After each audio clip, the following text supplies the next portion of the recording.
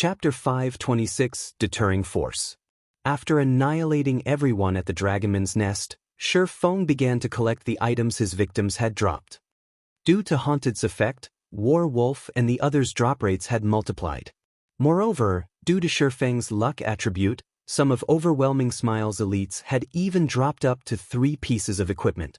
Feng had obtained more than 200 pieces of equipment, with the most inferior being level 20 secret silver equipment, just by killing this team of 100 players. In total, Feng had earned more than 1,000 gold in equipment. No wonder so many players joined the forces of darkness. An indescribable joy filled Feng's heart when he looked at the assortment of advanced equipment in his bag.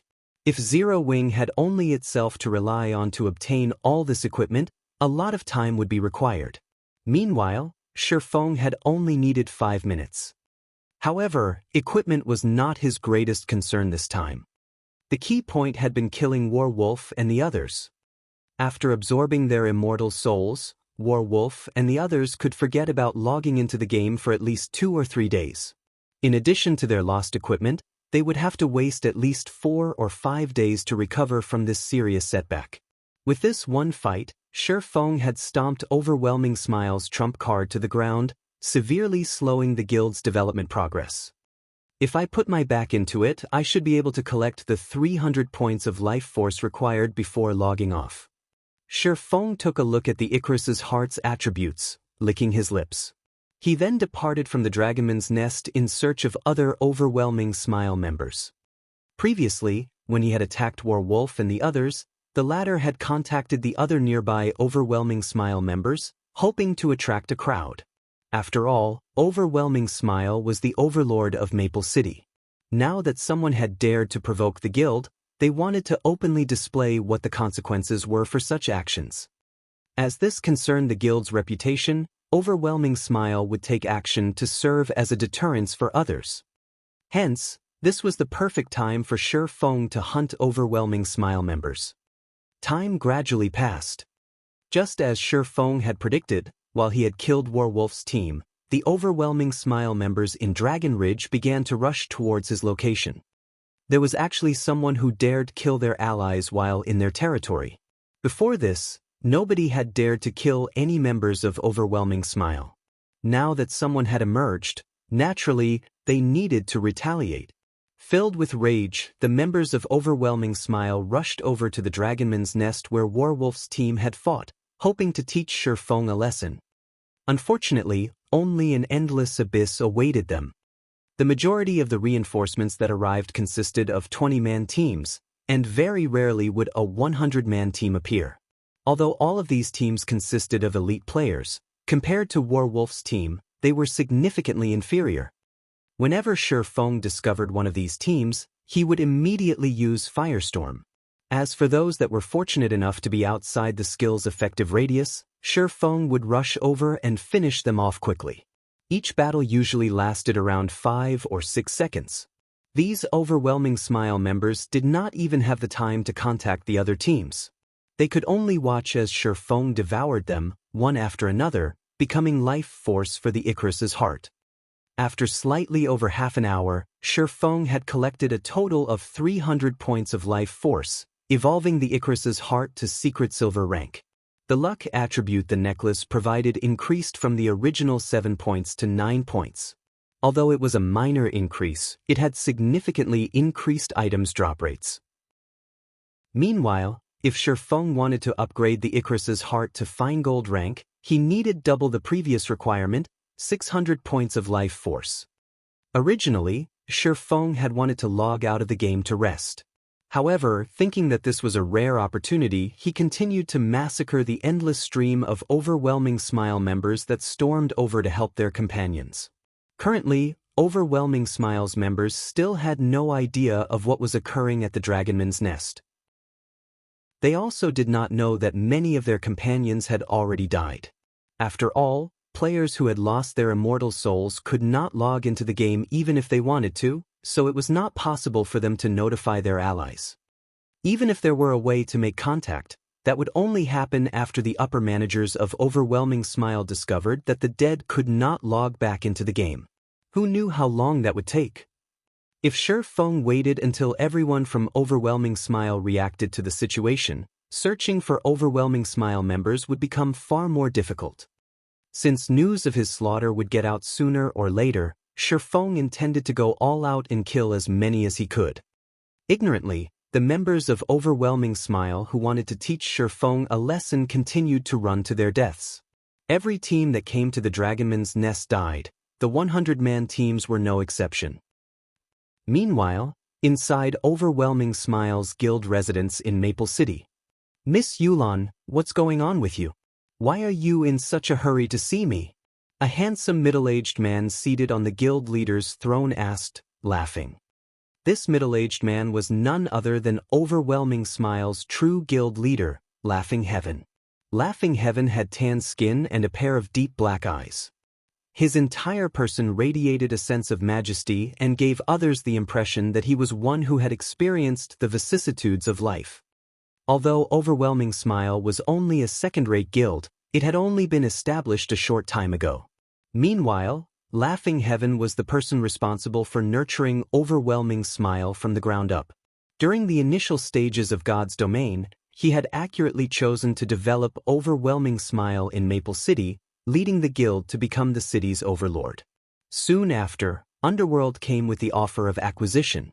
Not only had Underworld supplied the guild with significant funds, but it also supplied many experts, allowing Overwhelming Smile to become a guild capable of rivaling first-rate guilds. However, what shocked Laughing Heaven the most were the experts Underworld had sent. Because of those few experts, Overwhelming Smile had managed to raid team dungeons smoothly and unimpeded, shocking Maple City.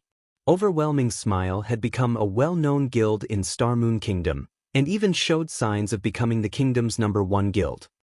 Guild leader Laughing Heaven, now is not the time for jokes. Recall all of our members from Dragon Ridge immediately. If they can't return, instruct them to keep their guild emblems hidden, Yulan said with a stern expression, her tone sounding like an absolute command rather than a request. Miss Yulan, did something big happen in Dragon Ridge? Laughing Heaven was no fool. Hearing the sudden change in Yulan's tone, he could tell that the situation was not as simple as it seemed. However, he could not casually withdraw all those players who were out grinding without a good reason.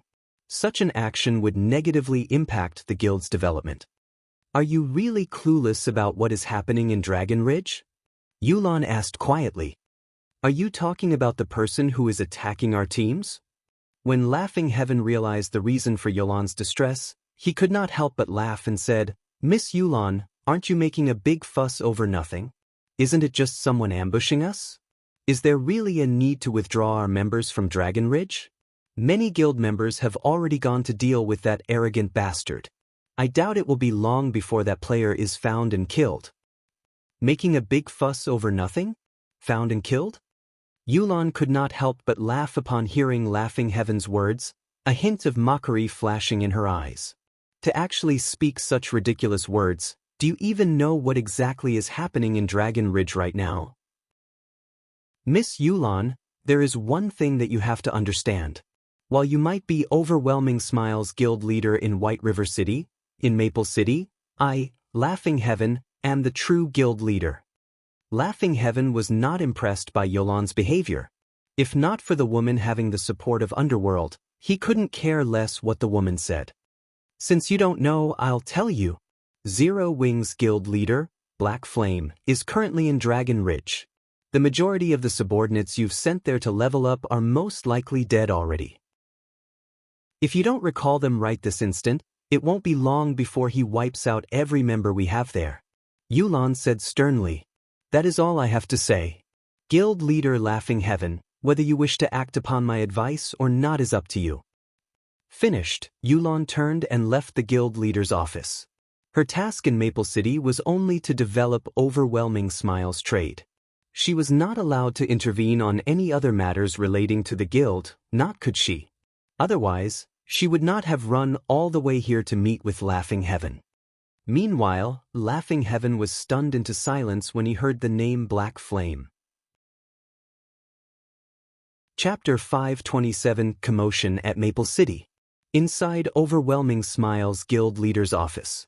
Some time after Yulan's departure, Laughing Heaven still struggled with accepting the situation. He could not understand why Black Flame, the guild leader of Zero Wing, would go all the way to Dragon Ridge to ambush Overwhelming Smile's members. Who was Black Flame?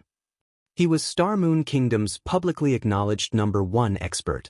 He was someone capable of coming and going as he wished even when surrounded by tens of thousands of enemies. Laughing Heaven had even heard tell that 2 of Underworld's prided 7 ghosts had died at the hands of Black Flame, leaving Underworld helpless against Zero Wing. In the end, even Underworld could do nothing but forbear from dealing with Zero Wing. This alone spoke of Black Flame's power. Shit! Laughing Heaven suddenly recalled a situation. There was a rumor going around saying that Black Flame was capable of preventing the players he killed from logging into God's domain for a long period. However, Laughing Heaven knew that this rumor was true, as after Black Flame killed Underworld's 5th ghost and 6th ghost, the 2 were unable to log into the game for 2 full days. Laughing Heaven also knew that, back in the Watch Cemetery in the White River City region, Black Flame had single-handedly forced Underworld to withdraw from that land of treasures. If what Yulan said was true, then the Overwhelming Smile members in Dragon Ridge vying for revenge were no different than sheep to the slaughter. Moreover, it was currently night in God's domain. Every guild member capable of leveling up at night was an elite player. If these people were annihilated and barred from entering the game for 2 days. Laughing Heaven immediately tried to contact Warwolf, hoping his team of experts could pin down Black Flame. With their strength, they should be able to deal with this matter without much difficulty. Afterward, he only needed to withdraw his guild members from Dragon Ridge. Did he log off? When Laughing Heaven opened his friends list, he suddenly discovered that Warwolf and the other experts were offline. That shouldn't be right. I heard that Warwolf was planning to raid a Dragonman's Nest today. Why would they log off so soon? It can't be. Laughing Heaven abruptly thought of an extremely unlikely possibility. How could this be? Did Black Flame kill all 8 of those top-tier experts? However, when he recalled Yulan's sudden appearance in his office, it was highly possible that Warwolf had contacted Yulan after he died. This won't do. I need to call back everyone immediately. When Laughing Heaven thought about the massacre of Overwhelming Smile's members, rage and frustration filled his heart. However, who else could possibly win against this one-man army? Shortly after, Laughing Heaven sent a command to all Overwhelming Smile members in Dragon Ridge, ordering them to either head to other locations to level up or return to the city to rest. In any case, the monsters at night were not easy to deal with. They could also accumulate double EXP buff if they rested in the guild residence. What's going on? Why are we being told to leave Dragon Ridge? I'm only a short distance from the treasure chest. That's right. Our team is still looking for that little thief that dared ambush us. If we withdraw like this, won't we let that bastard get away? Who knows? However, this is a command from the guild leader, so we have no choice. The members of Overwhelming Smile were somewhat dissatisfied with Laughing Heaven's command. However, as it was a command from the guild leader himself, they could not disobey. While Overwhelming Smile gradually withdrew from Dragon Ridge, a commotion occurred in Maple City. Many players resting in the city passionately discussed these ambushes and Overwhelming Smile's withdrawal. Bars were particularly lively with such conversations. After all, Overwhelming Smile was Maple City's overlord, and it constantly received attention from the city's players. Now that such a huge incident had occurred, how could it not attract attention? Did you hear? Overwhelming Smile suddenly withdrew all of its members from Dragon Ridge. Of course, I heard about it. It really makes you wonder what is going through their leaders' minds. I have some insider information. I heard that someone is killing Overwhelming Smile players in Dragon Ridge. With no way to deal with this assailant, Overwhelming Smile was forced to withdraw from Dragon Ridge. Oh, blow it out your ass. Overwhelming Smile is our Maple City's absolute overlord. Whoever dares attack them is just looking to die. Hey, don't deny it so quickly. That player that ambushed Overwhelming Smile is no simple character. Suddenly, the players in the bar grew curious. Aside from the fact that Overwhelming Smile was the city's overlord, the guild also had more than its fair share of experts. Otherwise, they would not have successfully raided level 20-man Hell Mode team dungeons one after another. Even until now, aside from Overwhelming Smile, no other guild in Maple City had accomplished such a feat. With these experts, what player had even a chance of challenging the guild? I don't believe it. Who could possibly be so powerful? That's right. Unless a first-rate guild is trying to wage an all-out war against Overwhelming Smile in Maple City, who else would possess such strength? The bar's crowd expressed their doubts. They did not believe any of this information. Moreover, they always had a sense of pride regarding the guild known as Overwhelming Smile. After all, they were all players of the same city. Moreover, Overwhelming Smile was indeed very powerful. Throughout the entire Star Moon Kingdom, only a few guilds could raid level 20 Hell Mode team dungeons. Even if a first-rate guild wished to take strike out at Overwhelming Smile, they would be beaten to death if they set foot in Maple City. I knew none of you would believe me. However, once I say this name, you will definitely believe me. The male druid giggled. Continue boasting. Who doesn't know how to boast? Suddenly, everyone inside the bar sent contemptuous looks at the independent player. Let me tell you guys then. The player attacking Overwhelming Smile is Black Flame, Zero Wings Guild leader and Star Moon Kingdom's #1 expert. The male druid said very confidently. When the druid finished speaking, the entire bar fell silent. Everyone felt that Black Flame was the only person capable of such a feat. This was because such an incident had once occurred in White River City. Back then, hadn't Overwhelming Smile's many experts been forced to withdraw from the Watch Cemetery precisely because of Black Flame? It could be said that practically everyone in Star Moon Kingdom knew about Black Flame. One hit to deter the guilds in White River City, one battle to be crowned as God. Many players had tried to learn from Black Flame. If they could learn even a fraction of his skills, they could become experts.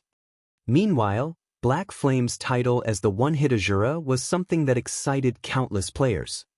He's the leader of a guild. Moreover, he is the overlord of White River City. Why would he come all the way to Maple City to cause trouble for Overwhelming Smile?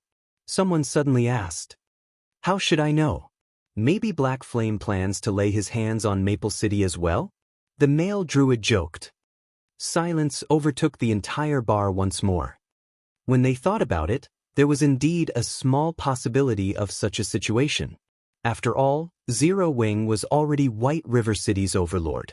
Why would such a powerful guild be satisfied with ruling just a single city? It had to expand sooner or later.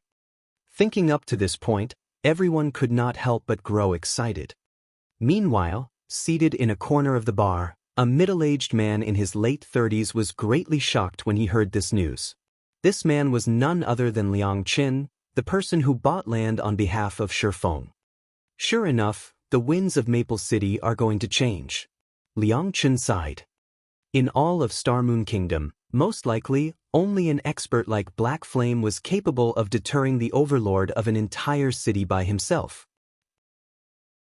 The Eternal Sword God's Rebirth. Chapter 528, Characteristic Skill. The news regarding Black Flame quickly spread throughout Maple City. Overwhelming Smile and Zero Wing had been waging an all-out war against each other. No one was surprised that Black Flame had taken his killing all the way to Maple City, considering it perfectly reasonable. Regarding this situation, everyone's opinion of Zero Wing was still quite optimistic. Normally, Overwhelming Smile occupied all the high-resource areas located within the Maple City region, and many players were not happy about that. However, these players would not dare voice their anger as Overwhelming Smile was Maple City's overlord. Now that someone capable of taking out Overwhelming Smile members had emerged, these players would cheer and support them.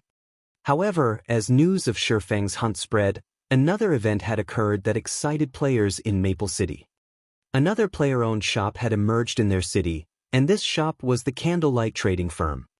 The Candlelight Trading Firm sold a wide variety of goods, with the most precious item being the basic strengthened armor kit. Many players had never even seen the basic strengthened armor kits before. Hence, the moment Maple City's players laid their eyes on the kits, they rushed to purchase their own. As a result, business at the Candlelight Trading Firm was far better than what the overwhelming trading firm enjoyed. Naturally, while there were some who celebrated the Candlelight Trading Firm's new establishment in Maple City, there were others who grew worried. Although the city's players were overjoyed by this situation, Yulan, who was currently inside the overwhelming trading firm, was incensed. Candlelight Trading Firm. Yulan ground her teeth. She had truly not expected that the Candlelight Trading Firm had been preparing to set up a shop in Maple City. Furthermore, Candlelight had managed to obtain a plot of land in the central district of the city. However, this was still not the most infuriating aspect. The most detestable thing was that the Candlelight Trading Firm had actually set up its shop relatively close to the overwhelming trading firm. Due to the Candlelight Trading Firm having the advantage regarding available products, many of the overwhelming trading firm's original customers had shifted their attention towards the Candlelight Trading Firm. "Boss, what are we supposed to do now? If this continues, Candlelight will snatch all of our remaining customers," a shop manager asked, concern filling his voice. "We don't have a choice. Our only option is to start a price war. Reduce the prices of all goods," Yulan said, sighing helplessly. She did not have any good ideas about how to deal with this situation. Unless they could get their hands on some exclusive items, there was simply no way to compete with the Candlelight Trading Firm. Fortunately, unlike in White River City, the overwhelming trading firm possessed some capital in Maple City, and their two trading firms had started with the same benefits around the same time. In addition, Maple City was their home ground. The cost of harvesting materials was significantly lower here, resulting in a lower production cost. They definitely had a fighting chance against the Candlelight Trading Firm. In God's domain, shops in different cities, but owned by the same player, shared products. However, while there was no city tax for consigning products to shops in the player's home city, there was a small 8% city tax charged for items consigned to sell at shops in other cities. This was a protection mechanism of sorts implemented to protect the player-owned shops of each respective city. In other words, since the Candlelight Trading Firm's main headquarters was in White River City, there was an invisible cost added to the items they sold in Maple City. To the overwhelming trading firm, this was an advantage. Sure enough, after the overwhelming trading firm reduced its prices, other than players wanting to purchase products unique to the Candlelight Trading Firm, players quickly returned to shopping at the overwhelming trading firm. Meanwhile, in the Dragon Ridge, Shi Feng was currently having the time of his life. With wave after wave of overwhelming Smile players marching towards their deaths, Shi Feng had finally managed to upgrade the Icarus's heart to Dark Gold rank. He was only a short distance away from upgrading the necklace to Epic rank now. Icarus's heart, necklace, Dark Gold rank can be evolved. Equipment requirement, all attributes 120. Level 20, level 80, currently level 30. All attributes plus 27. Luck plus 14. Additional characteristic skill. Divine Providence, temporarily increases players' luck by 32 points for 30 seconds. Cooldown, 40 minutes. Luck, duration and cooldown can be increased, prolonged, and reduced by sacrificing life force. Maximum of 100 points of life force per sacrifice. Evolution condition. Absorb the life force of 5,000 players to evolve to Epic rank. 748/5000. The base luck alone provided 14 points. That was significantly higher than the initial 5 points. However, that was not the improvement that excited Shi Feng the most. Rather, it was the change that had occurred to the Divine Providence skill. Divine Providence had evolved from an ordinary skill to a characteristic skill. Characteristic skills were different from normal skills in which the skill's effects would undergo a transformation when certain conditions were met. The skill now allowed the sacrifice of life force to enhance its effects. Meanwhile, depending on the number of life force points sacrificed, the effects would also vary, with a maximum sacrifice of 100 life force points. Currently, Shi Feng had 748 life force points stored in the Icarus's heart. In other words, Shi Feng could enhance the Icarus's heart's effects to its maximum 7 times. Since the cooldown has already completed, this is a good chance to test its effects. Shi Feng could not contain his excitement when he looked at the bright gemstone around his neck. He could receive 46 points of luck before he had even sacrificed any life force points. This was the highest amount of luck Shi Feng had ever seen in either life. If he sacrificed life force points as well, his luck would reach frightening heights. Soon, Shi Feng retrieved over a dozen twilight treasure chests from his bag, laying the chests out neatly in front of him. He then activated Divine Providence and chose to sacrifice 100 life force points. Instantly, his luck rose to 66 points, with the duration of Divine Providence increasing to 40 seconds and cooldown decreasing to 30 minutes. Hurriedly, Shi Feng began opening the twilight treasure chests. With each chest requiring 3 seconds to open, Shi Feng just barely managed to open 12 treasure chests in 40 seconds. Losing a few seconds when switching to the next treasure chest was inevitable.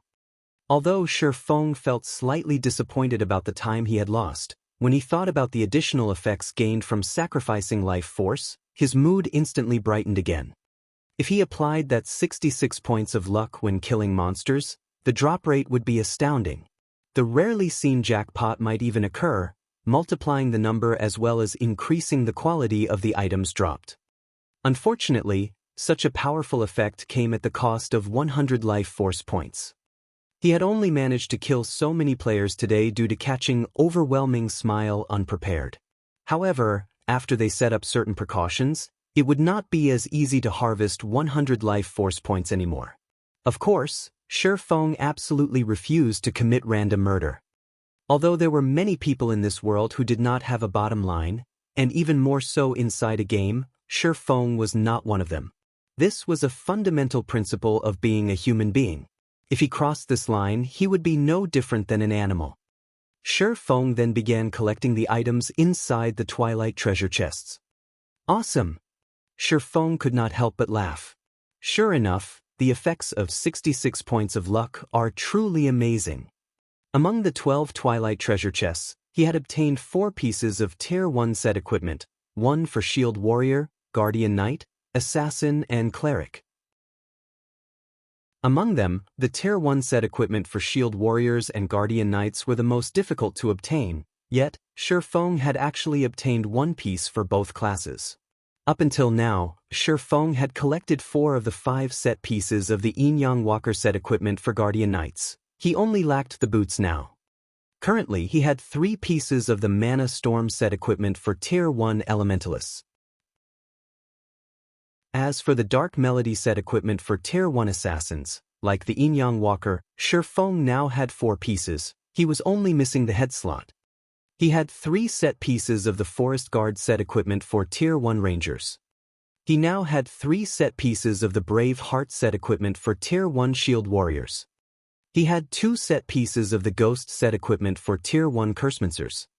He also had 3 set pieces of the Angel Wings set equipment for Tier 1 Clerics.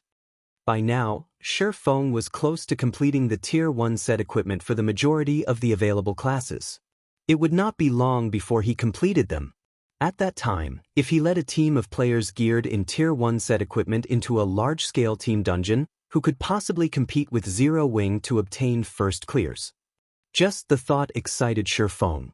With such equipment, they could steamroll through even a 100-man team dungeon, let alone a 50-man team dungeon. Just as Shi Feng was arranging his new items, he suddenly discovered a glowing purple tablet inside his bag, his chest constricting upon this discovery. Chapter 529, Shop Promotion.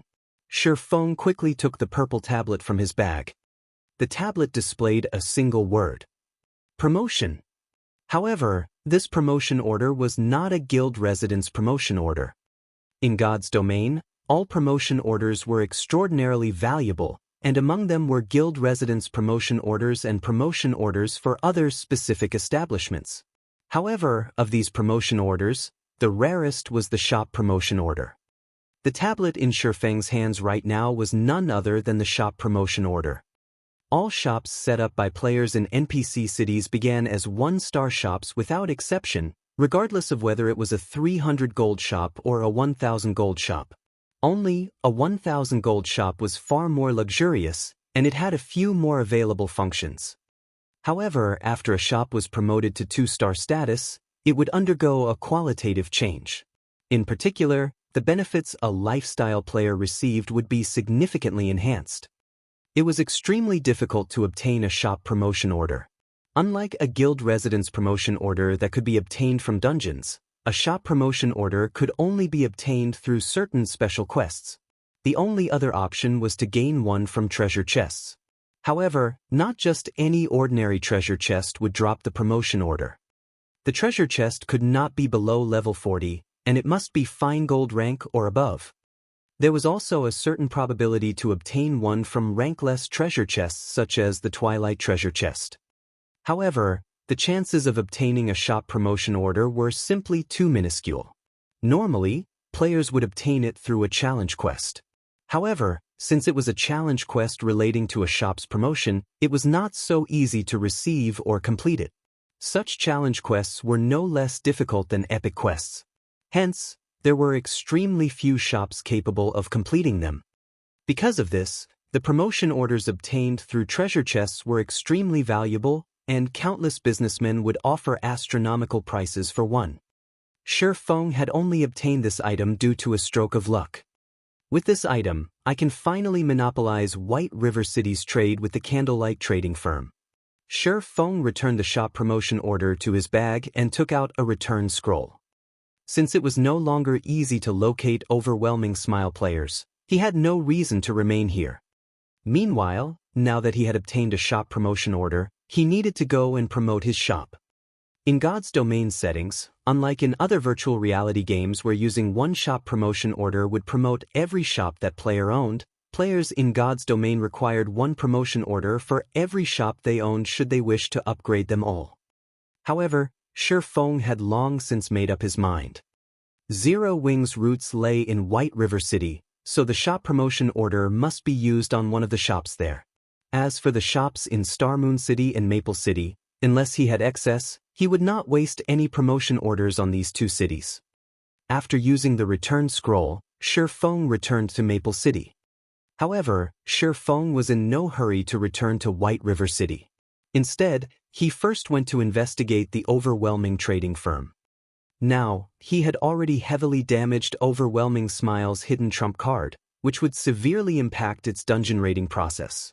He had also killed plenty of Overwhelming Smile's elite members, causing significant damages to the guild.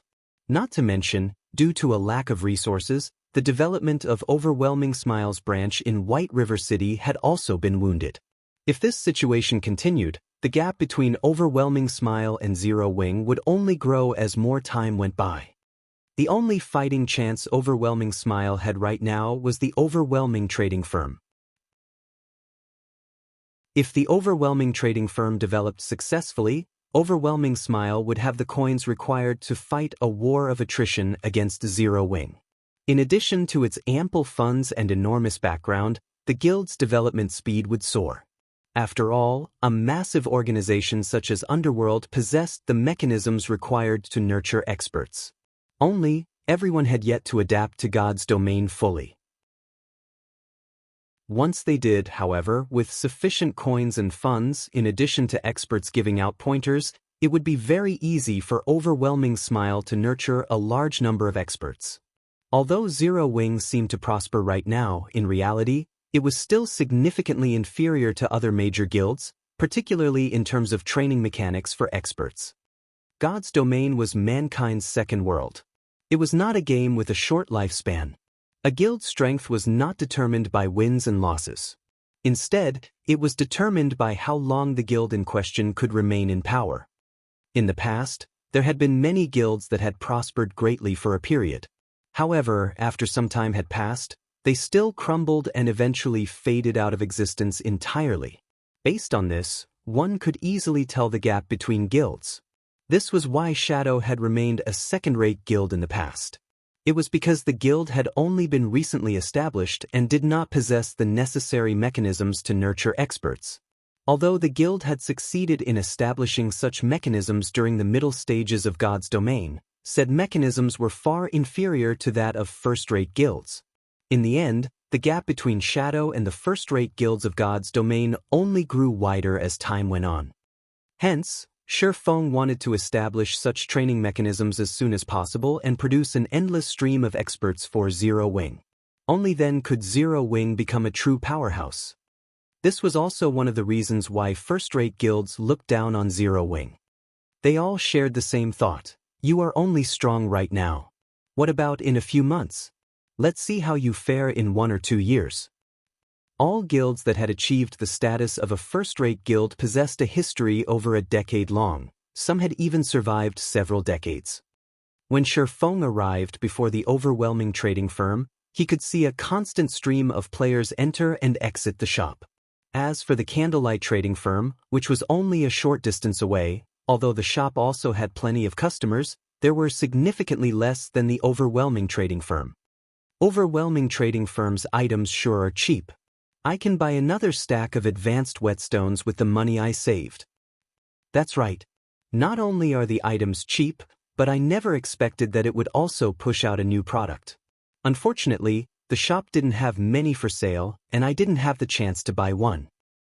Are you talking about the magic damage potion? Yeah, that's right, it's that item. I'm an elementalist. If I drink that potion, it can increase my magic damage by 5% for half an hour. It would help significantly when I'm grinding monsters or raiding dungeons. Shi Feng had initially planned to enter the shop to investigate. However, upon hearing the conversation of a few players who had just left the overwhelming trading firm, he could not help but stop and listen. Magic damage potion? Shi Feng was not a stranger to this item. The recipe for the potion only had a chance of dropping from level 20 Hell Mode team dungeons. However, its production difficulty was very high. At the very least, one needed to be a basic alchemist. Even then, the success rate of crafting one hovered around 20% to 30%. Sure enough, I cannot underestimate Underworld. I just established a shop at Maple City, and already, there is someone capable of producing such a potion. Shi Feng was not particularly surprised at discovering this information. Overwhelming Smile was a massive guild. Its members didn't consist of purely combat players. The guild nurtured a large number of lifestyle players as well, so it was only natural for someone to be capable of producing the magic damage potion. However, this was not good news for the candlelight trading firm. The magic damage potion was not unique to the overwhelming trading firm. Zero Wing had also obtained a few magic damage potion recipes. However, even now, the candlelight trading firm had yet to successfully nurture a single basic alchemist, so they could not produce it. Shi Feng decided not to linger. Immediately, he headed to the teleportation hall and returned to White River City. Upon arriving at White River City, the first thing Shi Feng did was head towards the city hall and upgrade the candlelight trading firm next to the auction house to a 2-star shop. When a shop was promoted to 2-star status, the building itself could also undergo an upgrade. However, a significant sum was required for the reconstruction. Without hesitation, Shi Feng spent 1,000 gold to reconstruct the shop. The reconstruction did not take much time at all. It was done in just a dozen minutes or so. Suddenly, the 3-story tall candlelight trading firm rose to 5 stories. It became an extraordinarily eye-catching display beside the auction house, attracting the attention and discussion of many players. It was common knowledge that shops could only possess a maximum of 3 floors. Throughout the entire God's domain, there had yet to be a single player-owned shop that had more than that. Yet, now, the candlelight trading firm's shop had 5. Guild leader, what did you do? Why has the shop suddenly gone from being 3 stories to 5 stories tall? After the reconstruction of the shop completed, Melancholic Smile contacted Shi Feng immediately, unable to help her curiosity. Chapter 530 Special Space. The candlelight trading firm developed very quickly, and it constantly recruited lifestyle players. Despite the candlelight trading firm having 2 high-end shops in White River City, they simply did not have enough space to house over 1,000 lifestyle players. For each of the 3-story tall shops, the first floors were used exclusively for selling products, the second floor housed the various workshops, and the third floor housed the warehouse, offices, and lounges. Hence, not many workshops in each shop were available for the firm's lifestyle players' use. As a result, Melancholic Smile had no choice but to send the lifestyle players to the various lifestyle associations to produce items. Although the matter of space could be resolved this way, it significantly increased the firm's expenditures. Renting the workshops in the lifestyle associations required money.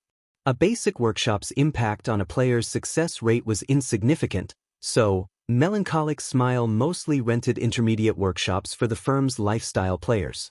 Meanwhile, renting an intermediate workshop cost 1 silver per hour. If she rented workshops for 100 people, that was 1 gold per hour. If she rented enough workshops for 1,000 people, that was 10 gold per hour. 10 gold coins, that was almost a small guild's total liquid funds. Melancholic Smile even considered suggesting that Feng purchase a few more plots of land and establish more shops. Unfortunately, in order to satisfy the current number of lifestyle players they had in the firm, they would require 2 or 3 plots of land. However, the situation had changed. Now, the candlelight trading firm next to the auction house had been promoted to a 5-story building. Although it seemed that it had only gained 2 more floors, it was equivalent to having 2 more shops worth of workshops. In fact, the space inside the shop had also grown. It was now roughly a little more than twice the original size.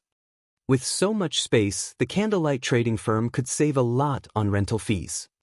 Melancholic Smile only wished that Feng would upgrade all of the candlelight trading firm's shops. That way, the firm would not have to spend any money on renting workshops.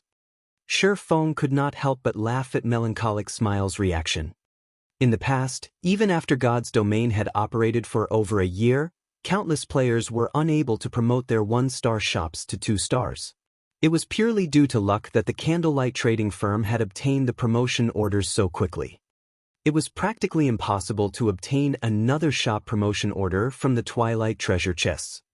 Though, if he could upgrade the Icarus's heart to epic rank, there might be a small chance for Feng to obtain a second one. Feng then had Melancholic Smile meet him in the meeting room on the 5th floor of the firm with cream cocoa and roasted ironheart. The benefits a 2-star shop offered were not limited to an increase in space. Otherwise, there wouldn't have been so many players desperately trying to upgrade their 1-star shops to 2-star shops in the past, willingly spending tens of thousands of gold to obtain a shop promotion order. Meanwhile, the news of the candlelight trading firm owning a 2-star shop spread quickly. After all of White River City knew of the candlelight trading firm. A majority of the players residing in the city had shopped at the trading firm at least once before. Now that one of the shops had mysteriously grown, it would definitely attract a lot of attention. Young Master Feng, there is some movement over at the candlelight trading firm. They have actually managed to establish a 5-story shop. When I went over to investigate, I found that the first floor has doubled in size. The number of items they can put on display has also significantly increased, a player specifically tasked to investigate the candlelight trading firm reported. 5 stories? Larger than before? Feng Xianyang could not help but sneer. The candlelight trading firm is certainly ambitious. While producing light stones, they also expanded their shop to prepare for the new sales. What a pity! Truly a pity! So what if they have a larger space? Now that I have stolen the 3 of the advanced forging apprentices capable of producing the light stones, that shop will only have empty shelves to show off. He still felt the sting from the large amount of money he had spent to poach those 3 advanced forging apprentices. However, the thought of how the candlelight trading firm could no longer produce the light stones soothed the pain in his heart. Right, how are we developing in Maple City? Feng Xianyang asked the somewhat chubby man beside him. I heard that the candlelight trading firm has set up a shop close to the overwhelming trading firm. This should have significantly impacted the overwhelming trading firm's business. Young Master Feng, please rest assured. Although the candlelight trading firm is impressive, Maple City is our home ground. Moreover, Miss Yulan has succeeded in inviting that great personage to help us. The magic damage potions they have produced have single-handedly driven the overwhelming trading firm's business. Candlelight has no chance against us. It won't be long before the overwhelming trading firm stabilizes its status as Maple City's #1 trading firm. Also, when that great personage's alchemy proficiency advances or when we obtain an item that increases success rate, he will be able to produce that item. At that time, not even the candlelight trading firm in White River City will be a challenge, the chubby man said, giggling. Good. It's as expected of the woman who the higher-ups favor. As long as the overwhelming trading firm conquers White River City, my status will rise along the tides. At that time, my succession of the household will be set in stone. Feng Xuanyang's eyes suddenly glowed. He truly never expected that Yulan would successfully recruit that great personage from Underworld. That great personage was only a lifestyle player. However, by relying on his superb talents, he had profited Underworld in many virtual reality games, and gradually throughout the years, he had become a force to be reckoned with in the organization. Even Underworld's upper managers tread carefully when around him. Although Feng Xianyang had thought of trying to invite that great personage before, he simply did not qualify to do so. Meanwhile, the fact that Yulan had recruited that great personage's help showed just how capable she was. It seems that I'll have to rope that woman in the future. Feng Xianyang licked his lips as he pondered. Although he had only been interested in gentle snow in the past, Yulan's temperament, figure, and appearance were not one bit inferior to gentle snows.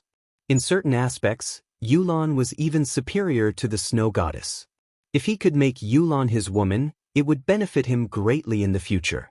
His chances of becoming the master of his household would increase. In the meeting room on the 5th floor of the candlelight trading firm, Shi Feng noticed Melancholic smile and the others stand to greet him the moment he entered. Guild leader, seeing as you were in such a hurry to look for us, do you have some sort of surprise for us? Cream Coco revealed her anticipation as she gazed at Shi Feng with her large eyes. She knew that Shi Feng would never call for a meeting with them for no reason, and in every meeting, Shi Feng always had something prepared for the three of them. Hence, she very much loved meetings. You really are perceptive, Shi Feng laughed faintly. He then said, follow me then. I'll show you guys something. Shi Feng then led the three forgers out of the meeting room, arriving before a room a short distance away.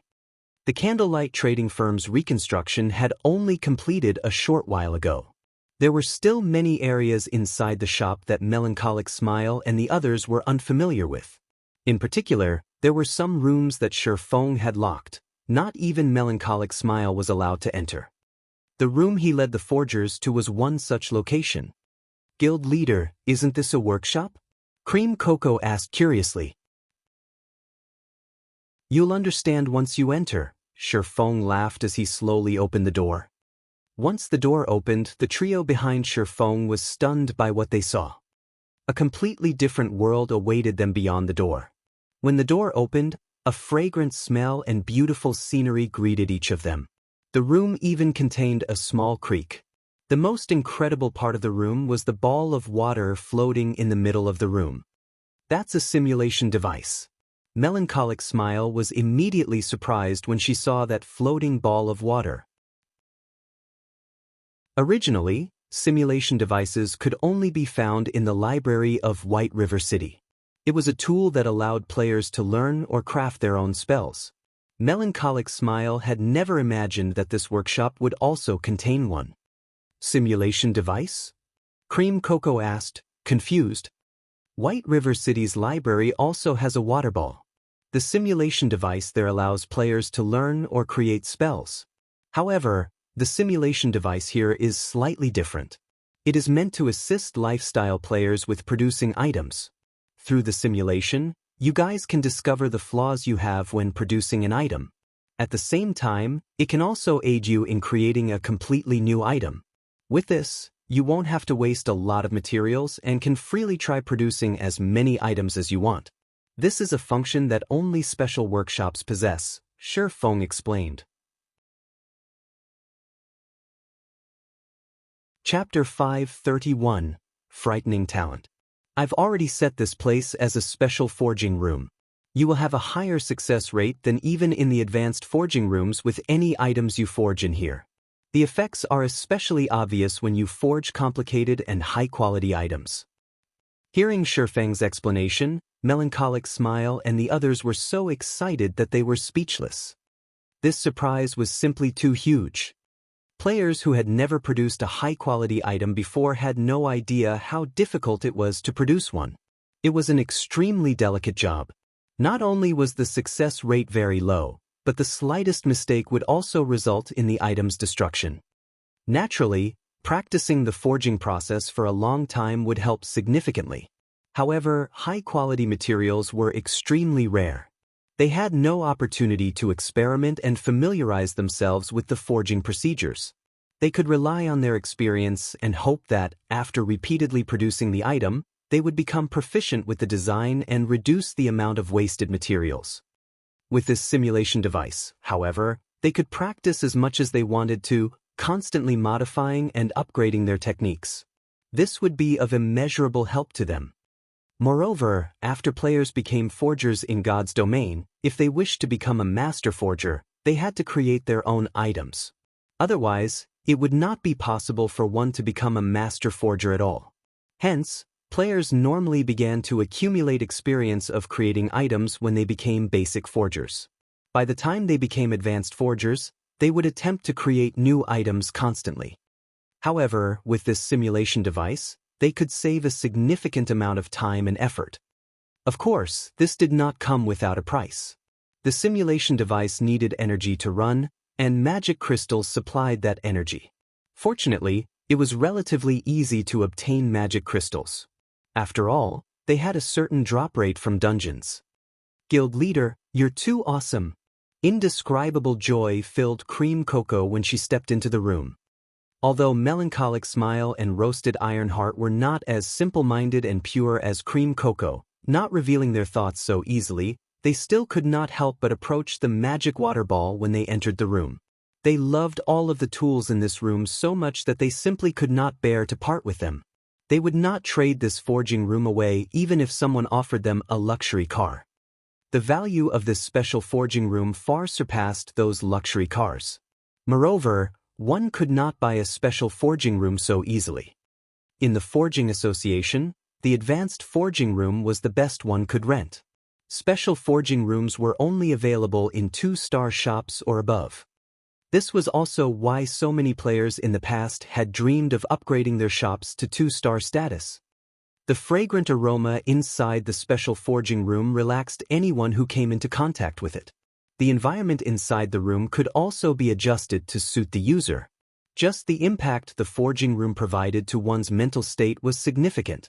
Using this room was practically a luxury. Not to mention, the flame and tools in an advanced forging room could not compare to those in this room. Although the flame in the special forging room could not match a Tier 2 mysterious flame, it was very close. However, Shi Feng had already switched the flame here to the ice blue devil flame, further increasing the forging success rate. The special forging rooms are extremely limited in number. A 2-star shop only has 5 rooms. Among them, I have reserved 3 for you guys. I've already given you the authority over these rooms, so you will only be able to enter your respective special forging room. As for the remaining 2, I've set one as an alchemy room and the other as a forging room. Melancholic, if you find anyone talented in alchemy or forging, you can let them use these 2 rooms. However, you must first have them sign another contract. The effects that special workshops provide are extraordinary. It improves a player's techniques. It is far more valuable than any mere forging design, Shi Feng said sternly. Guild leader, you can rest assured, I won't allow any of those traitorous bastards near these special forging rooms, Melancholic Smile assured. While it was difficult to obtain forging designs in God's domain, it was many times more difficult to train a highly skilled lifestyle player.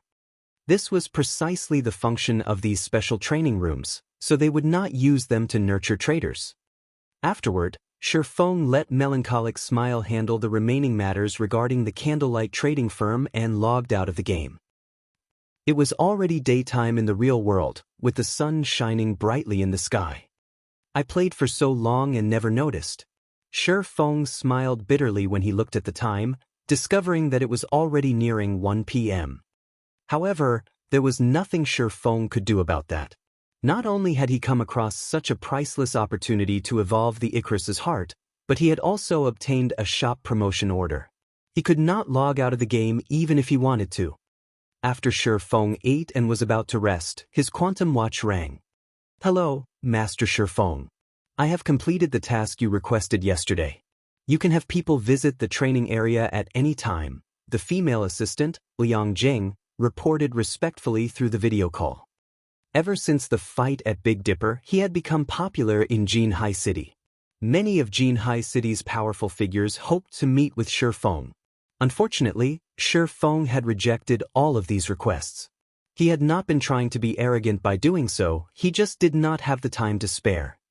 His future development was not aimed towards the world of fighting, but towards God's domain. Naturally, he could not waste too much time and effort on physical competition. Besides, these interpersonal relationships mattered little to Shifeng. If not for his victory over a top-tier master like Lei Bao, these people would not attempt to befriend him. If he had not defeated Lei Bao, these people would not even care if he existed. In other words, a person's strength was the key to success. As long as he continued to grow stronger, many more high-profile figures would seek his company. Hence, Shifeng had instructed Liang Jing to handle these affairs for him, and he had to admit that this female assistant was quite capable. Not only had she managed to dismiss all those who wanted to meet him, but she had also done it in a way that satisfied everyone. However, all these were only small matters. What truly amazed Shifeng was her integration of Big Dipper's inner training area and the training system's improvement. Even Shifeng admired Liang Jing's capabilities. She had actually accomplished all of this in such a short time. No wonder Chairman Xiao had her as his head assistant. Shifeng read through the information Liang Jing had sent, shocked by what he saw. This was the first time Shifeng had seen such management abilities. She was leaps and bounds above a manager like Blackie. Management talent. Shifeng suddenly thought of another matter. The guild's daily affairs have hampered Aqua's progress of her combat techniques lately. Moreover, I will also need someone to help integrate the Candlelight Trading Firm and Zero Wing. Melancholic Smile has been busy dealing with this so far, not giving her much time to improve her own forging techniques either. At this rate, the two of them will soon be buried in management work. What if I have Liang Jing handle these affairs? Shifeng pondered as he gazed at Liang Jing's image on the screen.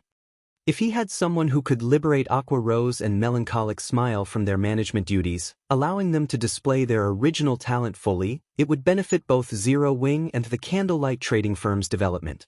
Liang Jing was a very good option for this position. However, Liang Jing was Xiao Yu's subordinate. Meanwhile, both Zero Wing and the Candlelight Trading Firm possessed many secrets. It was an extreme risk to hand their management over to an outsider. There was also the fact that Shifeng had little to no knowledge of this female assistant. While Shifeng focused on Liang Jing, the latter also noticed Shifeng's odd gaze, and she could not help her discomfort. He couldn't be.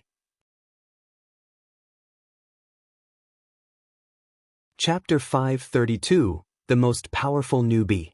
Shifeng's current status in society was worlds apart from what it had been. Although he did not exude any sort of aura, from Liang Jing's point of view, this silence weighed down on her. Previously, she had belittled Shifeng. Although she had not said anything, she had struggled to accept Xiao Yu's instruction to escort a youthful little brat like Shifeng to the assembly hall.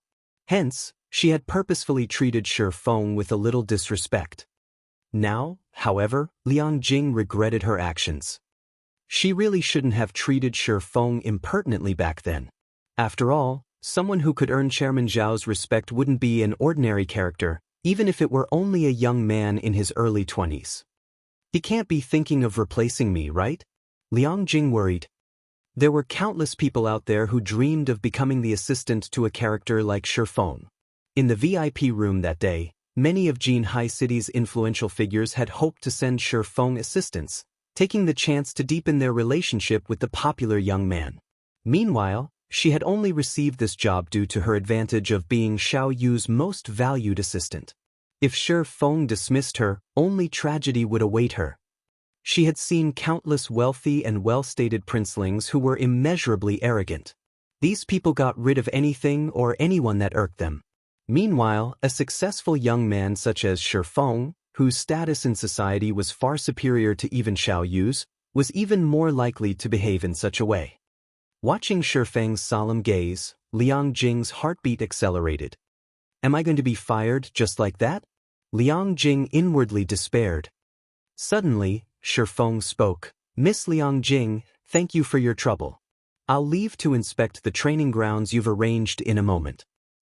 Although Shi Feng might appear to gaze at Liang Jing solemnly, in reality, he was simply pondering how he should go about making Liang Jing one of his people, liberating both Aqua Rose and Melancholic Smile's potentials. He had not paid any attention to Liang Jing herself. However, after considering the matter for some time, he had not come up with a proper solution. Hence, he could only set the matter aside for now. After all, Liang Jing was someone Xiao Yu had sent. If Liang Jing became the manager of Zero Wing and the Candlelight trading firm, she would wield the core secrets of both organizations. Hence, Shi Feng needed to be careful with his decision. Although Liang Jing's management capabilities were extraordinary, he first needed to familiarize himself with her personality. He had time to make the decision after he got to know her a bit. Liang Jing was surprised. Inadvertently, she breathed a sigh of relief. She had fully expected Shi Feng to dismiss her when he opened his mouth to speak. Hurriedly, she said, Master Shi Feng, I'll have a car sent to receive you immediately. Meanwhile, at the Big Dipper Training Center, the situation had undergone a massive transformation. The training center's employees were all in an extraordinarily good mood. Even the guests who frequented the training center were in a fiery mood. The training center had regained its past popularity. By now, everyone had heard the news that the Big Dipper Training Center had finally recruited a top-tier master to serve as an instructor. In this age, where mankind focused on personal fitness, everyone placed great importance on their own physical condition. Only through proper training and the assistance of medicine could one significantly improve their lifespan. In the past, people who had survived past the age of 100 were extremely rare. In today's society, however, many were easily capable of living past 120 years old. In addition, they could retain their youth for a long period. In the past, one would practically lose all semblance of youth past the age of 50. Now, however, even after reaching 70 years old, some still possessed their youthful vigor and appearances as if they were in their 40s. However, they were mostly martial arts masters. Ordinary people had yet to reach that level of health. In the past, Tai Chi grandmasters had lifespans surpassing 150 years. In the ancient world, that had practically been a miracle. Nowadays, with the support of technology, it was not impossible for humans to live that long. Hence, many people wished to strengthen their own bodies. Master Shi Feng, this is the training ground the company has prepared for you. What do you think? Liang Jing pointed towards an exotic and elegant 3-story villa. Originally, the company had planned to turn this into a resort gold status members or above. However, when Shi Feng requested a training ground that was free of disturbances, the only place they could think of that fit Shi Feng's requirements was this villa. This villa was equipped with state-of-the-art training equipment, and the building's surroundings were the best Big Dipper Training Center had to offer. There was even a gravity training room in the villa that could fit up to several hundred people at a single time. When Liang Jing heard that the company had assigned this area to Shi Feng, she was greatly shocked. This Greenwater villa was Big Dipper's treasure. Now, the company had actually given Shi Feng full authority over this place. Liang Jing had only realized how important Shi Feng was to the company after this decision had been made. Not bad. This is an impressive location. Shi Feng nodded his head with satisfaction. In reality, he had both visited and lived in the Greenwater Villa before. It was certainly a valuable area. Shi Feng had even considered moving the guild's core members here, particularly the upper managers of the workshop. Although the workshop he had bought was quite good, the facilities available there were nothing compared to the Greenwater Villa. Miss Liang Jing, can I trouble you to ask Chairman Xiao to move all 10 virtual gaming cabins we previously agreed upon here? Shi Feng asked after giving it some thought. Nurturing experts was easier said than done. Naturally, the more advanced the training and recovery facilities were, the more progress those experts could make. In particular, the gravity training room was immensely helpful to players. Hence, Shi Feng planned to move a portion of Zero Wing's core members to the Greenwater Villa. He also intended to move here. By doing so, he could give pointers to others at any time. He could also scour for talents at the Big Dipper Training Center. God's Domain was unlike any other virtual reality game as it placed heavy emphasis on actual combat. The further one progressed in the game, the more realistic and difficult the battles would become. Producing experts would become much easier if he chose to nurture players who were already somewhat skilled in combat. Master Shi Feng, please rest assured. I will have the 10 virtual gaming cabins installed in the Greenwater Villa by today. I will have the S-rank nutrient fluids sent over as well, Liang Jing said slowly. The Big Dipper Training Center had already gone all out this time. Both the virtual gaming cabins and the S-rank nutrient fluids were extremely difficult to obtain. However, in order to rope in Shi Feng, they spared no expense or effort. Following which, Shi Feng notified Blackie and the other upper managers, having them come to Big Dipper's Greenwater Villa. Brother Feng, am I dreaming? We can really live here? Blackie asked with disbelief when he arrived before the Greenwater Villa. For commoners like himself, the Big Dipper Training Center was a place he could not visit even if he wanted to. Only members were allowed here. As for the villa before him, normal members were probably not even allowed here. Yet now, people like them had the chance to live in this villa. They were merely professional gamers. To a massive existence like the Big Dipper Training Center, they were negligible. Even Fire Dance, Violet Cloud, and the 5 demon generals standing beside Blackie were stunned into silence. They were just commoners in real life. They did not dare consider entering such a high-class location. Even the Zero Wing workshop Shi Feng had established had surprised them. They had never known that a gaming workshop could be so luxurious. Now, they were even more surprised. They were actually going to live in such a high-class villa. Everyone had yet to learn about Shi Feng being a martial arts master, much less about the fight that made him famous overnight. Big brother Shi Feng, I heard that the daily rental here is very expensive, Violet Cloud worriedly commented. That's right. Normally, each person has to pay several thousand credits per day to stay here. However, from today onwards, this will be Zero Wing's training base. Shi Feng nodded. It is not as easy to mingle in God's domain as you think it is. Hence, from today onwards, I will work with all of you frequently. However, I will only instruct you on your combat techniques in God's domain. I'll leave your training in the real world to someone else. Someone else? Everyone was surprised. That's right. This is Master Lei Bao. He has only recently joined Zero Wing, and from today onwards, he will handle your daily training. This is a rare opportunity that many will never have no matter how much they wish for it, so you must cherish it, Shi Feng introduced the martial arts master. Although he was skilled in God's domain combat, he did not know how to train people in the real world.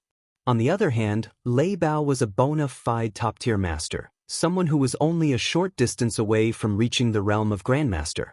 When it came to training people in the real world, Lei Bao was far more qualified than he was. Chapter 533, Overwhelming Force. When the group heard Shi Feng's introduction, they were dumbfounded. Everyone present knew just how precious a martial arts master was. Many professional fighters would do anything just to receive advice from a martial arts master, let alone personal tutorage. Moreover, their instructor was a top-tier master. Never in their dreams would something like this happen. For a second, Blackie and the others even thought that they had heard wrong. However, after spending time in God's domain, everyone's senses had improved considerably. By now, they were already capable of making a rough estimate of another person's strength.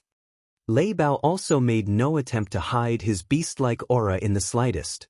Just basking in his aura made their bodies feel heavier. If not for Shi Feng standing beside Lei Bao, they would have fled immediately as this oppressive feeling was truly unbearable. Although none of them knew Lei Bao's exact strength, none of them doubted that Lei Bao could wipe the floor with all of them in less than 10 seconds. Master Lei Bao, I'll have to trouble you then. Shi Feng could see everyone's surprise and knew how incredulous of a situation was. However, this was all definitely real. Not even famous professional fighters would have access to these benefits. If Blackie and the others could not improve with Lei Bao's help, then he really had no other means of helping them. In the past, under Shadow's arrangement, Shi Feng had sought out many masters to learn from. He had not been as lucky as Blackie and the others. Being stood up by a martial arts master after several weeks of waiting was a normal occurrence to Shi Feng. As for personal tutorage, that was just a dream. No problem. Since we agreed upon this beforehand, I will hold up my end of our bargain. Lei Bao nodded. He then shifted his gaze to Blackie and the others. Faintly smiling, he said, "All of you follow me. I'll have a look at your foundations before planning your training." Under Lei Bao's watchful gaze, everyone felt their hair stand on end. They all had a bad premonition about what was to come. Unfortunately, with Lei Bao's personality, even if they did not want the training, he would not show any mercy. Guild leader. The group sent pitiful looks toward Shi Feng. However, Shi Feng only waved them off. With Lei Bao's training, Shi Feng hoped that they could learn how to control their bodies more efficiently. Once they learned that control, they could display frightening combat power in God's domain. When it came to control over one's body, Lei Bao had reached perfection. That he had reached the standard of tiger roaring showed that Lei Bao knew a unique method to train his physical control. Otherwise, he could never train his body to the degree of merging his internal and external power. Compared to a half-baked martial arts master like Shi Feng, Lei Bao was a powerhouse. While Lei Bao trained Blackie and the others, Shi Feng did not remain idle as he headed towards the Greenwater Villa's gravity training room. Now that Shi Feng's brain activity had significantly improved, if he wished to control the lock on his physical power completely, he needed to possess sufficient strength. Otherwise, his body would crumble, unable to withstand the sudden release in power. Lei Bao, on the other hand, was different. He was a true martial artist, someone who had trained in the arts since he was young. Even if he released the limiter his brain had placed on his body could easily handle the additional power. The gravity training room would help enhance physical toughness immensely. There were also various medicine and healing cabins available for one to recuperate as they needed. Since Shi Feng had access to these facilities, he had to train as much as he could. After Shi Feng had spent half the day training, Liang Jing had finished with her tasks at the Greenwater Villa. Currently, every Zero Wing member had a virtual gaming cabin in their room, coupled with an unlimited supply of A-rank nutrient fluids. However, the most valuable item was still the S-rank nutrient fluids. Each person had received one bottle. With it, everyone could fully replenish their brain's energy. Such expenditure had left even Liang Jing, someone who had seen various aspects of high society before, stunned. Not only was there a top-tier martial arts master serving as an instructor, but everyone had also been provided with a bottle of S-rank nutrient fluids. How was this supposed to be training for professional gamers? Those who did not know better might even think that these youths trained to participate in the national fighting competition. Was such extravagance necessary just to play a game? Shi Feng could very much relate to Liang Jing. The chances of a single guild currently spending so much to nurture their experts were nil. The same could be said even for super guilds. However, that was simply because no one had realized the importance of a top-tier expert yet. Moreover, God's domain had only recently become popular, so its influence over the real world was still very faint. However, with the passing of time, God's domain's popularity would grow, and soon, it would become a part of everyone's daily life, becoming a true second world of mankind. People had the chance to live a different life in God's domain. They could explore all the mysteries this new world had to offer and perform feats that were normally impossible. The wealth one could earn in the game was immeasurable, and various fighting competitions would come to God's domain. These competitions were even more exciting than the fights in the real world. After Shi Feng instructed everyone on their combat techniques in-game, he retired to his room and logged in, beginning a new day in God's domain. The moment Shi Feng logged in, he began to open Twilight treasure chests. Without hesitation, he activated Divine Providence and sacrificed 100 life force points. Inside the quiet forging room, the 12 Twilight treasure chests on the floor released a dazzling aurora that filled the room. It can't be, right? It's possible to obtain this, too? Shi Feng looked at the golden book in his hand. Shi Feng was already relatively happy about being able to obtain several more pieces of Tier 1 set equipment from the 12 treasure chests. However, upon seeing this glowing golden book, his joy became utter shock. The Book of Gold. This was the best possible item a lifestyle guild could obtain from the Twilight treasure chest. This book was not any ordinary item. It was a consumable item that would vanish after use. To an individual lifestyle player, this book's effects were not particularly significant. To a lifestyle guild, however, it surpassed even that of an epic item. Book of Gold, consumable. Permanently increases the proficiency of a single player's lifestyle skill by 1 rank to a maximum of Master rank. Can also be used to increase the proficiency of 100 players' lifestyle skills by 1 rank to a maximum of Advanced Forger, for 2 days. With this item, I can temporarily promote those advanced forging apprentices to basic forgers and promote Cream Cocoa and the others to intermediate forgers, significantly increasing their production speed and success rate. Shi Feng could already imagine just how frightening the candlelight trading firm would become with a sudden influx of so many basic forgers. Although there was only a gap of 1 rank between a basic forger and an advanced forging apprentice, it was a massive gap. Using the light stones as an example, while advanced forging apprentices only had a success rate of 20% to 30%, basic forgers had a success rate of 60% or higher. Not to mention, many items required one to be at least a basic forger to craft them. Until now, there were only 3 basic forgers in all of White River City, Melancholic Smile and the other 2. Other cities might not even have 1 basic forger, let alone 3. If the candlelight trading firm had 100 forgers, its impact on the market would be astronomical. Most likely, even if one added together all the forgers throughout Star Moon Kingdom right now, that number would not even reach half of the candlelight trading firms. Melancholic. Contact all trustworthy advanced forging apprentices immediately and have them gather in the 5th floor meeting room. Shi Feng did not wish to leave the Book of Gold unused. Chapter 534, Fire Dragon Potion. Maple City, Overwhelming Trading Firm. Master Aspiration, may I know if you are satisfied with the Overwhelming Trading Firm's advanced alchemy room? Yulan asked softly as she watched the white-haired old man standing beside the workbench. Currently, this old man held a purple glass bottle and gently swirled it around. Yulan was extra careful when dealing with this old man, Master Silent Aspiration, treating him with more respect than even Feng Xianyang. Although this white-haired old man was already past 70 years old, even Underworld's upper management had to show this man great respect, much less a young woman like herself.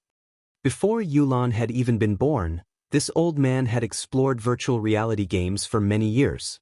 And throughout all these years, he had focused fully on the art of alchemy. In this day and age, nobody in the virtual gaming world's alchemy industry did not know the name Silent Aspiration. Old man Silent Aspiration was already a basic alchemist. Meanwhile, If Shifeng could see the potion this old man was concocting right now, he would find it both shocking and familiar. The potion in the glass bottle was a fire resistance potion. However, it was not just any fire resistance potion. It was a modified variation. In the past, this potion had been known as the Fire Dragon Potion, and it had been extremely famous throughout God's domain. Not only did it provide more fire resistance than a basic fire resistance potion, but its duration was also much longer. Most importantly, the Fire Dragon Potion increased a player's strength by 10 points during its duration. The Fire Dragon Potion's effects could also stack to a maximum of 50 strength and 100 fire resistance. To an ordinary player, 50 strength was a significant increase, not to mention experts. Not bad. I never expected that you, little girl, could actually obtain such a good bottle. This has finally allowed me to complete my newly developed potion. Silent Aspiration smiled at the red liquid inside the purple bottle.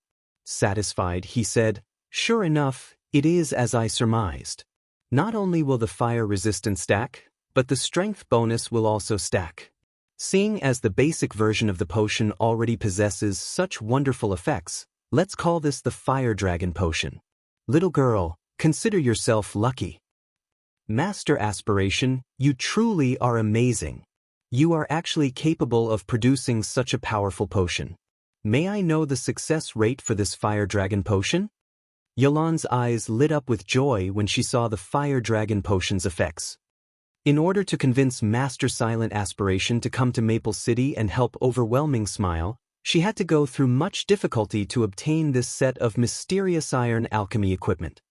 However, compared to the value of this Fire Dragon Potion, a set of mysterious iron alchemy equipment was nothing considerable. Relax. If this old man crafts the potions personally, my success rate is 50%, and though the success rate of other alchemists might be below 30%, the materials I've used to concoct this potion are all common.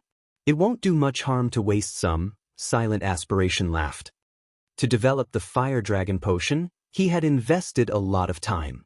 Otherwise, he would have long since become an intermediate alchemist by now. Many thanks for Master Aspiration's help. Now that we have the Fire Dragon Potion, as long as we nurture a large number of alchemists, the candlelight trading firm will no longer be a problem, Yulan said confidently. As the creator of the Fire Dragon Potion, Silent Aspiration could distribute its recipe to as many people as he wanted. It would be extremely easy for the Overwhelming Trading Firm to develop a small army of alchemists. Moreover, the Overwhelming Trading Firm would have exclusive rights to sell the Fire Dragon Potion. It was far more precious than any rare forging design or recipe. It was impossible for anyone outside the trading firm to produce it. With this potion, who could possibly challenge the Overwhelming Trading Firm? I've already produced what you requested. Little girl, if you wish to keep me here, you need to remember the secret silver equipment you promised me, Silent Aspiration reminded her. To this old man, nothing was more valuable than refining his alchemy. In particular, the alchemy in God's domain was unbelievable. If possible, he would have immersed himself in research every day. Unfortunately, his equipment was not good enough. Otherwise, he would not have bothered helping Yulan. Master Aspiration, please rest assured. I have already found some clues leading to the set. I believe that it won't be long before we obtain a set of secret silver alchemy equipment for you, Yulan guaranteed. In the meantime, however, I will have to trouble Master Aspiration to produce a few more Fire Dragon Potion recipes. That way, I can earn the money required to buy the alchemy equipment quickly. This is a simple task, Silent Aspiration laughed. As time passed by, the various guilds throughout God's domain no longer competed over dungeons. Instead, they had shifted their focus to competing in trade. This competition only grew fiercer as more time passed. This shift had occurred because everyone had seen just how profitable the candlelight trading firm was. After just 2 short days, many guilds had opened their own shops. Even Ouroboros had opened a shop in Star Moon City, though the shop was nowhere near the central district. However, Gentle Snow had not had much choice. She had seen just how much money the candlelight trading firm raked in every day. By the time Ouroboros collected enough reputation points and coins to purchase a golden land, the candlelight trading firm would have monopolized Star Moon City's trade. So, she made the decision to set up a shop in the city's outer district first. At the very least, the guild could gain a small income of coins this way. Meanwhile, Overwhelming Smile was even more amazing. Not only had the guild set up a shop in Maple City, but it had also opened another shop in White River City, challenging the candlelight trading firm. Young Master Feng, everything has been prepared. At noon, we should have a sufficient stockpile of the Fire Dragon Potion. At that time, our men will announce the sales of the potion throughout White River City. Even if the Overwhelming Trading Firm is not situated in the golden areas, everyone will still swarm the shop. Moreover, the candlelight trading firm only has 3 people capable of producing the basic strengthened armor kits. When the time comes, it will fall to the Overwhelming Trading Firm. Excellent. Yulun, you've done splendidly this time. You were actually able to obtain something as valuable as the Fire Dragon Potion. With this potion, the Overwhelming Trading Firm will lure a large number of players. We'll reduce the prices for the other products as well. I want to see just how the candlelight trading firm plans to compete. Feng Xianyang said gleefully. Underworld had money and manpower. They could easily obtain a large stock of materials. In addition to Silent Aspiration's unlimited supply of Fire Dragon Potion recipes, each additional basic alchemist they nurtured would be one more capable of producing the Fire Dragon Potion. Currently, the Overwhelming Trading Firm already possessed 6 basic alchemists. As more time passed, that number would only increase. On the other hand, the candlelight trading firm had no way to increase the number of forgers who could craft basic strengthening armor kits, no matter how many basic forgers they hired. Meanwhile, Candlelight's unsatisfied customers would naturally run to the Overwhelming Trading Firm. After all, many level 25 dungeons required players to have fire resistance. One could say that the Fire Dragon Potion was more valuable to players than the basic strengthened armor kits. Moreover, every player only possessed limited funds. As the Fire Dragon Potion was cheaper than the basic strengthened armor kits, when comparing the benefits one could gain from the two, players would prioritize the Fire Dragon Potion. While Feng Xianyang fantasized about monopolizing White River City's trade with the Overwhelming Trading Firm, Shifeng's work was in full swing. To maximize the benefits of the Book of Gold, Shifeng allowed all trustworthy advanced forging apprentices to become basic forgers and had them produce light stones ceaselessly for 2 days. As for Shifeng himself, after becoming a forger, he had unlocked the forging design for the intermediate mana armor kit. Hence, throughout the duration of the Book of Gold, he focused on forging intermediate armor kits without rest. In addition, during this time, Shifeng had secretly recruited Gentle Snow's help to establish a few candlelight trading firms in several other major cities, particularly the major cities in Star Moon Kingdom's eastern region. However, as Shifeng's money was limited, he had only established basic shops in these cities' outer districts. To establish these shops, Shifeng had invested all of the money he had earned during this time. He even spent the money the guild had earned through guild quests. Guild leader, we have met our intended goal. We can begin operations at any time, Melancholic Smile reported. Although she was somewhat tired, excitement filled her eyes.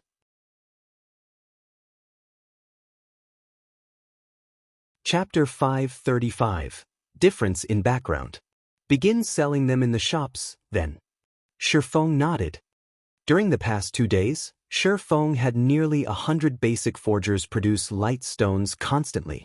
Their stock of light stones was enough to supply multiple cities.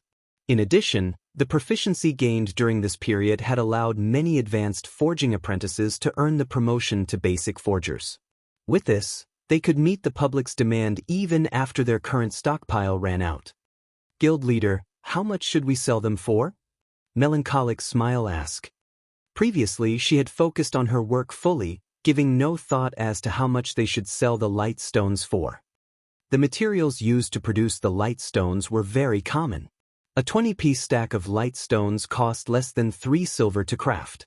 Factoring in a basic forger's success rate, which was just slightly above 50%, the total cost would be around 6 silver per stack. Simple. Sell each piece for 1 silver and each stack for 19 silver, Shi Feng stated directly. Unlike the basic strengthened armor kits, which were considered luxury items to most ordinary players, light stones were commonly used items. So, its price was also very low. In the past, the starting price for light stones had also been roughly 1 silver per piece. Any higher and players would begin to feel cheated. However, as the number of players who could produce the item increased, the light stone's price would eventually fall to 50 copper per piece and 10 silver per stack. What about the intermediate mana armor kits? Melancholic Smile asked. In reality, Melancholic Smile didn't believe that the light stones were Candlelight Trading Firm's trump card. Rather, she believed that their success lay in the intermediate mana armor kits. Only Shi Feng could produce the intermediate armor kit as nobody else had the design. This was the Candlelight Trading Firm's greatest advantage. Others might not realize this, but the reason behind Starstreak Trading Firm's fierce competitive edge was the basic mana armor kit. Even now, the basic mana armor kits were still highly sought after by elite players. Intermediate mana armor kit can be made into either physical or magical intermediate armor kit. Bound to character after equipping. Intermediate physical armor kit. Defense plus 200. Strength plus 10. Endurance plus 12. Agility plus 10. Maximum binding limit per character, 3. Can only be bound to level 25 equipment or above. Intermediate magical armor kit. Defense plus 60. Intelligence plus 10. Endurance plus 12. Vitality plus 10. Maximum binding limit per character, 3. Can only be bound to level 25 equipment or above. If a player equipped 3 intermediate mana armor kits, the total attributes they received would be the equivalent of wearing an additional piece of level 25 dark gold equipment. One could not buy level 25 dark gold equipment through the market even if they had the money. Many people offered prices of 20 gold or more for non-MT dark gold equipment, not to mention dark gold weapons and equipment for MTs. Currently, God's Domain's elite players were around level 25, so they could conveniently use the intermediate mana armor kits. Hence, now was the best time to sell them. However, it was also this reason that made it difficult for Shi Feng to set the price for the kits. He could neither sell it too cheap nor too expensive.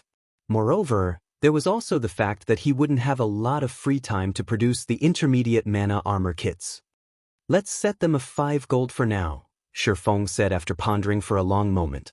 Although the various guilds currently busied themselves with commerce and had already spent a significant sum of money, they should still possess a small amount of gold.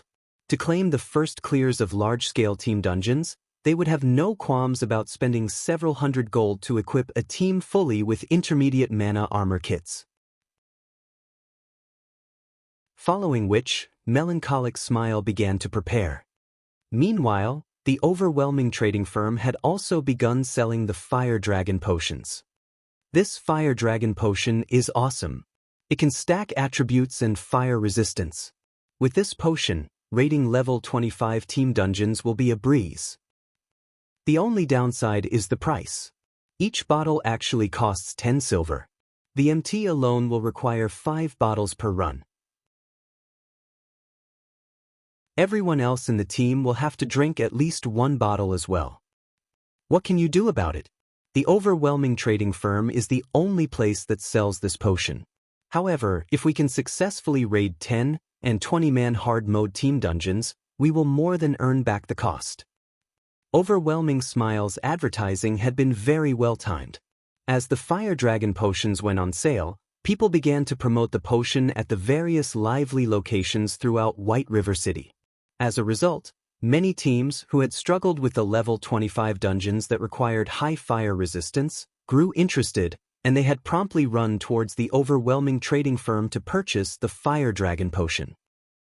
Shortly after the Fire Dragon promotion went up for sale, some of the players visiting the Candlelight Trading Firm to purchase daily necessities discovered that something had changed. There were several new counters in the hall on the first floor. Initially, due to the recent increase to candlelight space, the first floor had felt relatively empty. Now, however, it was just right.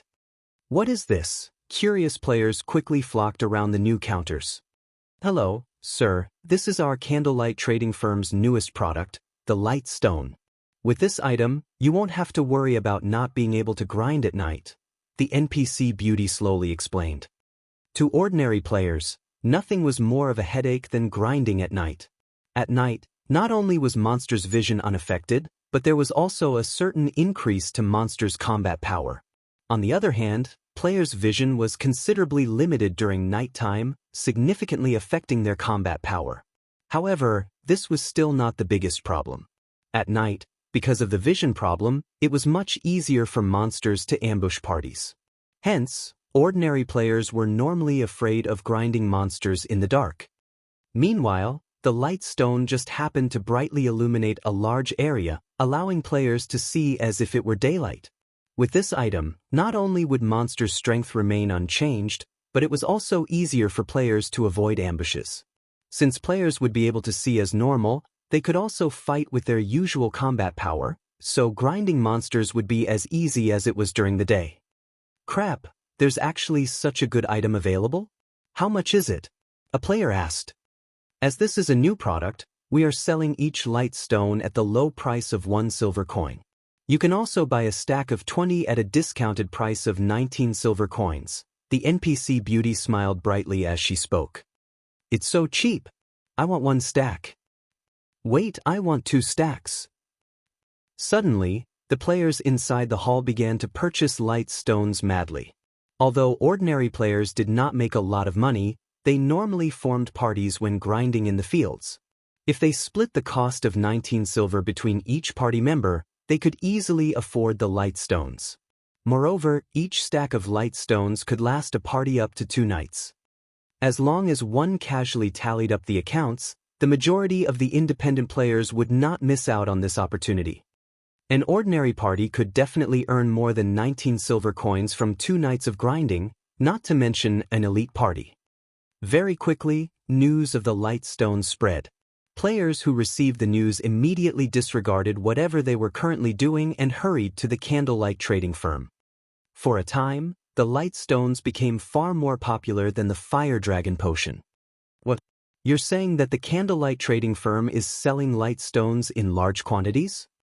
Feng Xianyang was baffled when he heard this latest report from his subordinate. How is that possible? We even have to limit the number of Fire Dragon potions we sell each day. How could they possibly afford to sell Light Stones in large quantities? Where are they finding so many people to produce them? He had spent more than 50 million credits just to poach the 3 people capable of producing the Light Stones from the candlelight trading firm, yet now the trading firm was still able to offer so many Light Stones. How could he possibly believe such a ludicrous report? Wasn't that item extremely rare and precious? How could there be so many Light Stones suddenly popping up?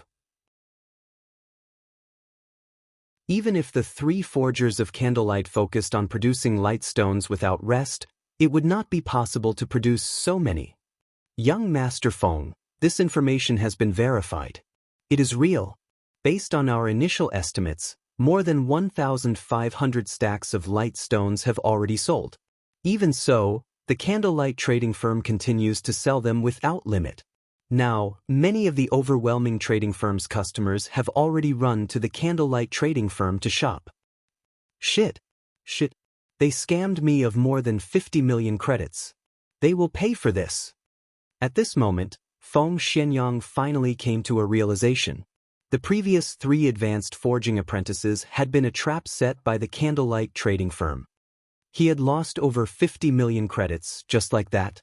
Moreover, it had all been his own money. Instruct someone purchase Light Stones immediately. Buy as many as you can. I don't believe that they have an unlimited supply.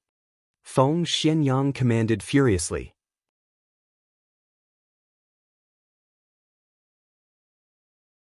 Chapter 536, Unshakable.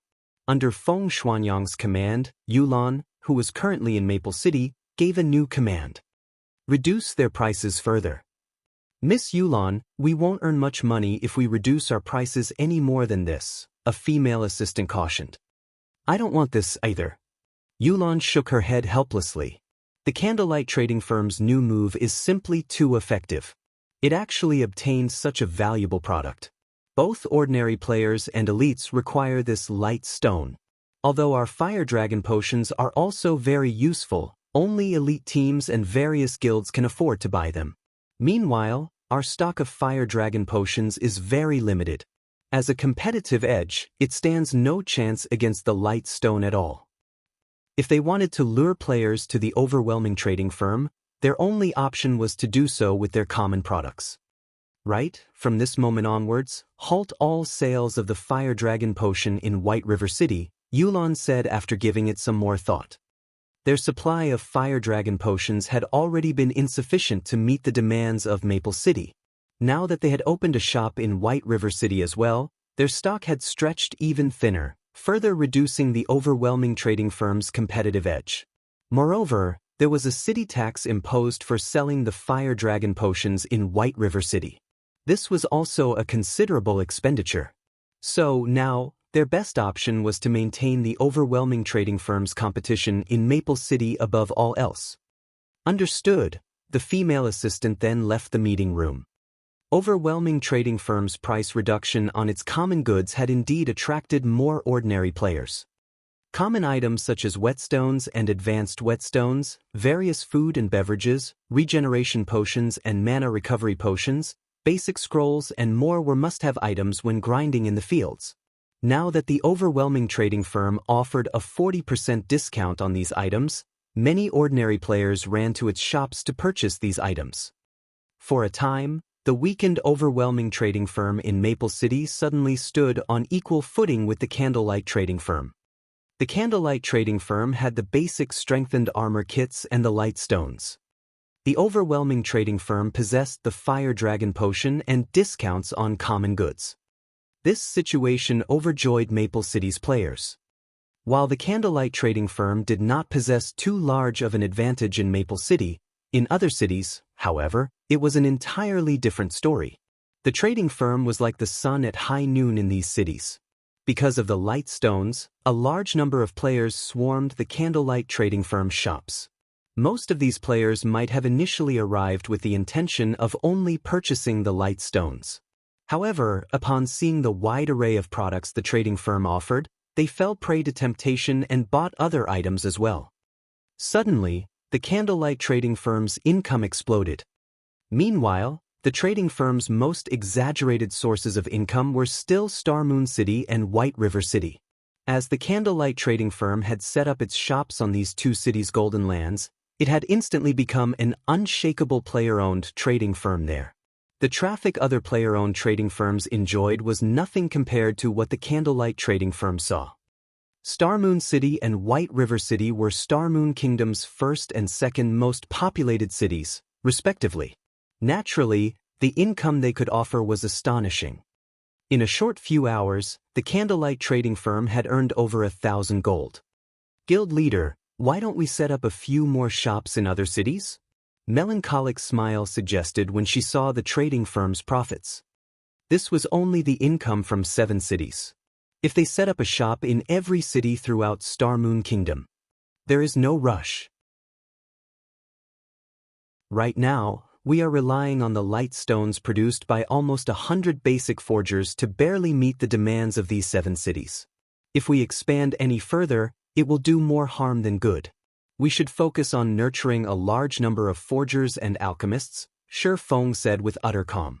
As for the income of over 1,000 gold in just a few hours, Shi Feng did not consider it odd in the least. However, players only purchased the light stones in large quantities at the moment due to their lack of the item. Once they had their own stock, they would only need to purchase them to resupply. Hence, the candlelight trading firm's income would decrease gradually as more time went by. Regardless, it would still be a frightening amount of money.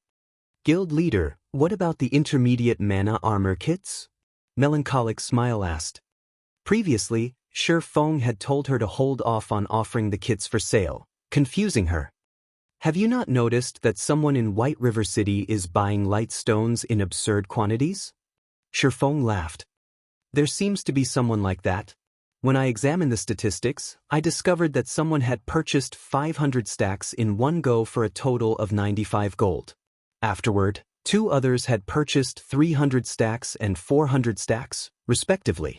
Even if these people bought the light stones for their own guilds, they should not need to buy so many. Melancholic smile nodded. Someone is intentionally trying to clean out our stock of light stones. If we push out the intermediate mana armor kits right now, what would we do if that person stops buying our light stones? Since someone is willingly purchasing our light stones in large quantities, who are we to stop them from giving us their money? Shi Feng laughed. The production of light stones was very fast. If a basic forger crafted them, the process for each stone would typically take around 6 to 8 seconds. After all, the materials only needed a little processing, and the finished product just needed a coating of magic runes.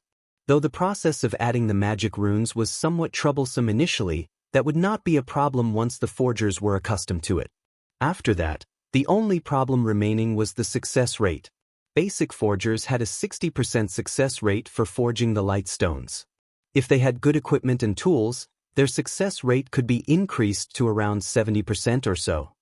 In other words, as there were 48 hours in each day in God's domain, a single basic forger could produce roughly 20,000 light stones per day. If 100 people worked for 2 days continuously, they would have 4 million light stones. Moreover, this was only with the condition that basic forgers produced the light stones.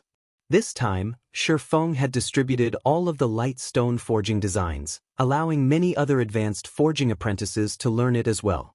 Only, their production speed was slightly slower. 4 million stones were the equivalent of 200,000 stacks. If they sold each stone at 1 silver and each stack at 19 silver, one would have to spend 38,000 gold to purchase them all. In all of God's domain, Shi Feng did not believe that anyone possessed 38,000 gold. And even if someone did, nobody would be so stupid as to spend it all on light stones. They would have long since invested it into buying lands. Currently, Feng Xianyang sat at one of the open-air tables in a high-class restaurant. He held a light stone in his hand, admiring it.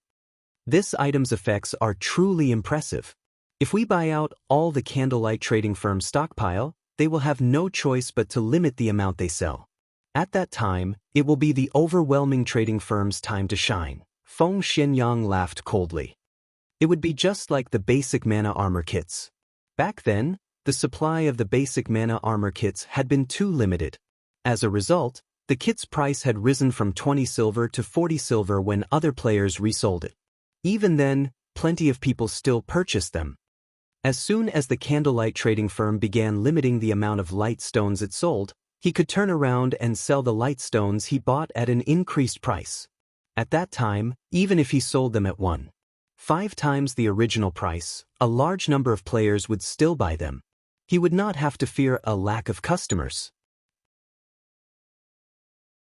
Young Master Feng, after using all the coins we bought with credits, as well as the coins earned through the overwhelming trading firm, we've purchased over 4,000 stacks of light stones. However, the candlelight trading firm shows no signs of limiting its sales. The slightly chubby middle-aged man reported worriedly, wiping the sweat from his forehead. What are you worried about? Now that we've purchased so many, they can't possibly have much left in their inventory. It won't be long before it is our time to shine. Feng Xianyang comforted the man, utter confidence filling each word. He had already asked the 3 advanced forging apprentices he had previously poached, so he knew that advanced forging apprentices had less than a 30% success rate for producing the light stones. Moreover, each stone required more than a dozen seconds to craft. Even if the candlelight trading firm had over a dozen people forging light stones constantly, it could not accumulate a large stock over a few days. After they had purchased so many stacks, even if the candlelight trading firm was not currently at its limit, it soon would be. Now, all he had to do was wait.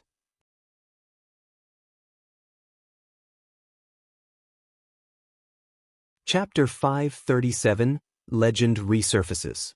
Inside the candlelight trading firm's serene and quiet special forging room, after spending a long time planning for the trading firm's future, the sound of his communicator ringing suddenly entered Shifeng's ears. He sure is fast. Shifeng's lips curled up when he looked at the name of the caller. The person contacting him this time was none other than Everlasting War, the person who had invited him to participate in the Dark Arena before. Shifeng promptly removed the demon mask's disguise, returning to his appearance as Yifeng.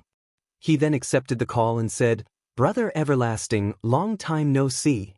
It seems that your strength has risen significantly once again."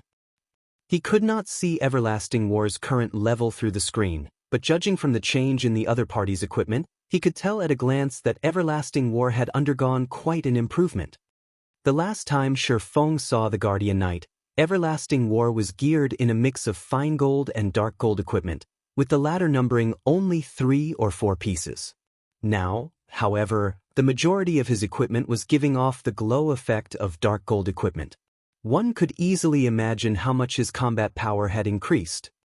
"Everything I'm wearing right now came from the corporation. As long as Brother Yifeng officially joins the battle team, the corporation will naturally give you their full support as well," Everlasting War laughed. He was delighted with the equipment he was wearing right now. Otherwise, he would not have purposefully revealed their special effects. In reality, his objective in showing off his equipment was to display to Shifeng the strength of the corporation sponsoring their battle team. Such strength was indeed not something the guilds that one could find in the game could compare with. Take level 25 dark gold equipment for example. In the current God's domain, such an item was scarce, and every piece could sell for an astronomical amount. Moreover, even if one could afford it, there was no guarantee that they would have a chance to buy one. Even first-rate guilds only possessed several pieces. On the other hand, the majority of Everlasting War's equipment was level 25 dark gold equipment. The force backing him was evidently powerful. The time and venue for the test have already been set. It will be held 4 days from now in the Beast Empire's capital city, Beast City. At that time, you only need to come to the underground arena of Beast City. I will be waiting for you there, Everlasting War said, his expression suddenly turning serious. I hope that Brother Yifeng treats this matter seriously. During these 4 days, try to improve your equipment's quality as much as possible. I've heard that the higher-ups of the corporation have also found quite a few experts to participate in the test this time around. Among them, a few even possess powerful backers themselves, and they are mostly apex experts of the virtual gaming world. The competition this time is sure to be very intense. However, as long as you manage to pass it, the treatment you will receive will surely exceed your imagination. Thank you for your reminder. I will make sure to arrive on time. Shifeng laughed, not bothering to add anything else. As for Everlasting War's advice for him to upgrade his equipment, Shifeng had previously thought about doing so before. However, how could epic equipment possibly be that easy to obtain? Epic equipment? Shifeng could not help but ponder. At this point, he had already used up all the excess life force points he had saved up in the Icarus's heart. If he wished to upgrade the necklace to epic rank, he would have to collect the full 5,000 life force points required. However, after using that many life force points to open Twilight treasure chests, he had also obtained quite a harvest.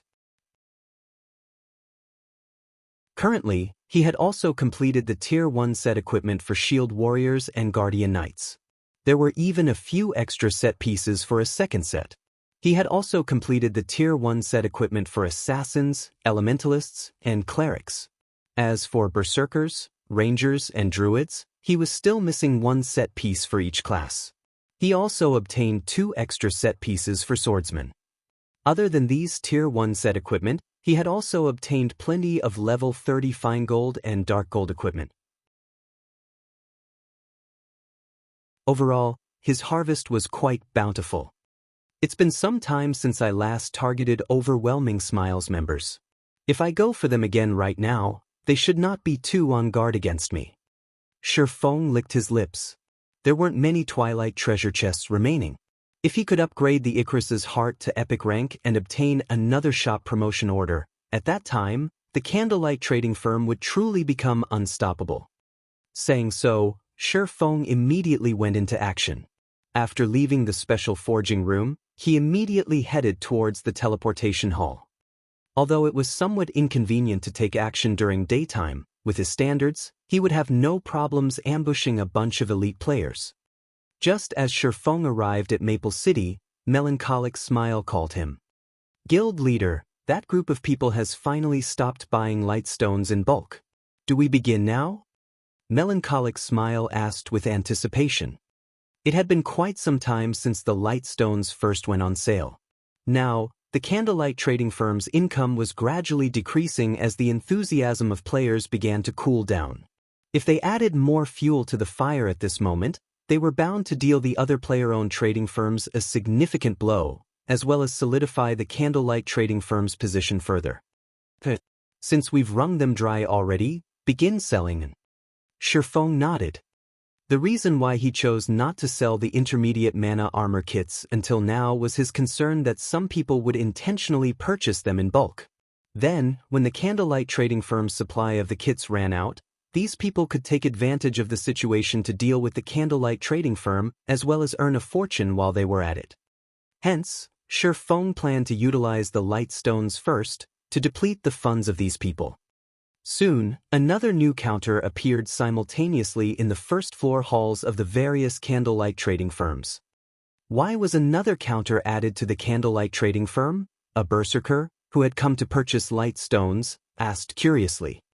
Hello, sir, this here is our candlelight trading firm's latest product, the intermediate mana armor kit.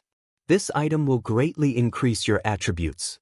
Moreover, you can equip up to 3 kits at a time, the beautiful NPC saleswoman explained. What? This is the intermediate mana armor kit. The berserker was stunned. The basic mana armor kits had long since become a legend in the city. Currently, each kit sold for 50 silver. Even so, many still wished to buy it. Unfortunately, there just was no supply for the item. Now that the intermediate version of the kits had suddenly appeared, how could this not be surprising? After the berserker read the item description of the intermediate mana armor kit multiple times, he was finally sure that he was not hallucinating. Such powerful attributes. Just a single intermediate mana armor kit is equal to 3 pieces of the basic version. The berserker's eyes shone dazzlingly, his drool nearly leaking out of his mouth. The attributes of the intermediate mana armor kit were simply too shocking. As long as one could equip 3 of these kits, it would be equivalent to wearing an additional piece of level 25 dark gold equipment. Currently, despite the high demand for level 25 dark gold equipment, supply for it was practically non-existent. Countless people could not buy one even if they wanted to. If he could equip 3 intermediate mana armor kits right now, it would be equivalent to having an additional piece of level 25 dark gold equipment. Just imagining it exhilarated the berserker. Battles in God's domain relied on 2 things: the player's techniques and the player's attributes. At this stage of the game, even if one had passable techniques, they would still have to consider the attributes of their equipment before they could try raiding a dungeon. To an ordinary player, even being fully geared in mysterious iron equipment was a dream, not to mention owning a piece of dark gold equipment. The attributes of a single piece of dark gold equipment could easily rival that of multiple pieces of mysterious iron equipment. If an ordinary player could equip 3 intermediate mana armor kits, it would no doubt result in a massive increase in strength. Crap. I was only missing just that bit of attribute to qualify for that 20-man team dungeon last time. If I can equip 3 of these intermediate mana armor kits right now, the team leader will definitely beg me to join them. The berserker could not help but fantasize. However, when he laid his eyes on the price of the kits, each intermediate mana armor kit actually cost 5 gold. Suddenly, the berserker was dumbfounded. Although ordinary players could not afford to buy the kit, news about it still spread like lightning. The kits became the headline news on the official forums right away. Shocking emergence of the intermediate mana armor kits.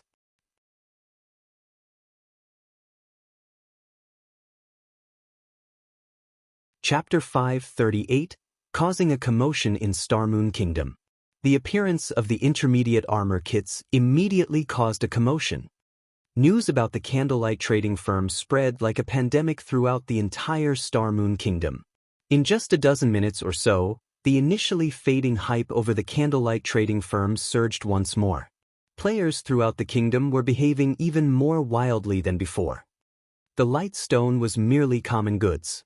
Although it was of significant help to players, it did not provide any direct improvements towards a player's strength. It belonged to the category of support items. However, the intermediate mana armor kit was different. This was an item whose sole purpose was to increase a player's attributes. Moreover, it provided a considerable increase. Upon receiving news regarding this matter, many elite parties and teams that were out in the field immediately dropped what they were doing and rushed back to their respective cities. They made a straight dash to the candlelight trading firm to purchase the intermediate mana armor kits. If they were even a little too slow, other players would no doubt buy out the kits. It would be just like the basic mana armor kit, which had already passed into legend. According to the legend, many players who had managed to purchase the basic mana armor kits when they were initially released had already become experts by now. Some ordinary teams had also become top-tier teams capable of challenging hard mode, and even hell mode team dungeons. However, hell mode was only limited to 10-man dungeons. To the majority of independent players, 20-man team dungeons were simply too difficult to challenge. The requirement of such dungeons on a player's equipment foundation was just too high. The requisite level in combat techniques was also extremely high. Only a small number of guild elite teams could clear such dungeons. Team leader, I've just received news that the intermediate mana armor kits are selling for a fraudulent price of 5 gold per kit. We can't afford them even if we want to buy them. They are indeed expensive. Even so, we still have to buy them. We must obtain them even if we have to borrow money to do so. I have deeply regretted not getting the basic mana armor kits. You should know our performance inside team dungeons as well. We are always short of just that small amount of damage and defense. Unfortunately, no matter what we do, we aren't able to upgrade our equipment any further. In the end, those teams that had the luck to buy 3 basic mana armor kits managed to brute force their way through the bosses. Right now, a single intermediate mana armor kit could match up to 3 basic mana armor kits. As long as we get our teams MT3 of these kits, we will be able to defeat the bosses of the team dungeon. At that time, won't it be easy to earn back the money we spent? Many independent teams out in the field maps began taking action, using all means to collect money. To elite teams, collecting 5 gold was still relatively easy. However, it would be very difficult if they wished to obtain 15 gold. Even so, they still endured the hardship as they tried to amass 15 gold. After all, the effects of having an additional piece of level 25 dark gold equipment on an MT was quite significant. Normally, 20-man normal mode team dungeons dropped mysterious iron rank. Secret silver equipment only dropped if one possessed heaven-defying luck.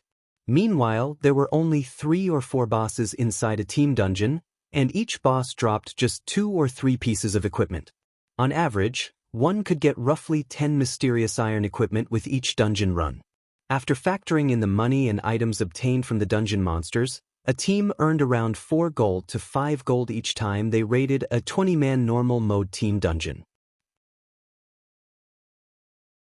There was also the need to factor in the team's various expenses, loss of EXP and such, which further reduced the team's profits. Not to mention, the team's 20 members would split this profit. In the end, each member of the team would receive only a meager amount of money. However, the income one could obtain from a hard mode team dungeon was significantly higher. The bosses inside such a dungeon would drop at least 1 secret silver equipment with nearly a 100% certainty. There was even the possibility of bosses dropping 2 or 3 pieces of secret silver equipment at the same time. Even the monsters of the dungeon had a fixed chance of dropping mysterious iron equipment.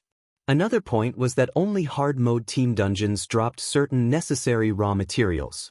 After adding up the various types of income, a team would typically earn at least 10 gold from every dungeon run, more than double that of normal mode team dungeons. If a team managed to clear a normal mode team dungeon, they would be able to sate their hunger at most. However, if they succeeded in raiding a hard mode team dungeon, they would be able to dine like kings. Every time inside bars, there was bound to be some amazing teams celebrating their successful raid over a hard mode team dungeon, earning the envy of the surrounding players.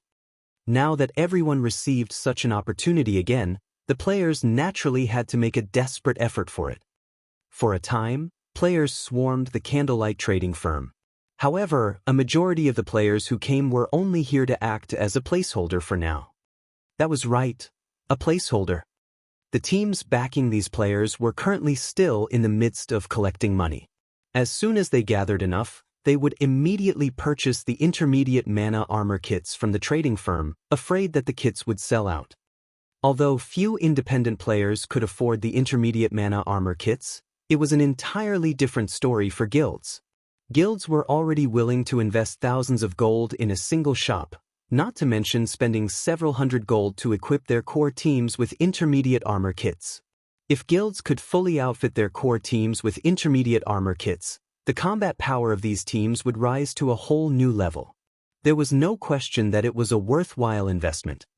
All the guilds that had received news regarding the intermediate mana armor kits immediately hurried over to the candlelight trading firm. Moreover, these guilds were incredibly ambitious, each and every one of them asking to buy 100 or more kits without hesitation. "What did you say? Why aren't you selling it to me?" A guild representative shouted angrily. "Have a good look. I don't lack the money to pay for them." "Sir, my apologies, but since the supply for the intermediate mana armor kits is too limited, we are only selling it in limited quantities. Ordinary players are allowed to buy at most one kit each time.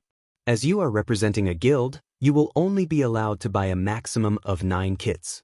If you are from one of the guilds partnered with the candlelight trading firm, you will be allowed to purchase up to 21 kits at a single time." The beautiful NPC saleswoman smiled faintly, paying no heed to the actions of the angry player before her. "Damn. Give me 9 for now, then."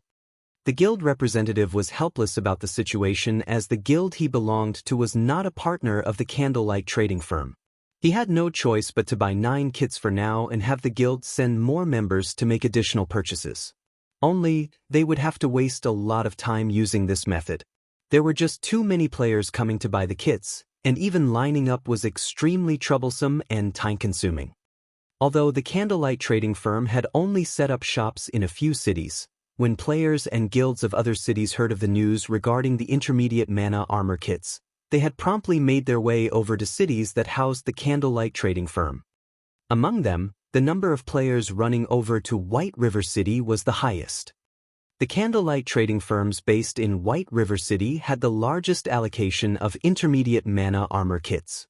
That number was practically the total of all of the branch shops. Hence, many players from the various major cities and guild representatives all came over to White River City. Moreover, this allocation was something Feng had deliberately instructed Melancholic Smile to do. He had done so with the intention of increasing White River City's population. Once everyone realized the uniqueness of White River City, some players would surely consider developing themselves here instead, out of convenience. Meanwhile, this would indirectly increase Zero Wing's strength. At this moment, the guilds that had previously chosen to partner themselves with the candlelight trading firm were celebrating in joy. Previously, most, if not all, of them felt that they had taken a huge loss by partnering with Candlelight. Now, however, they had become the envy of all the other guilds. Being able to purchase 21 kits at a single time had saved them plenty of trouble. Right now, the intermediate mana armor kits were priceless. Currently, people were offering to buy the kits for 8 gold coins, and this price was still rising. Even so, nobody was willing to sell their kits. Moreover, under the oversight of the system, independent players could purchase only 1 intermediate mana armor kit. Nobody wished to waste this precious opportunity, so they would not readily sell the kits they had obtained. Just as many guilds were fighting to purchase the intermediate mana armor kits, silence filled Overwhelming Smiles guild residence in White River City. Inside the guild residence's meeting room, several veins were bulging on Feng Xuanyang's forehead. He was very nearly at the point of erupting. Boom, boom, boom. Feng Xuanyang violently slammed his fists down on the wooden table, and after a few consecutive blows, even the wooden table shattered. Young Master Feng, you must calm down. Calm down? How do you want me to calm down? Feng Xuanyang's eyes had already turned blood red by now. If possible, he wished he could devour the candlelight trading firm whole, right this instant. In order to purchase the light stones in large quantities, he had invested another 100 million of his own money. Meanwhile, he had done so with the intention of earning back the 50 million he had previously lost. He had even thrown in all the earnings of the overwhelming trading firm into the mix. But all he had accomplished was purchasing a bunch of goods that had a seemingly endless supply. The most infuriating part was that, upon receiving news regarding the candlelight trading firm, his superiors had immediately ordered him to buy 300 intermediate mana armor kits. However, where was he supposed to get so many coins? 300 kits would cost 1,500 gold. Previously, he had indeed possessed this amount of money. Now, however, it was already gone.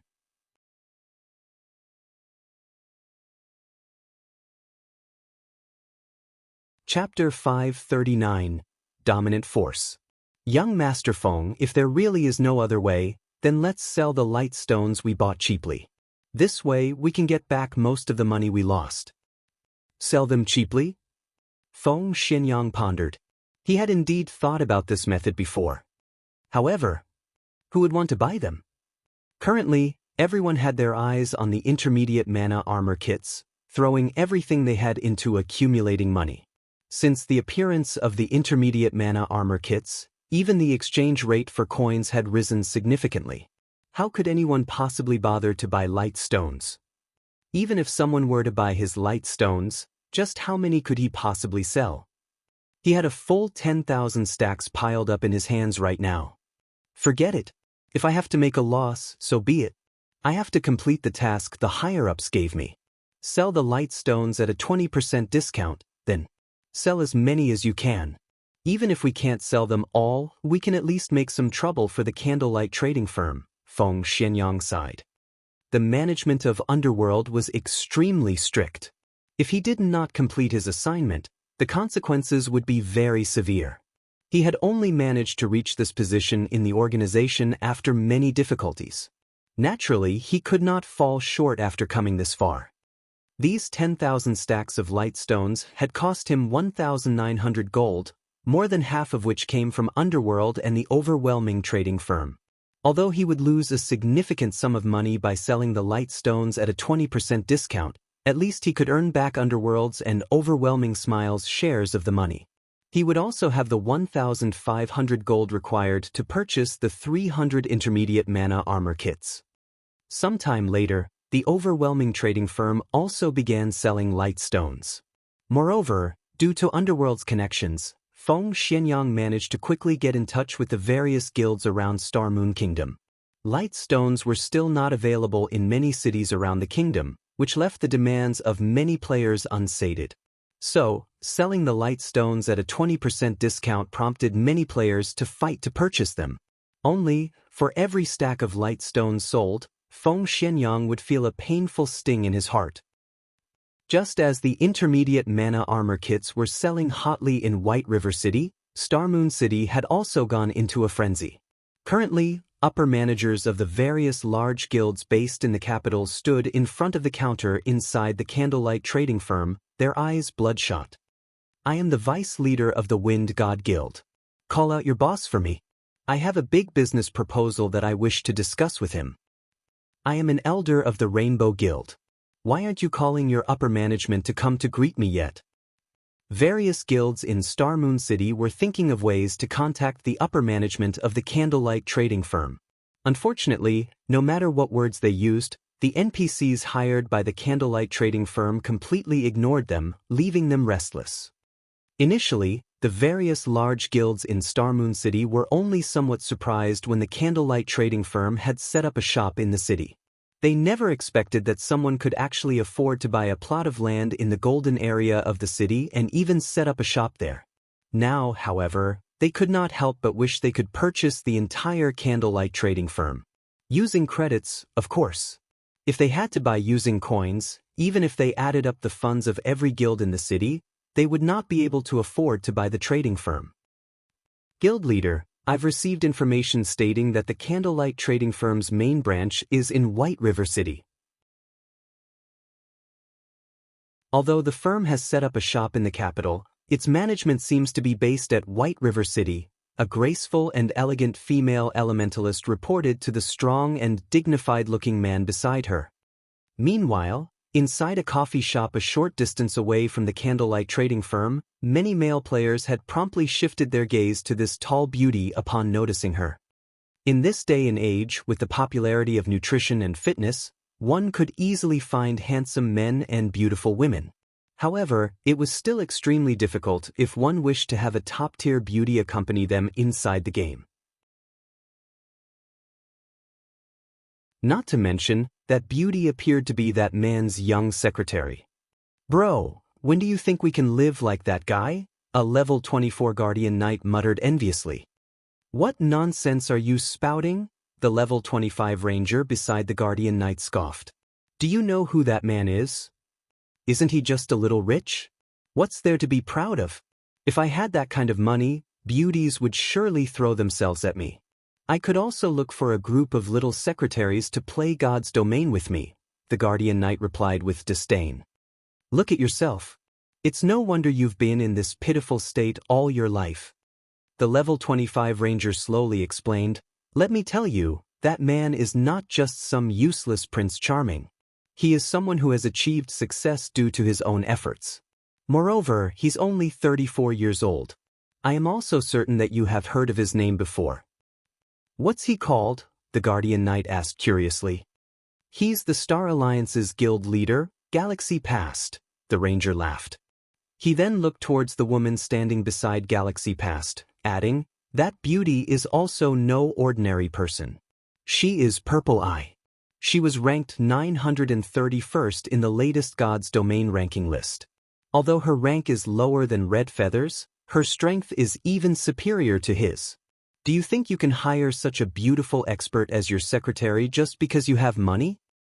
The Guardian Knight fell silent, no longer daring to speak another word. Star Alliance was currently one of the two top guilds in Star Moon City. However, as Ouroboros recently had a change in leadership and was facing problems with internal strife, Star Alliance had more or less become Star Moon City's #1 guild. He would simply be seeking his own death if he dared to fool around with Galaxy Past's little secretary inside Star Moon City. He might even end up returning to level 0 in the very next day. Guild leader, do you think they are talking about you? Purple Eye laughed. How could it possibly be me? They are clearly talking about the great beauty at my side, Galaxy Past laughed. Alright, ignore them. We have more important matters to address. Now that the intermediate mana armor kit has appeared, nobody in Star Moon Kingdom can afford to sit still and do nothing. It seems that we'll have to make a trip to White River City.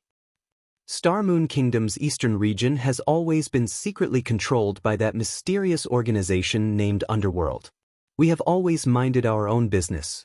If we head over to their territory right now, I'm afraid that it would bring about negative effects, Purple Eye warned. I don't care. If we let Underworld monopolize the intermediate mana armor kits, what will we do about our development, then? A cold glint flashed across Galaxy Past's eyes as he said, in reality, Underworld has long since been an eyesore. Unfortunately, the organization's strength is altogether too massive and extensive. It has spread its influence across multiple kingdoms, and even into the Black Dragon Empire. So, before this, I would only avoid looking for trouble with Underworld if possible. However, if Underworld thinks it can monopolize the intermediate mana armor kits, they can think again. The impact of the intermediate mana armor kits was too massive. Just being able to have every member of their core team receive the attributes of an extra piece of level 25 dark gold equipment was already very frightening. Moreover, these kits would not drop upon death. If they could equip even their guild's elite members with these kits, their guild would practically be invincible. Meanwhile, inside Ouroboros's guild residence. "Snow, are you really going to go?" Zhao Yueru asked, her brows knitted together. "We've just managed to stabilize the situation over here recently. If you head over to White River City, it would be troublesome if someone tries something in Star Moon City while you are away. Yueru, you should know that I don't wish to leave at such a time either. However, I must make a trip there personally for this matter." Gentle Snow shook her head. "I'll leave this place to you for now. I'll try to return as quickly as possible." At the same time, the upper managers of the various large guilds in Star Moon City had also begun bringing along their men to White River City.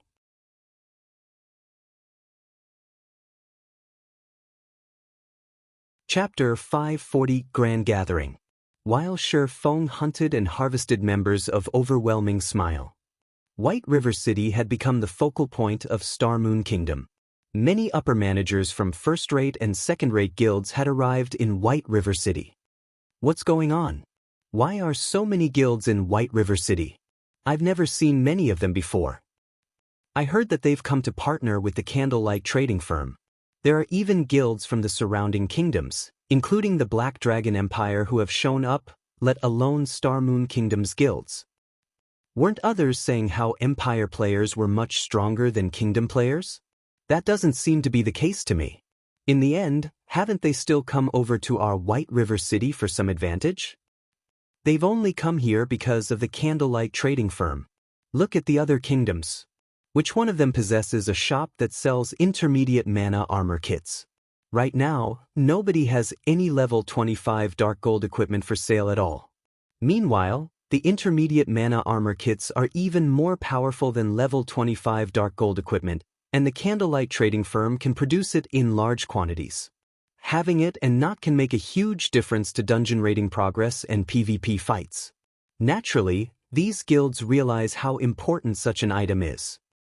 The players filling White River City's streets and alleyways discussed the large number of guilds gathering in White River City, and a sense of pride bloomed in their hearts. No one would have thought that a lifestyle guild could possess so much influence. Damn. Why have so many people come here? At this moment, Feng Xianyang watched the growing number of guild representatives enter the Candlelight trading firm, wrathful flames burning in his eyes. To collect the required 1,500 gold, he had gone through a lot of trouble to sell the light stones. He also had to add in a large sum of his own credits. Meanwhile, it was obvious that the reason many guilds had come here today was none other than to purchase the intermediate mana armor kits. The Candlelight trading firm did not offer a large supply of intermediate mana armor kits. It had been a huge challenge for him to buy 300 kits for himself. Now that more competitors had appeared, his chances of fulfilling that quota had shrunk further. Among the guilds that had arrived, the Dragon Phoenix Pavilion from the Black Dragon Empire was the most powerful. It was the first-rate guild that was the closest to becoming a super guild. Unfortunately, the pavilion was younger than those true super guilds, having been established later. Otherwise, it would have joined the super guild's ranks by now. Meanwhile, the force and financial prowess backing the Dragon Phoenix Pavilion was no less than that of an organization like Underworld. Currently, the pavilion was the Black Dragon Empire's #1 guild. Other first-rate guilds stood no chance against it. The Dragon Phoenix Pavilion had sent one of its 2 pavilion masters, the Dragon Pavilion Master, as its representative. In the guild, the Dragon Pavilion Master's status was only below that of the Great Pavilion Master. The Dragon Phoenix Pavilion's management style was different from other guilds. Normally, a guild's management personnel consisted of the guild leader, vice leaders, elders, and so on. On the other hand, the Dragon Phoenix Pavilion could be split into 2 pavilions, the Dragon Pavilion and the Phoenix Pavilion. Each pavilion was the equivalent of a single guild, and both pavilions developed themselves independent of each other. Meanwhile, a pavilion master governed each pavilion. One could say that the pavilion masters were the equivalents of the guild leader of a guild. Moreover, the influence each pavilion wielded equaled that of a top-tier first-rate guild. With both pavilions merged, one could just imagine how powerful the Dragon Phoenix Pavilion was. The Great Pavilion Master managed the coordination between the two pavilions. This Great Pavilion Master was extremely mysterious and secretive. Even until now, there had yet to be anyone who knew the Great Pavilion Master's identity. However, the fact that this person was capable of managing two first-rate guilds at the same time showed how capable they were. Young Master Feng, we should be celebrating, the slightly chubby man beside Feng Xianyang said, smiling. Celebratory alcohol, what are you trying to say? Feng Xianyang frowned, saying, with so many competitors here right now, how will I possibly be able to buy 300 intermediate mana armor kits? Young Master Feng, hasn't our initial goal been to defeat the Candlelight Trading Firm and establish our own trade empire in White River City? Celebratory alcohol slowly explained, if only little fish and shrimp visit the firm, it would indeed be a good thing for the Candlelight Trading Firm. However, those who have arrived are all tigers and leopards. This is not good news for the trading firm. Think about it. The people that have shown up are either here to purchase the Candlelight Trading Firm or seek a partnership. However, who doesn't want to monopolize the intermediate mana armor kits for themselves? It is especially true for the people from the Dragon Phoenix Pavilion. In order to become a true super guild, the pavilion has ignored all costs and recruited a large number of experts. They even managed to recruit 5 of last year's top 10 newcomers to the virtual gaming world, not to mention experts who have already been famous for many years. Currently, the intermediate mana armor kit is the perfect item for the Dragon Phoenix Pavilion to advance itself. Naturally, the guild will not let go of this chance to obtain the kit for itself. The other guilds should feel the same. However, young Master Feng, you have personally seen the personality of the Candlelight Trading Firm's manager. Even Miss Yulan was helpless against her. One can just imagine what kind of response these newly arrived guilds will receive. At that time, things will definitely end on a sour note, and the Candlelight Trading Firm will make enemies of the various guilds. At that time, not only will we have the opportunity to complete the task given by the higher-ups, but we can also take the opportunity to deal with the Candlelight Trading Firm. When celebratory alcohol finished speaking, realization dawned upon Feng Xianyang. You're right. We'll have a good show to watch this time. Feng Xianyang began laughing madly. On the surface, although this seemed like a grand gathering, in reality, it was a festival of murder. If the Candlelight Trading Firm offended the guilds that had arrived, these guilds would hold nothing back to suppress the Candlelight Trading Firm. If Underworld added fuel to the fire, who would dare to supply the Candlelight Trading Firm? Who would dare sell their materials to the Candlelight Trading Firm? Any guild or workshop that did would lose any hope of succeeding in God's domain. Even if the Candlelight Trading Firm were only a lifestyle guild and could not be dealt with like a combat guild, it could not survive without materials, forging designs, recipes, and other such items. Sooner or later, the items that were highly sought after now would become obsolete. At that time, the Candlelight Trading Firm would be finished. Big Sis Melancholic, there are so many guilds in the first floor's hall today that I nearly lost count. There are over 100 guilds who registered to meet with us to discuss business. Among them, there are over a dozen first-rate guilds. It also seems that they have come with bad intentions. What should we do? One of Melancholic Smile's female assistants asked nervously. No ordinary player would ever have dreamed such a scene. Star Moon Kingdom only had several first-rate guilds. Now, not only had every one of these first-rate guilds arrived, but there were even first-rate and second-rate guilds from other kingdoms and empires as well. I understand. Have the NPCs welcome them for now. I'll try to think of a solution in the meantime. Melancholic Smile also struggled with the situation. She had never expected that the intermediate mana armor kits would have such a huge influence. They had attracted a pack of hungry wolves and beasts to their doorstep. If she had known something like this would happen, She never would have suggested that Shi Feng sell the intermediate mana armor kits. Even if they wanted to sell them, they should have only done so after the Candlelight trading firm had secured its position in Star Moon Kingdom. Now, however, they were surrounded by enemies on all sides. Although Melancholic Smile really wished to solve this problem by herself, she could not come up with any ideas. This situation was different than the previous one she had handled with the guilds. If she approached this forcefully, she would offend the major powers of several kingdoms and an empire. To put it simply, she would be seeking her own death. Helpless, Melancholic Smile had no choice but to contact Shi Feng. She was truly out of options, and she could only hope that Shi Feng had something up his sleeve.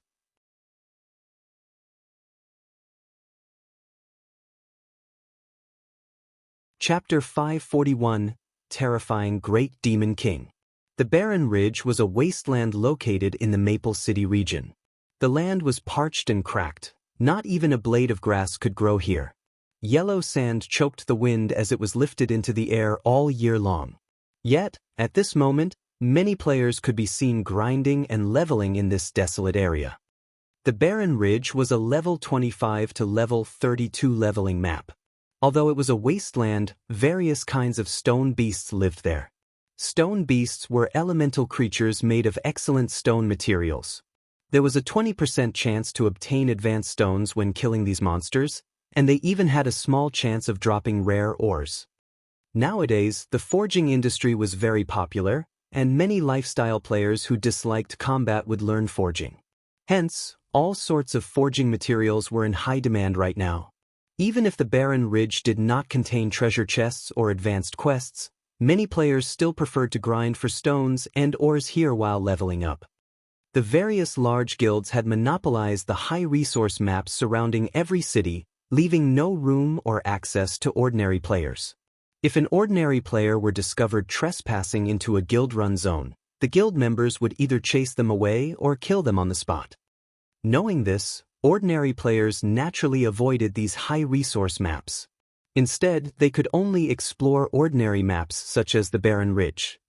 However, after Shi Feng's last visit to the Dragon Ridge, Overwhelming Smile's members avoided the zone at all costs. Instead, they had come to the Barren Ridge to grind and level up.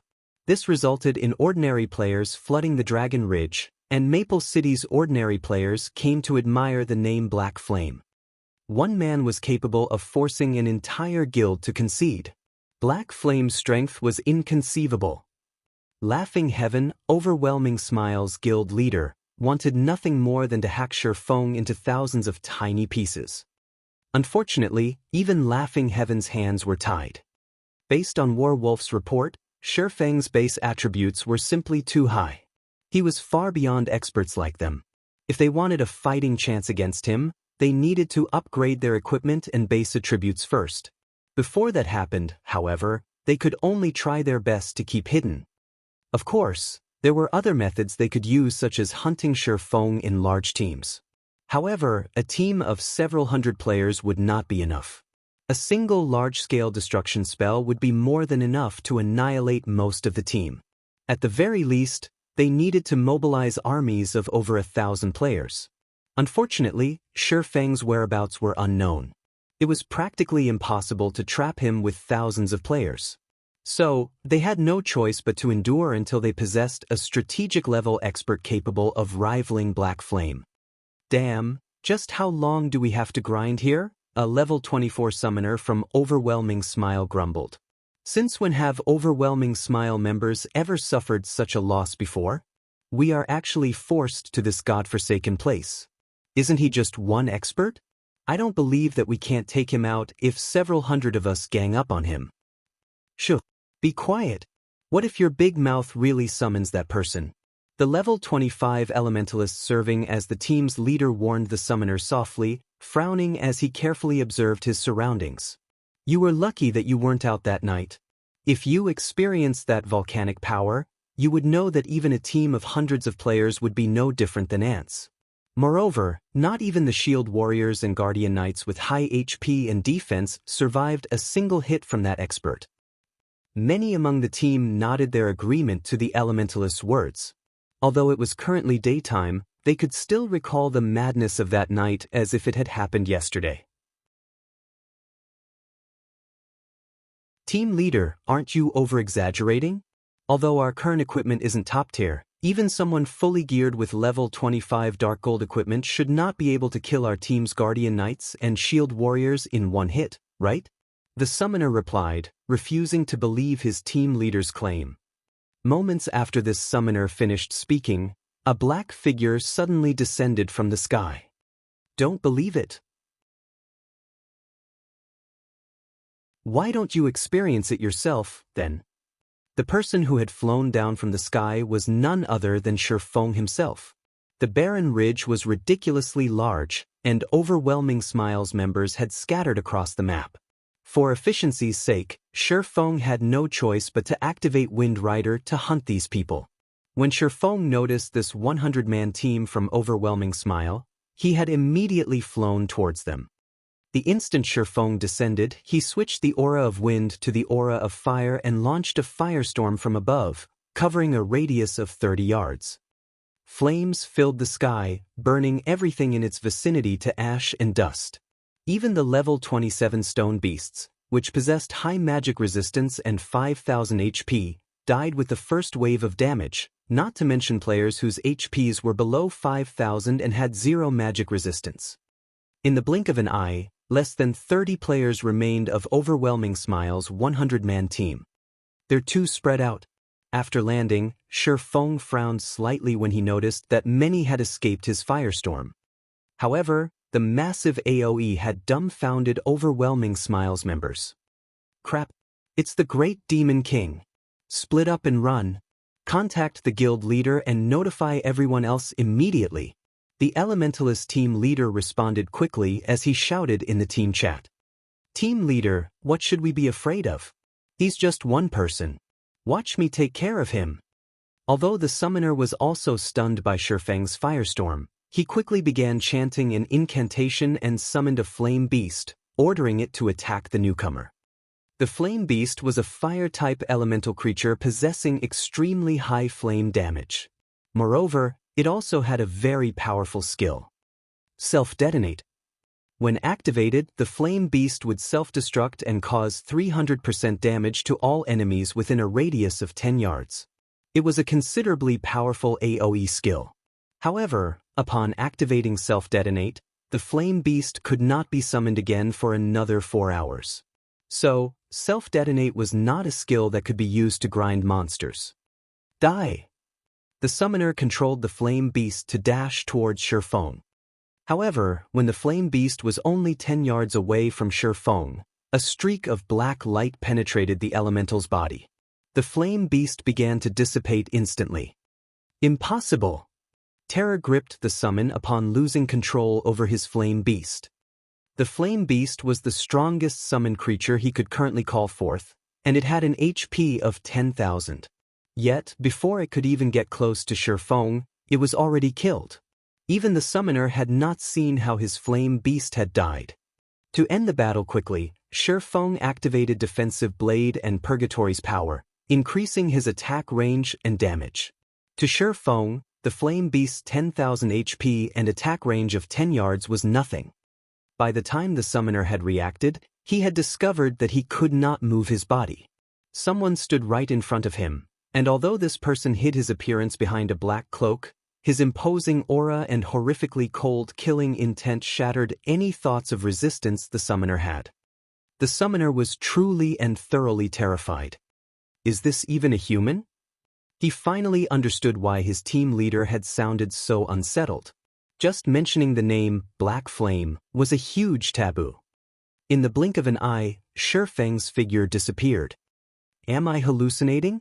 Before the summoner could say anything, his vision began to gray. Suddenly, his body fell to the ground. When did he even attack me? In a short moment, Overwhelming Smiles' 100-man team had been annihilated. I've wasted too much time. They should have already contacted their guildmates by now. It will probably be more difficult to find other members now. Shifeng sighed as he looked at the loot scattered across the ground. He still had a long way to go to collect 5,000 life force points. Just as Shi Feng finished gathering the drops and was about to search for the next batch of life force points, he received a call from Melancholic Smile.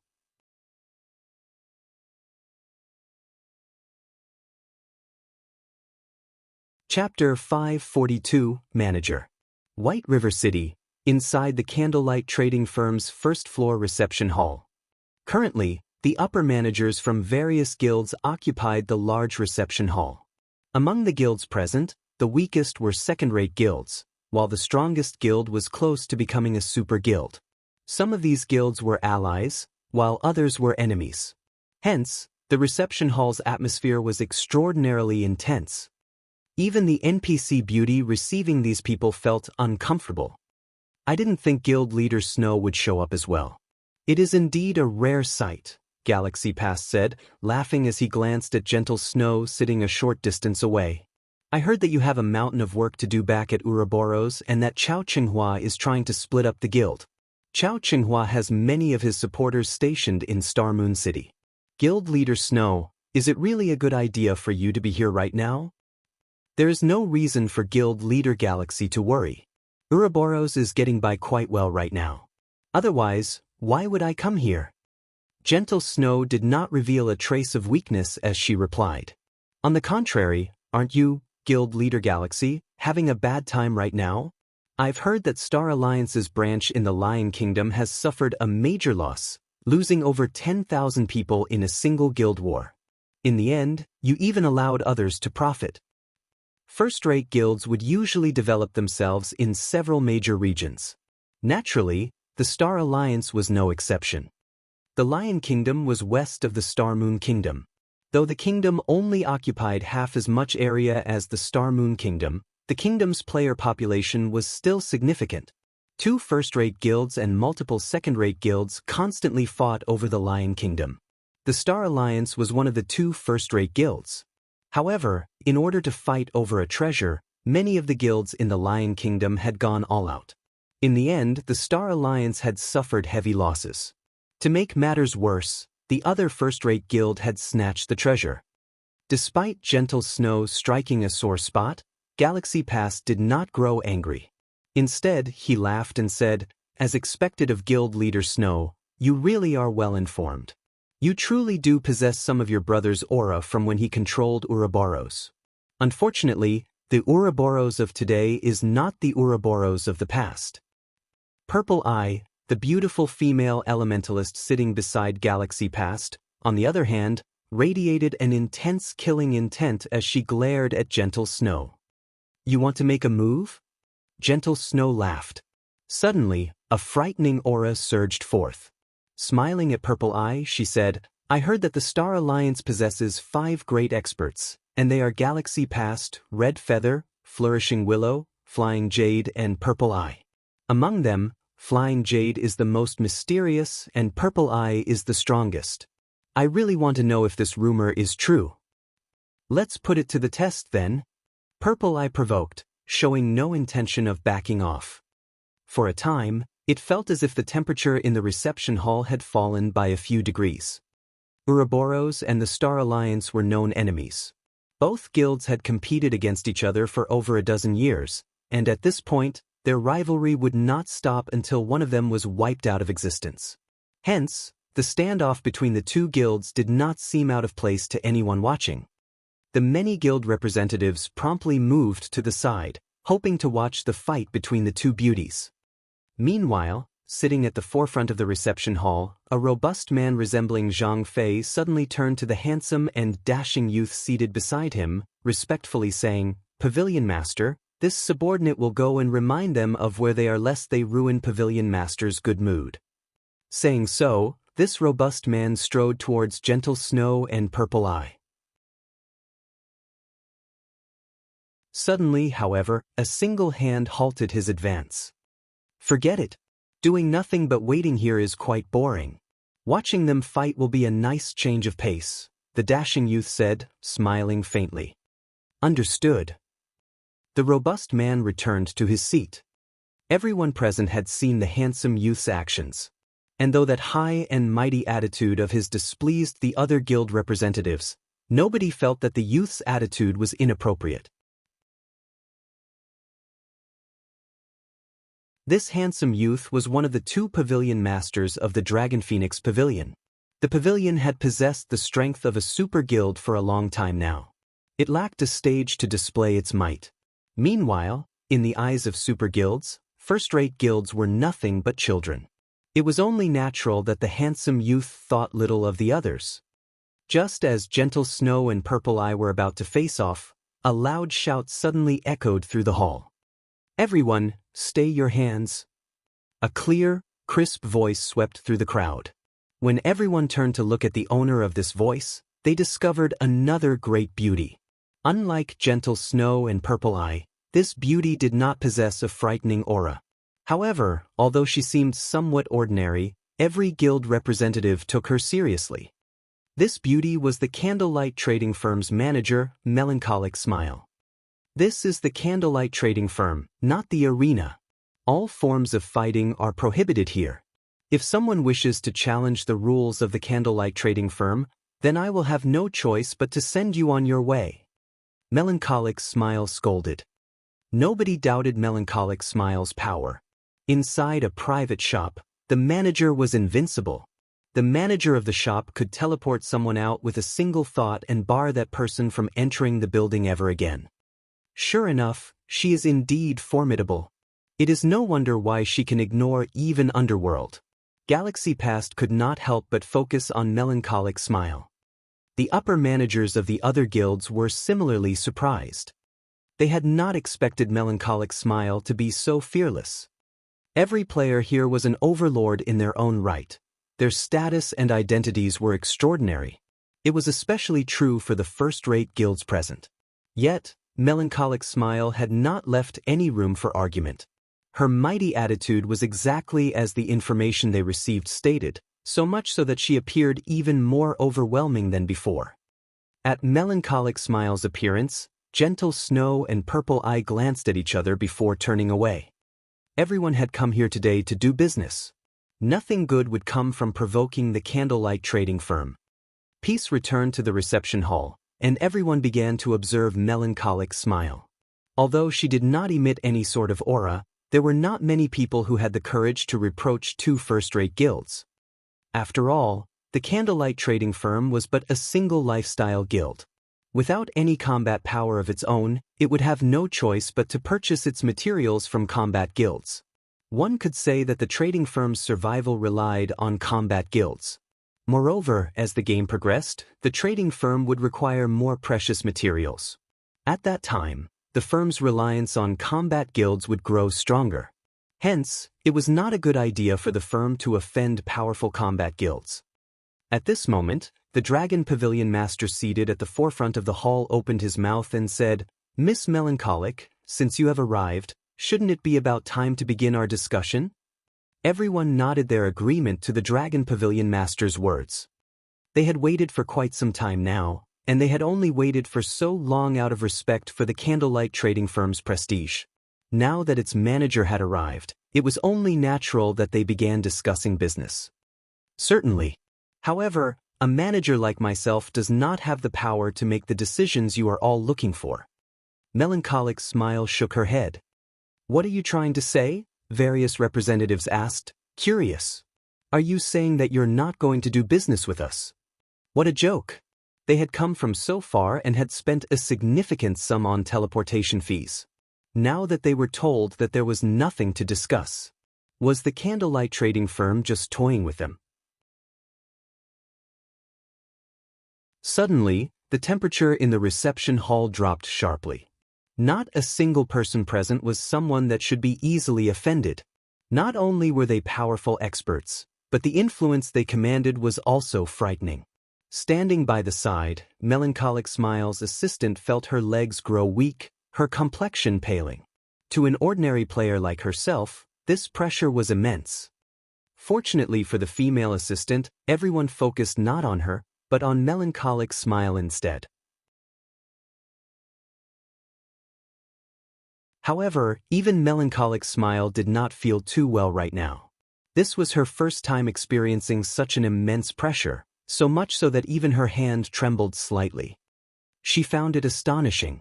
This was merely a virtual reality game, yet she could still feel such intensity. She nearly lost her breath. I am only the manager of the candlelight trading firm. Only my boss can make decisions regarding the business you wish to discuss. If you are really interested in working with us, then you'll be able to meet my boss if you wait for a little while longer. After Melancholic Smile finished speaking, she turned and left the reception hall. For a time, silence overtook the reception hall. Although they had long since guessed that Melancholic Smile was not the candlelight trading firm's proprietor, hearing her statement had surprised them. Since Melancholic Smile had been able to establish such a powerful trading firm, the force backing her would naturally be extraordinary. Moreover, nobody present had yet to uncover the tiniest bit of information about this hidden backer. One could just imagine this mysterious backer's power.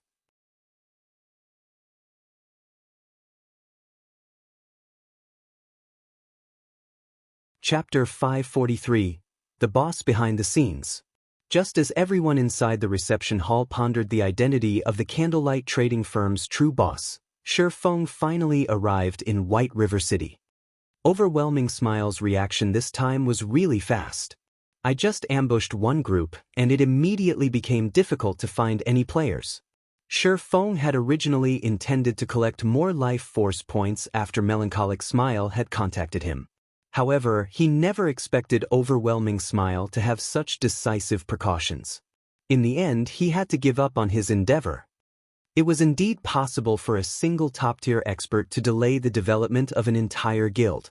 However, it was not possible for a person to single-handedly annihilate a large guild, particularly a cautious guild. Otherwise, many guilds would have long since fallen into ruin. After returning to White River City, Shifeng noticed that both the number and quality of players had increased significantly. I wonder what has happened to Zero Wing's recruitment? Shifeng then called up the guild system. Shifeng had busied himself with the candlelight trading firm. He had paid no attention to Zero Wing. He had left the guild's management to Aqua Rose and Blackie. If the two of them had not encountered any major issues, they normally would not contact him. So, Shifeng was not all that worried that anything had happened to the guild while he had been away. Currently, Zero Wing was White River City's publicly acknowledged #1 guild. It stood at the very forefront in every aspect. Although Zero Wing continued to wage war on Overwhelming Smile, and plenty of battles still occurred between both guilds every day, with the candlelight trading firm's financial support, this kind of expenditure was practically negligible. On the contrary, the ongoing war had stimulated guild members' motivation, allowing them to improve their combat techniques continuously. They had even made a huge profit through killing their enemies, killing two birds with one stone. Upon opening the guild system panel, Shifeng suddenly noticed that the guild's population had greatly increased. Previously, the member count had balanced around 40,000. Now, however, there were already more than 50,000 players in Zero Wing. Moreover, this number continued to rise. Throughout this time, Zero Wing had never changed its recruitment standards. On the contrary, the minimum requirements had been raised further in order to increase the quality of the new players. However, instead of seeing a decline in the number of players joining the guild, the opposite had happened. 50,000 people? Shifeng pondered the situation. During the initial stages of God's Domain, a guild with 50,000 members could definitely be considered a large guild. Normally, such guilds would split its members and develop themselves in multiple cities. Even for a major city like White River City, having 50,000 members at a time was about the limit. As for why there was a limit, it was because there was a limit to the number of high-resource areas available. Once the player population reached a certain level, the high-resource areas would reach full capacity. Any increase in the player population would result in the decrease in their development speed. Hence, large guilds would usually assign their members to various cities, allowing their members to develop quickly. Zero Wing already had 50,000 members. Moreover, the players Zero Wing recruited all had strong techniques. Even if they had not reached the standards of an elite player, they were not too far. Overall, Zero Wing was stronger than second-rate guilds and only slightly inferior to first-rate guilds. Not even first-rate guilds could match Zero Wing's top combatants. Naturally, Zero Wing required more resources to strengthen itself. It seems that I have to begin development in other cities earlier than expected. Feng had never expected for Zero Wing to develop so quickly. His initial plan to expand Zero Wing to other cities would not have begun for another month. He had also expected for Zero Wing's member count to reach 50,000 only 2 or 3 weeks after that. Now, however, he had to initiate his plan ahead of time. For now, however, I need to deal with the candlelight trading firm's problem. Feng then contacted Aqua Rose. Guild leader, do you need something? I'm quite busy at the moment, Aqua Rose asked pleasantly, smiling. She had been extremely busy while Feng had been away. Fire Dance and the others had focused on their special training, so all important matters regarding the guild had been left to her to handle. However, thanks to Feng's massive daily shipments of top-tier equipment, particularly level 30 fine gold and dark gold equipment, and the flood of enthusiastic players who wanted to join Zero Wing, she was quite happy with her work. Currently, Aqua Rose dared to pat her chest and guarantee that no elite members of other guilds in Star Moon Kingdom were better equipped than Zero Wing's members. As for Zero Wing's core members, the equipment they wore consisted of a mix of level 25 fine gold and dark gold equipment, with dark gold equipment being the majority. If other guilds discovered this, their eyes would pop out of their sockets. Someone's here to make trouble. What do you think we should do? Feng laughed. Who's the blind fool? They actually dare to cause trouble in White River City? Aqua Rose was initially surprised. However, very quickly she laughed and said, "Where are they? This lady will annihilate them this instant." Although Aqua Rose was very busy, her level had not lagged behind the other core members whatsoever. It was the same for her equipment. Currently, she was level 27 and fully equipped with dark gold equipment. The staff she wielded was also a staff exclusive to elementalists that Feng had obtained from the Twilight treasure chests. Although the staff's attributes were inferior to Blackie's epic-ranked staff, her weapons attributes were very well suited for elementalists. In PvP battles, it was in no way inferior to an epic-ranked staff. The Candlelight Trading Firm. When Feng uttered those 4 words, a realization instantly struck Aqua Rose. Guild leader, are we really going to do this? Aqua Rose could not help but ask. Currently, all players in White River City knew of the gathering of the many upper managers of first-rate and second-rate guilds at the Candlelight Trading Firm. Presently, however, no one had discovered just who stood behind the Candlelight Trading Firm. Only a few core members of Zero Wing knew. After all, it wasn't just guilds that were capable of setting up a shop, individuals could do so as well. Many of the shops set up in minor cities were mostly set up by workshops that focused on lifestyle classes. Not to mention, Feng had also set up the Candlelight Trading Firm under the name of the Horizon Alliance, making it nearly impossible to trace back to Zero Wing. Everybody will learn the truth sooner or later. This is just a little sooner than we had planned.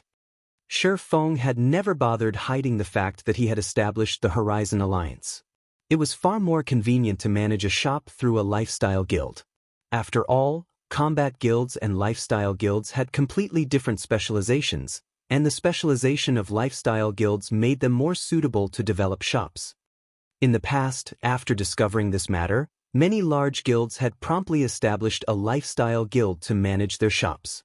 Feng had only established a lifestyle guild ahead of time. Guild leader, leave it to me. Aqua Rose also grew excited. Inside the Candlelight Trading Firm's reception hall. Due to Melancholic Smile's statement, everyone inside the hall had begun to make their guesses of who might be the Candlelight Trading Firm's owner. However, even if the boss behind the scenes was impressive, what could he possibly do against so many large guilds?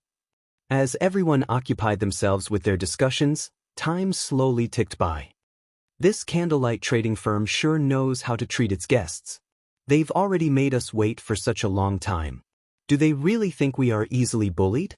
A representative of a second-rate guild complained.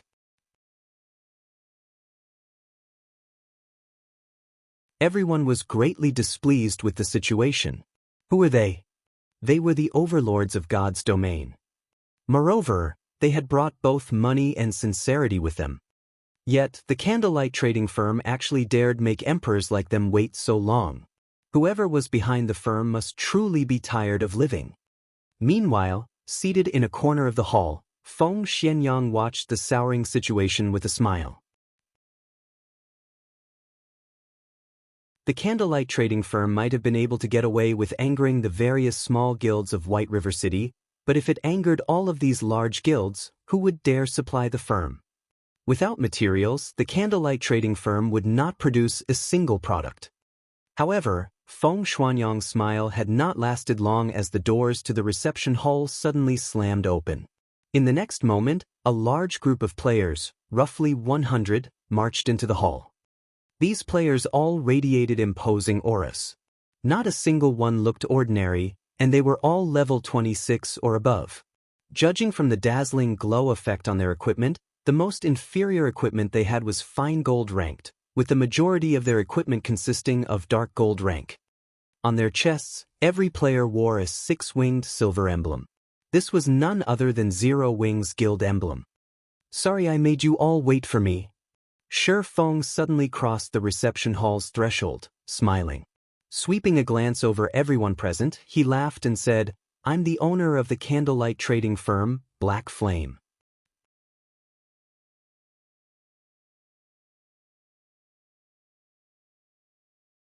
Chapter 544, Devour Everything.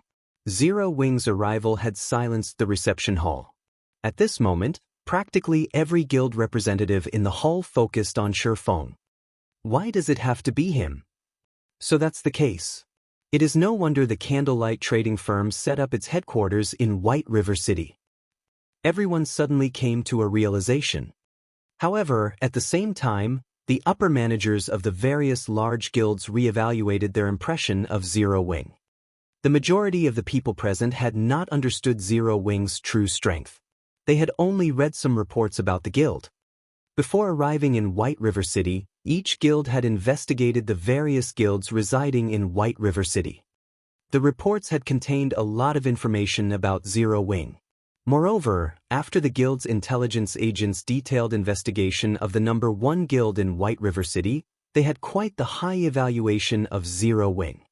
Practically every agent had evaluated Zero Wing as a guild that was above a second-rate guild, but below a first-rate guild. Meanwhile, Zero Wing's guild leader, Black Flame, was even Star Moon Kingdom's number 1 expert.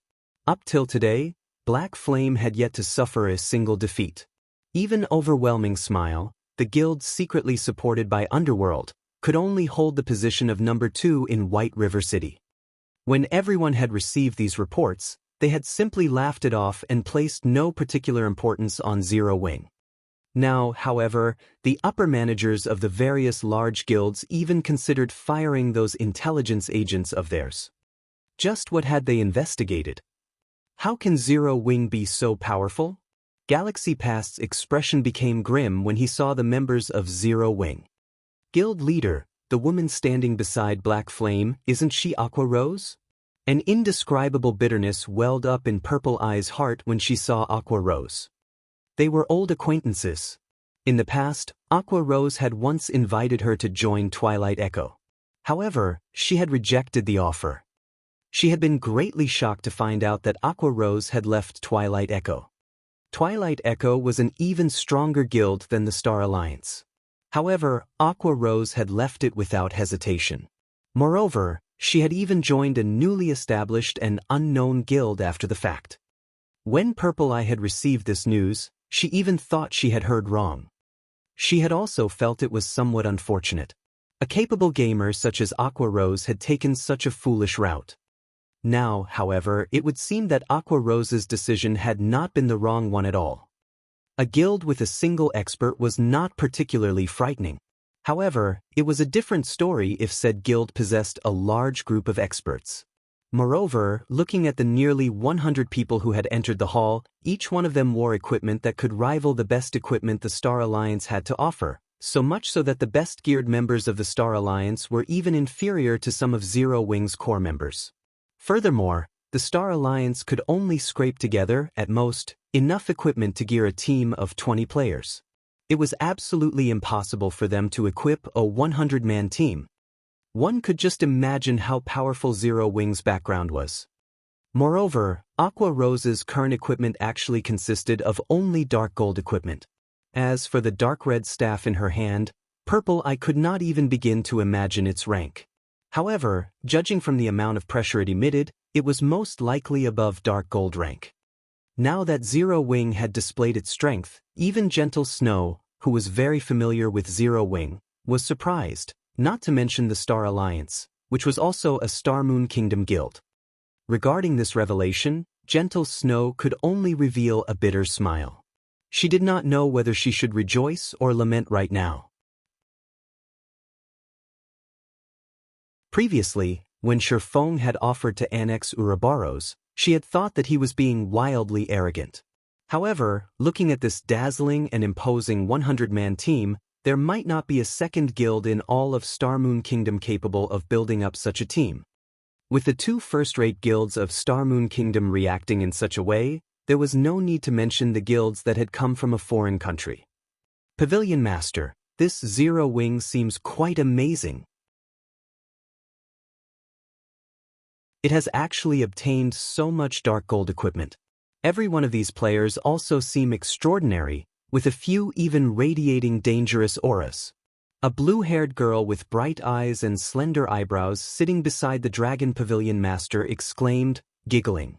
Contrary to her words, her actions made it seem as if she did not take Zero Wing seriously at all. As expected of the number 1 guild of White River City, it really does possess an impressive number of experts. The equipment it possesses is even more surprising. Only, it is a pity that such good equipment is actually being wasted on these people, the handsome youth stated, his gaze revealing a hint of greed. He could not help but admit that the equipment worn by Zero Wing's members was indeed amazing. Even the Dragon Phoenix Pavilion did not have so much top-tier equipment, much less first-rate guilds. If he could snatch all of it away. At that time, the Dragon Phoenix Pavilion would definitely become a bona fide super guild. It might even become even more powerful than a few current super guilds. Pavilion Master, should I secretly rob them all? The robust man named Blood Dragon asked softly. Let's discuss it first. The handsome youth waved his hand.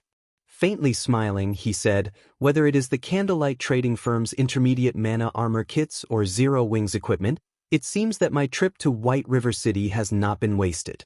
If I deal with this matter properly, the great Pavilion Master will definitely be pleased. Pavilion Master is truly wise. At that time, I want to see just how the Phoenix Pavilion plans to contend with our Dragon Pavilion. Blood Dragon laughed. Even after silence had gripped the reception hall for some time, Shifeng had not hurried to dive straight into business. Instead, he waved his hand and signaled Melancholic Smile. At this moment, Melancholic Smile opened her mouth and said, "Ladies and gentlemen, if you are here to purchase intermediate mana armor kits, please follow me. As our stock is limited, the Candlelight Trading Firm intends to hold a small-scale auction exclusively for you." Saying so, Melancholic Smile led the way out of the reception hall. In response, however, the guild representatives only turned to look at each other, showing no signs of leaving their seats. Who among them was not here to purchase the Candlelight Trading Firm, hoping to earn a massive profit through the transaction? How could they possibly come all the way here just to purchase a few measly intermediate mana armor kits? Particularly, the Dragon Pavilion Master from the Dragon Phoenix Pavilion looked utterly uninterested in the intermediate mana armor kits. With the Dragon Phoenix Pavilion taking the lead, everyone would naturally follow. However, among these people, one person stood up from their seat and followed Melancholic Smile. Has Gentle Snow gone insane? Galaxy Past watched Gentle Snow's departing figure. There were so many guilds putting pressure on Zero Wing right now. Even if Zero Wing were strong, it would have no choice but to tread carefully when faced with so many large guilds. Offending so many large guilds at once would be tantamount to suicide. Anyone who had a brain would definitely choose to stay. After all, they could take advantage of the situation to rake in even more profit for themselves, and that was not something a few measly intermediate mana armor kits could hope to compare with. Yet, Gentle Snow had actually chosen to leave. Don't tell me that no one else here is interested in the intermediate mana armor kits? Feng asked as he glanced at the seated guests. At this moment, Feng Xianyang stood. Righteously, he said, Guild leader Black Flame, many of us here have journeyed from far away. We have already shown the candlelight trading firm sufficient respect. If you turn us away empty-handed, our reputations will suffer. That's right, Guild leader Black Flame. Let's prosper together. Wouldn't it be better if we invest into and develop the candlelight trading firm together? That way, everybody can profit. Many among the crowd began advising Feng as they laughed merrily. Among those present, aside from the upper managers of a few first-rate guilds, everyone promptly voiced their agreement. Are all of you of the same opinion? Feng calmly asked. You could say that the Dragon Pavilion Master, Nine Dragons Emperor, suddenly said, However, aside from my interest in the intermediate mana armor kits, I am also very interested in the equipment you all wear. Why don't you state a price? I'll buy all of it. Although Nine Dragons Emperor wore a lukewarm smile, his tone indicated that he would not take no for an answer. Suddenly, the entire venue fell silent. Many of the guild representatives sucked in a breath of cold air. Initially, they had thought that the conditions they had proposed were sufficient.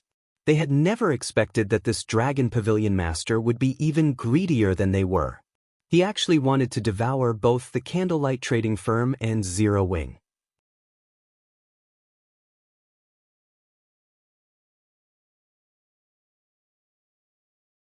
Chapter 545, Super Guild.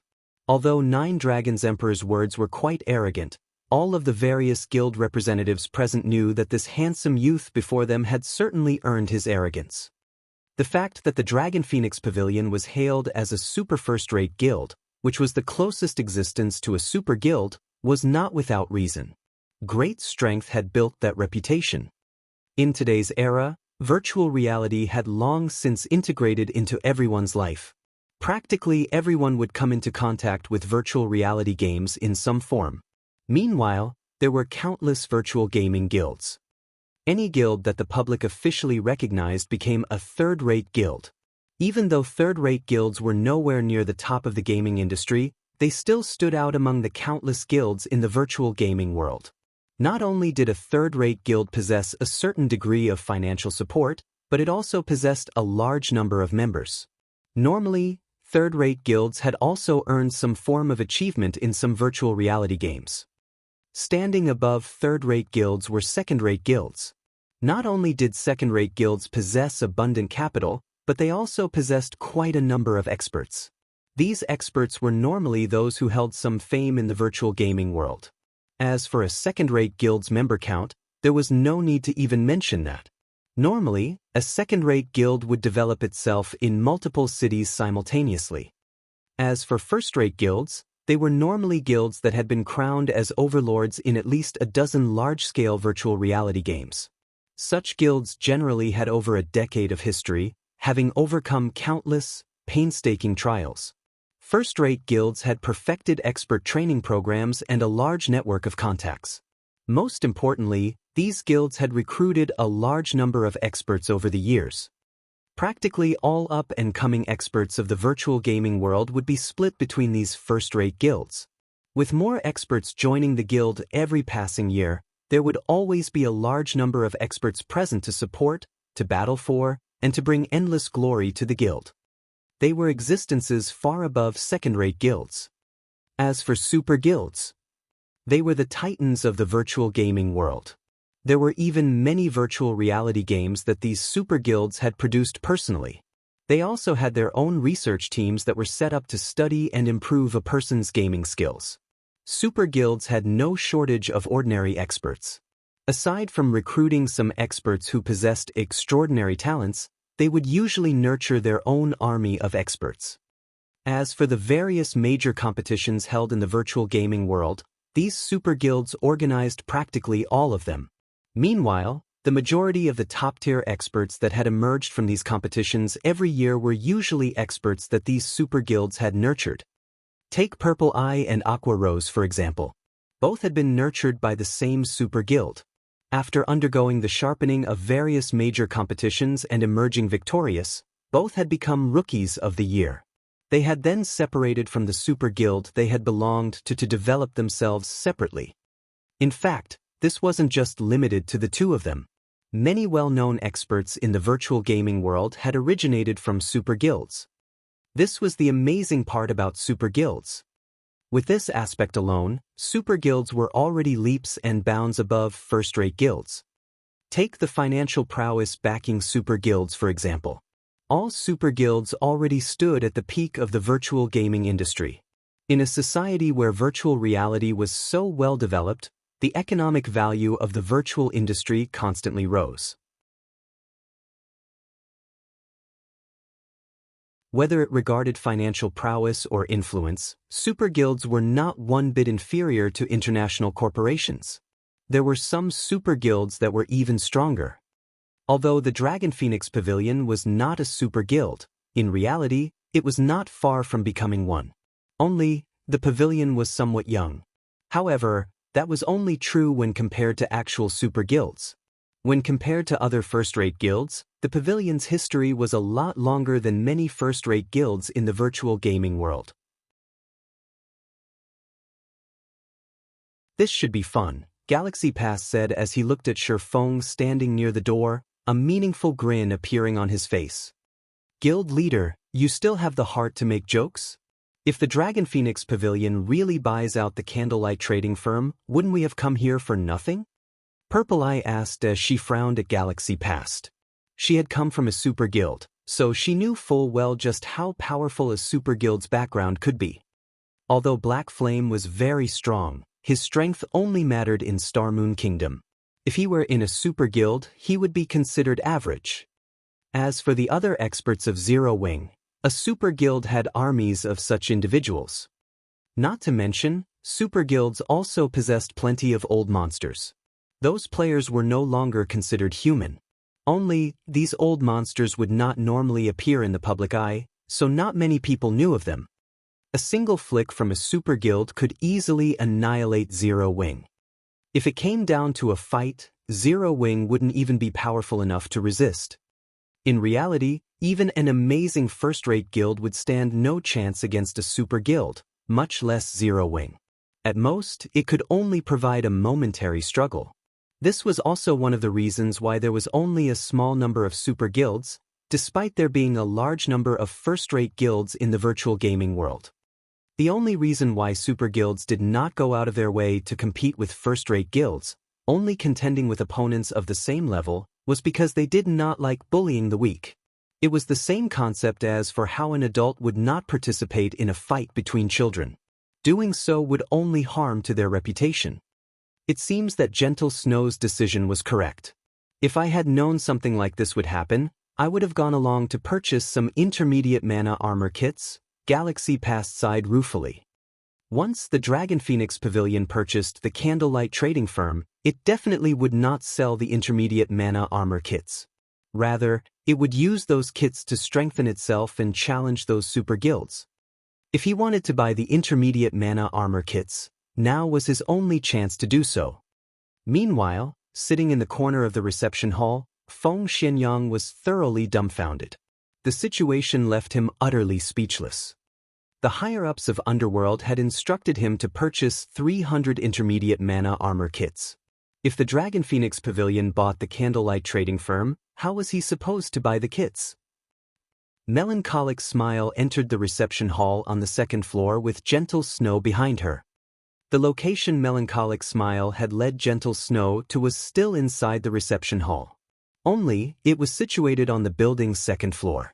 It could be considered a VIP room of sorts. And while the occupants of the first floor could not see the occupants on the second floor, the reverse did not hold true. Not only could one see everything that went on inside the reception hall on the first floor, but one could also hear the first floor's ongoings clearly. "Why have you brought me here?" Gentle Snow asked, surprised.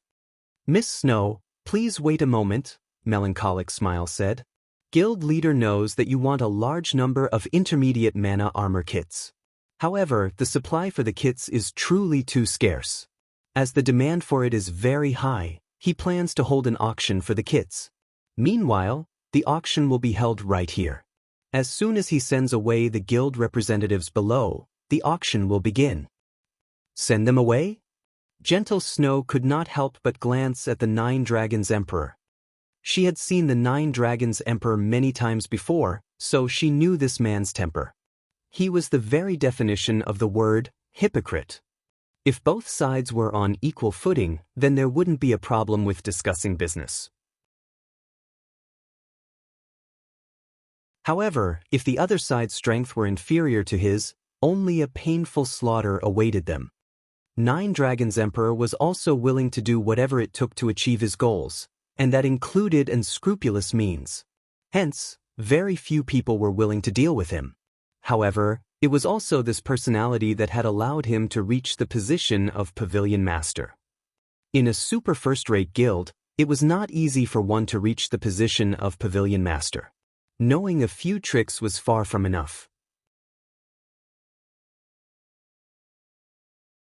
One also needed strength and ability.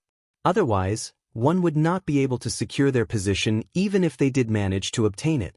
The fact that Nine Dragons Emperor had held his position firmly for so many years spoke volumes about his strength. Hopefully, he wouldn't do anything stupid, Gentle Snow said somewhat worriedly as she glanced at Shifeng. Inside the reception hall on the first floor, silence filled the venue. Everyone had focused on Shifeng, waiting for his reply despite having already guessed what the outcome would be. "You want to buy the Candlelight Trading Firm and Zero Wing?" Shifeng laughed. Smiling at the Nine Dragons Emperor calmly, he said, "Sure, but I want 60% of the Dragon Phoenix Pavilion shares."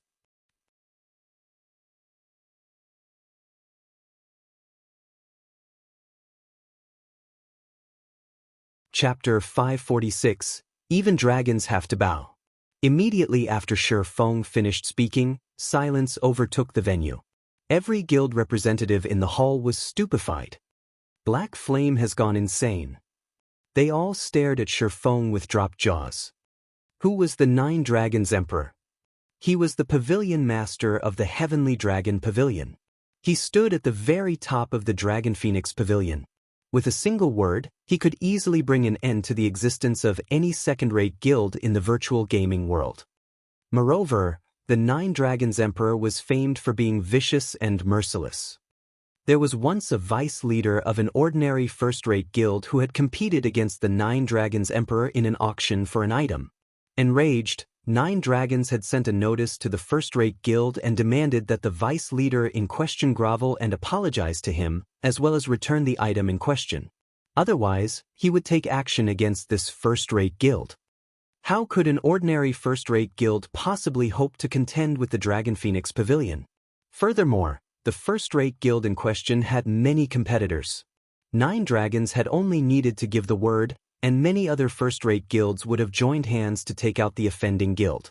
Having no other option, the first-rate guild sent for the vice leader in question to apologize and offer the item. In the end, however, the Dragon Phoenix Pavilion still annihilated the first-rate guild, forcing the guild to migrate to a different virtual reality game. Currently, although Shifeng had not outright stated that he refused to sell, the price he demanded was the same as slapping the Nine Dragons Emperor in the face. Although Nine Dragons was one of the two pavilion masters of the Dragon Phoenix Pavilion, he only possessed less than 10%. The majority of the pavilion's shares remained in the Great Pavilion Master's hands. Shifeng's demand of 60% of the pavilion's shares was no different than demanding ownership of the Dragon Phoenix Pavilion and a position above even his, the Nine Dragons Emperor's. This Black Flame is exactly as the rumors made him out to be. He is simply fearless. Galaxy Past could not help but voice his admiration. Throughout God's domain, other than those super guilds and a few guilds with extremely powerful corporations backing them, there were no guilds that dared provoke the Dragon Phoenix Pavilion. Even the upper echelons of super guilds would consider their options carefully before humiliating this pavilion master. Although a virtual reality game was only a game, where there were people, there was bound to be conflict. The Nine Dragons Emperor was the face of the Dragon Phoenix Pavilion. Even if Shi Feng refused to give in to Nine Dragons' coercion, he should have handled the situation with the more delicate hand. Yet, Shi Feng had thrown all pretenses out the window and made a mockery of the Nine Dragons Emperor. Even if it were just for his reputation's sake, the Dragon Phoenix Pavilion would now go all out to destroy him. Hence, Galaxy Pass truly admired Shi Feng's courage. He should have shown some restraint and refrained from such an impulsive comeback. If he could have endured the humiliation he has suffered today in order to retaliate another day, he would have gained more of my respect. However, with him acting like a boorish fellow, Zero Wing is truly finished this time, Purple Eye said as she glanced at Shi Feng.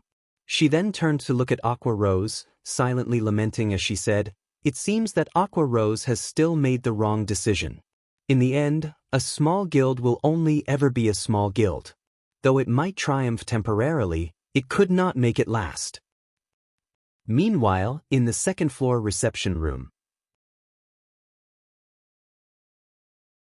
"Your guild leader has gone insane. That's the Dragon Phoenix Pavilion. Moreover, that's the Nine Dragons Emperor he is provoking. Just what is going through your guild leader's head? Even if Nine Dragons doesn't take offense, if word spreads, the Dragon Phoenix Pavilion will definitely try to annihilate Zero Wing with everything it has to restore its reputation." Gentle Snow exclaimed as she stared at Melancholic Smile. Based on what she understood of Shi Feng, the man was not ignorant. On the contrary, he was quite shrewd with great foresight. Yet, now, he had actually offended the Dragon Phoenix Pavilion. She had no idea why Shi Feng had done such a thing. "Even I don't know what he is trying to do." Melancholic Smile shook her head. She then said, "However, after hearing the guild leader's words, I can't help but feel proud. Why are they allowed to bully us, while we are not allowed to resist?" Gentle Snow failed to think of a response. Although he was not in the wrong, there was a price to pay for those words. Similarly, the precondition for resisting was to have sufficient strength. Although Zero Wing was relatively powerful, it was still far from a titanic existence like the Dragon Phoenix Pavilion. Challenging the pavilion at his point was simply suicide. Meanwhile, back in the first-floor reception hall, even the Nine Dragons Emperor himself was stunned. He had never expected Shi Feng to be so foolish. Even the heavens would laugh at such folly. However, Nine Dragons could not find it in himself to laugh. Instead, his expression shifted slightly as a cold, killing intent flashed in his eyes. However, this killing intent quickly disappeared. In the next moment, a bright, dazzling smile appeared on the Nine Dragons Emperor's face. "Since Guild Leader Black Flame has no intentions of selling, I won't overstay my welcome. Goodbye." The Nine Dragons Emperor smiled. He then left the reception hall with his subordinates. Everyone else in the reception hall turned to look at each other. What had just happened? That's it? Wasn't he supposed to warn Zero Wing and teach them a lesson? Purple, let's leave as well then. At this moment, Galaxy Past smiled faintly as he prepared to leave the building. "Guild leader, are we not going to negotiate with Zero Wing? Are we just leaving?" Purple Eye asked curiously. It had taken quite some effort to embark on this trip. After all, Galaxy Past was the guild leader of the Star Alliance. If he left White River City without obtaining even the tiniest harvest, he would become a laughingstock. It will be meaningless. If even the Dragon Phoenix Pavilion has been treated in such a way, do you think Black Flame will agree to sell the Candlelight Trading Firm to us? Galaxy Past shook his head. He then explained, "Also, a war is going to begin in White River City, so don't you think we should return quickly?" War. Purple Eye suddenly came to a realization. Although Nine Dragons Emperor had left the building peacefully and had not made any vicious remarks, in reality, killing intent filled his heart. It would have been foolish of him to reveal his thoughts inside the candlelight trading firm. Inside this shop, Black Flame's words were law. Anyone who dared spout profanities inside the building would only be sentenced to death. Only a brain-dead fool would risk that just to sate his pride. Most likely, the Nine Dragons Emperor would notify his subordinates, instructing them to annihilate Zero Wing the moment he returned to the Black Dragon Empire. He would not give Black Flame the chance to react. Ha! Black Flame, so even you will have such a day. Feng Xianyang grinned like a drunk fool. At this point, there was no doubt that the Dragon Phoenix Pavilion would obliterate Zero Wing. However, based on the Dragon Phoenix Pavilion's prestige, it would abhor remaining in a small location like White River City. Once Zero Wing was annihilated, Overwhelming Smile would automatically become the #1 guild of White River City without even needing him to expend any effort. Afterward, the various guild representatives promptly left the candlelight trading firm. Not a single guild chose to stay behind. At this moment, Aqua Rose turned to Shifeng, wearing a grim expression as she said, "Guild leader, now that you have provoked the Dragon Phoenix Pavilion, the pavilion will not let us off the hook." The pavilion's background is also not something first-rate guilds like the Star Alliance and Ouroboros could hope to compare with. They have countless experts in their midst. They also have plenty of great experts who are famous in the virtual gaming world. If they dispatch a large number of experts to ambush our guildmates, the resulting death count will far surpass that of our war with Overwhelming Smile. Even Underworld was already capable of dispatching over 200 battle-experienced experts, not to mention the Dragon Phoenix Pavilion. The pavilion most likely had plenty of top-tier experts as well.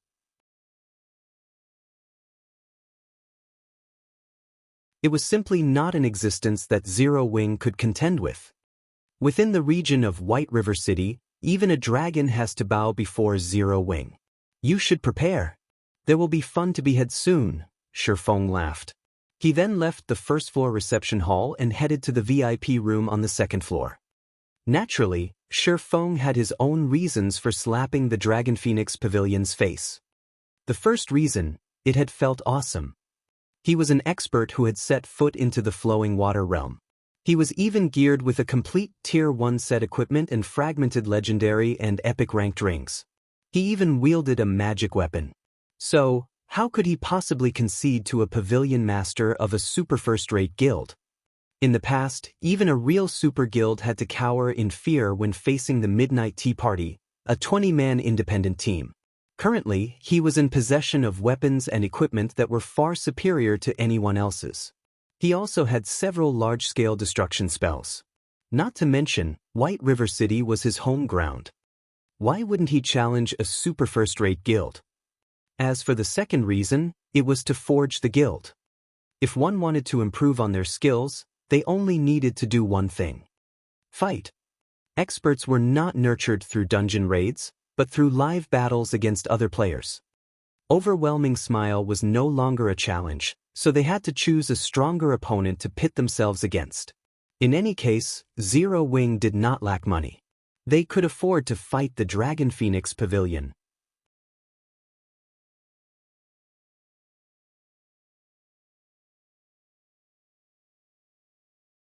Chapter 547, Shocking God's Domain.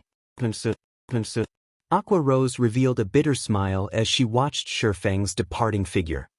However, when she considered the situation from a different perspective, Shifeng's decision was not necessarily a bad thing. In the past, other than super guilds, there really weren't any guilds that had dared provoke the Dragon Phoenix Pavilion. Now that Zero Wing had made a fuss, even if they were defeated, it would be a glorious defeat.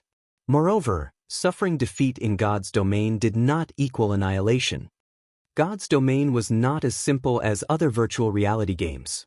Thoroughly annihilating a guild was easier said than done. It was similar to Zero Wing's efforts to chase Overwhelming Smile out of White River City. Despite having massacred Overwhelming Smile's members, not only did the guild still reside in White River City, but it was also getting by quite well. Only, the guild was forced to maintain a low profile, and its development had slowed significantly. Although the Dragon Phoenix Pavilion had a lot of experts, and its financial prowess was enormous, it would not be able to extinguish Zero Wing in White River City easily. Not to mention, Zero Wing also had the candlelight trading firm supplying it with coins. Alright, let's head back and prepare. White River City won't be so peaceful from now on. Saying so, Aqua Rose left the candlelight trading firm with Zero Wing's core members. Meanwhile, inside the VIP room on the second floor, Shifeng had already begun to discuss business with Gentle Snow. Guild leader Black Flame, this move of yours is truly incomprehensible, Gentle Snow said, confusion plastered on her snow-white face. She could not help but ask, Guild leader Black Flame, you should know that there are a total of 7 first-rate guilds competing over the Black Dragon Empire. Although 2 of them are not based in the Empire, they have invested a significant sum into the branch's development. Yet, despite there being so many first-rate guilds in the Empire, only the Dragon Phoenix Pavilion has a branch guild set up in the Imperial capital. None of the other first-rate guilds have set up their branch guilds there yet. Do you know why? The Imperial capital isn't a nice place to live. Shifeng laughed. Gentle Snow rolled her eyes.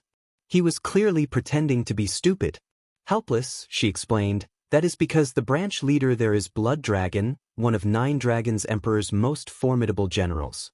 Blood Dragon is a violent man, and he loves battles more than anything. He also has a group of experts under him called the Blood Legion. If any guilds refuse to submit to the Dragon Phoenix Pavilion and dare to reside in the Imperial capital, then this Blood Legion will come forward. The Blood Legion will secretly target these guilds, going as far as to ambush the upper echelons even while still within the city limits. None of these first-rate guilds wish to drop all pretense of cordiality with the Dragon Phoenix Pavilion and allow others to take advantage of the situation. Hence, they had no better option but to withdraw from the Imperial capital and develop in other cities. If the pavilion sends the Blood Legion to White River City, it won't be a good thing for Zero Wing. Shifeng simply revealed a faint smile in response to Gentle Snow's words. Naturally, he knew all of this information. Moreover, his understanding of the Dragon Phoenix Pavilion was even more thorough than Gentle Snow's. The Blood Legion's fame was not one bit exaggerated. The Blood Legion was also known as the Assassination Legion, comprised of a group of assassins that the Heavenly Dragon Pavilion had carefully nurtured. Anyone who opposed the Heavenly Dragon Legion would oftentimes find themselves killed back to level 0 the following day. The result would not change even if one hid inside a city. It was not an easy feat to kill players inside a city. It was especially so for a major city. Even if one managed to kill a player, the city guards would still kill them and deliver a severe punishment. In mild cases, this punishment would be a jail sentence of several days.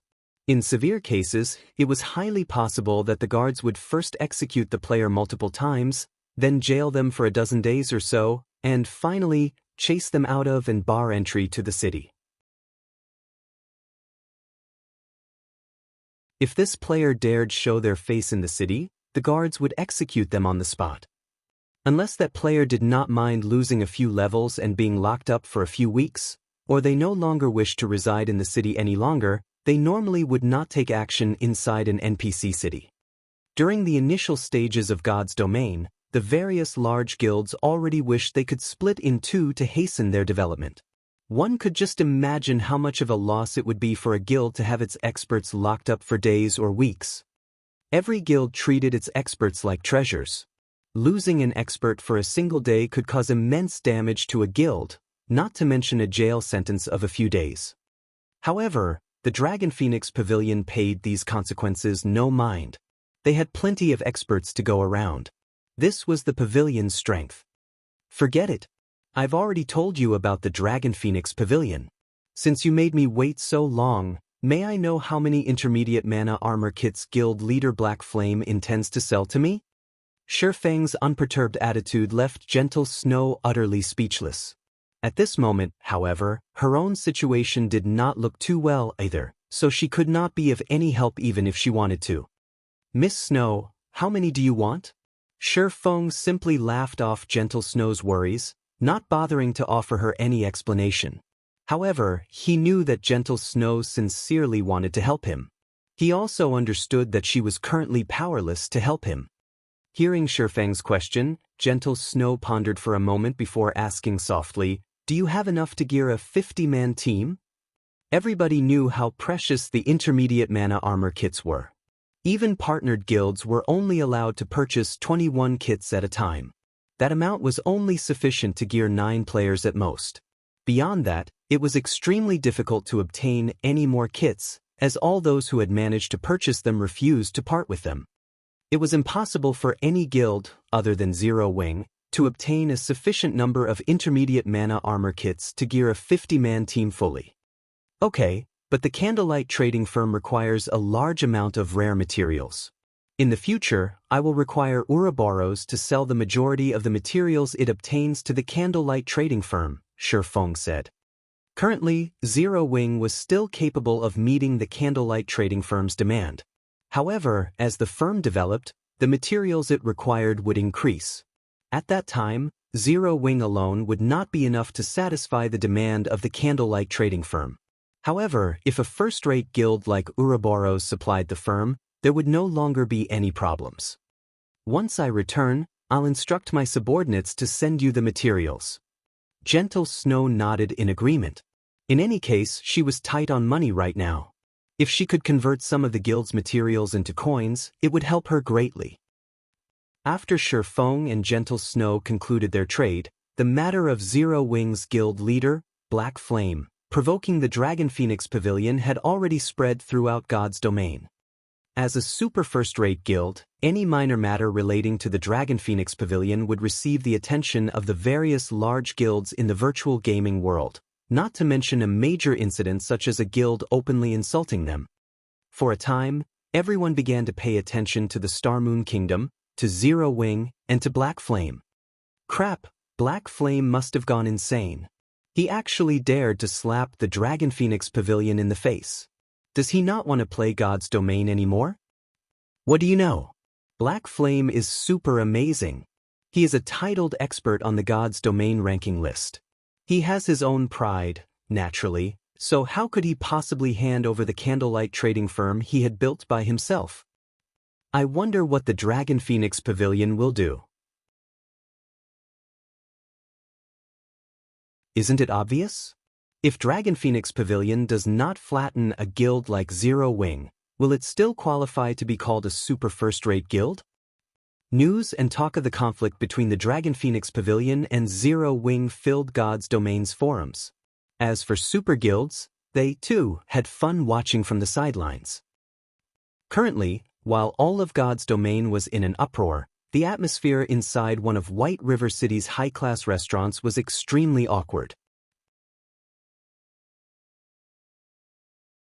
Pavilion Master, leave this matter to this subordinate. I will give Black Flame more than what he bargained for, the robust blood dragon requested respectfully. I never expected to encounter such a blind fool in this far-off city. Now, every player in God's domain knows of this incident. The Great Pavilion Master has even sent me a message personally, telling me to deal with this matter as visibly as possible and show those super guilds that the Dragon Phoenix Pavilion is no longer just a super first-rate guild. Rather, it is a super guild that stands on equal footing, Nine Dragons Emperor said, a bone-chilling glint flashing in his eyes. Curling up his lips, he said, since the Great Pavilion Master has issued the command, we cannot take this matter lightly. Notify the War Dragon Legion and have them meet us here immediately. I want to destroy Zero Wing's guild residence personally.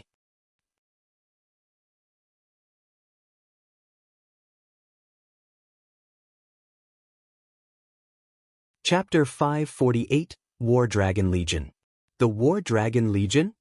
Blood Dragon could not help but suck in a breath of cold air when he heard this name. The Dragon Phoenix Pavilion was divided into 2 pavilions, the Heavenly Dragon Pavilion and the Phoenix Pavilion.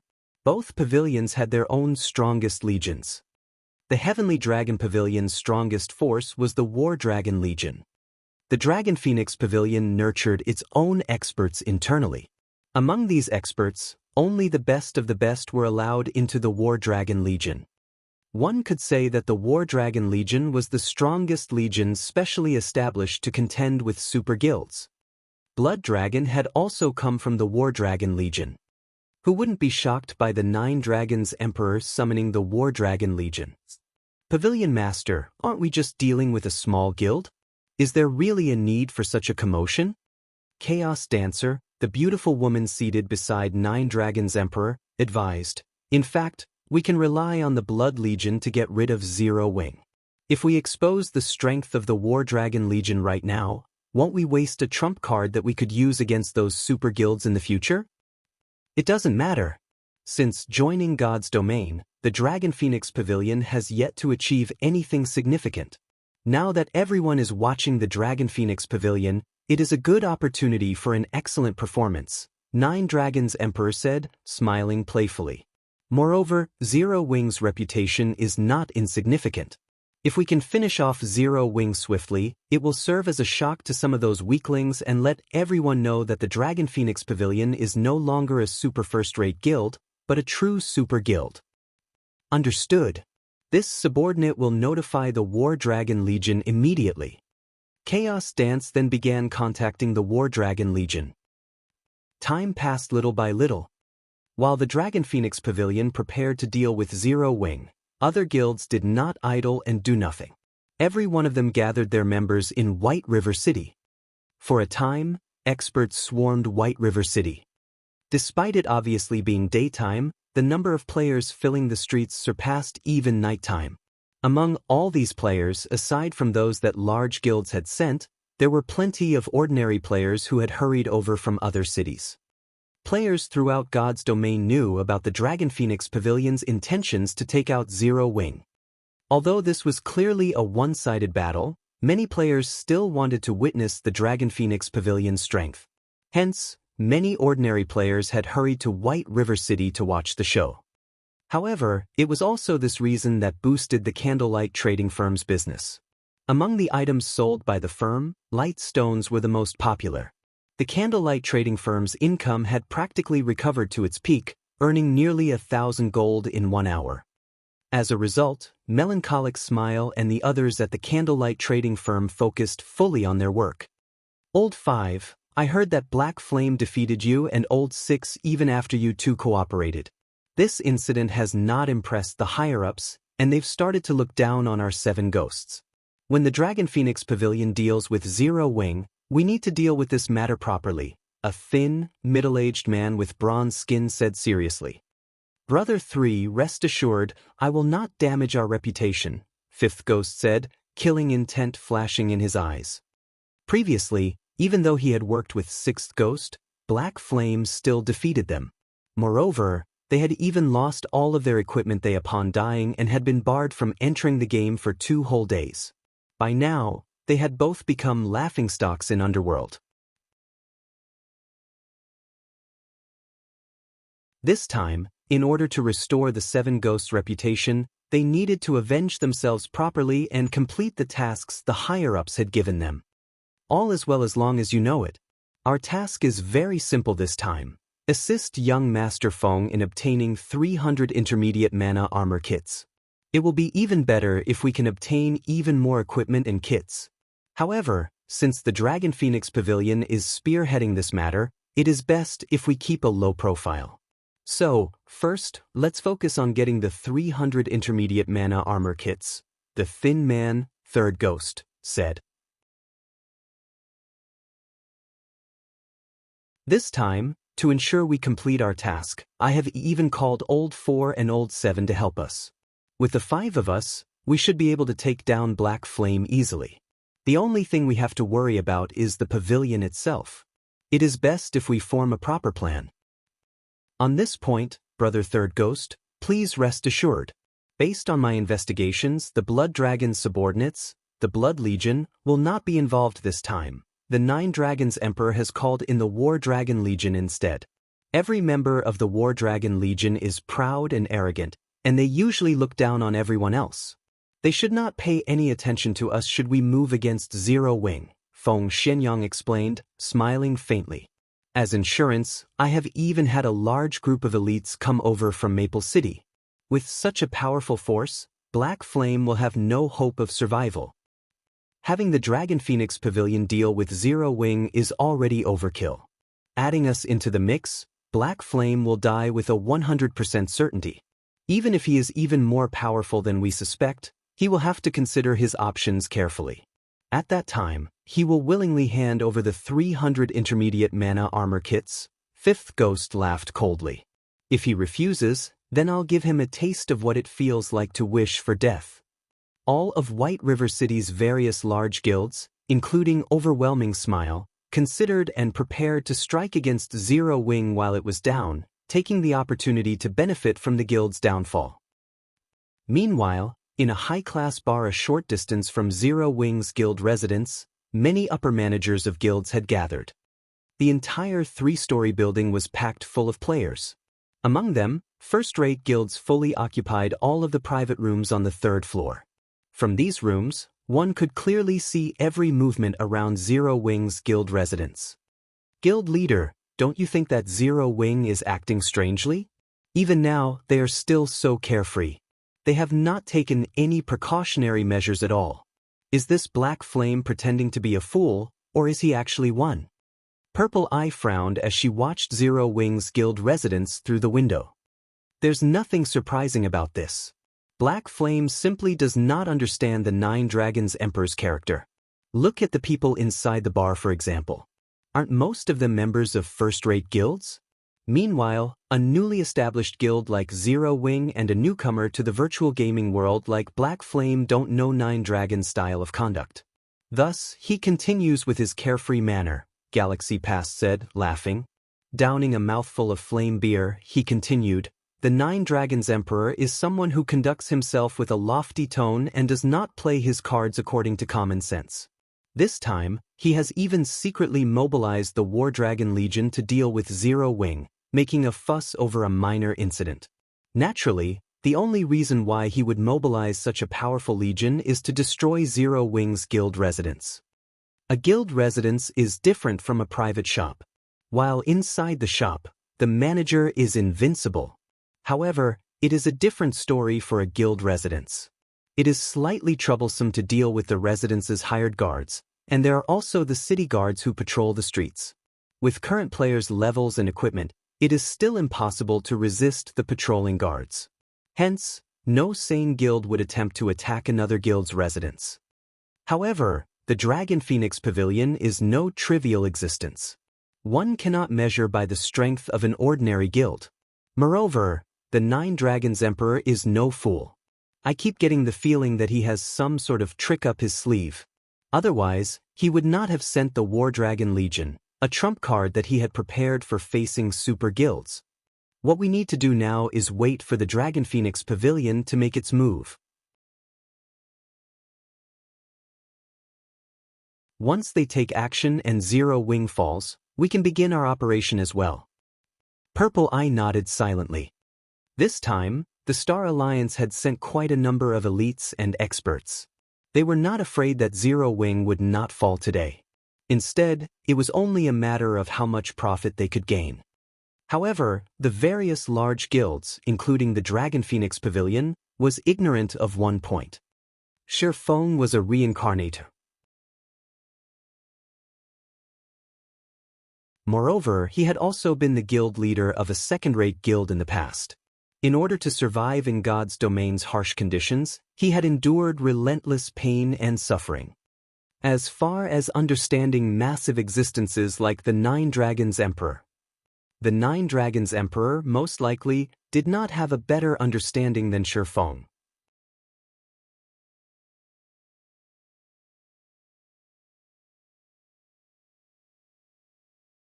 Chapter 549, Leave None Alive. Inside the meeting room in Zero Wing's guild residence. Zero Wing's core members filled the large meeting room. Everyone could feel the tension in the air. War was imminent. Although Zero Wing had succeeded in suppressing Overwhelming Smile in White River City, their current enemy, the Dragon Phoenix Pavilion, was a lot stronger than Overwhelming Smile. The two guilds were on entirely different levels. Every player present fully understood how severe of a situation they were in. They also knew that it was highly unlikely that they would overcome this hurdle. Seated on the guild leader's throne, Shifeng suddenly asked, "You must think that I am a fool, right?" However, the only answer he received was silence. Not a single person answered his question. Everyone only stared at their guild leader, who was shrouded in mystery, quietly.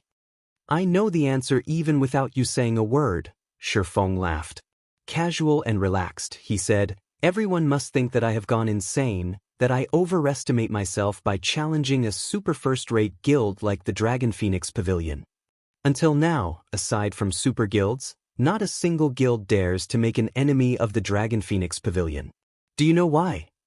The reason is very simple. They are simply too strong.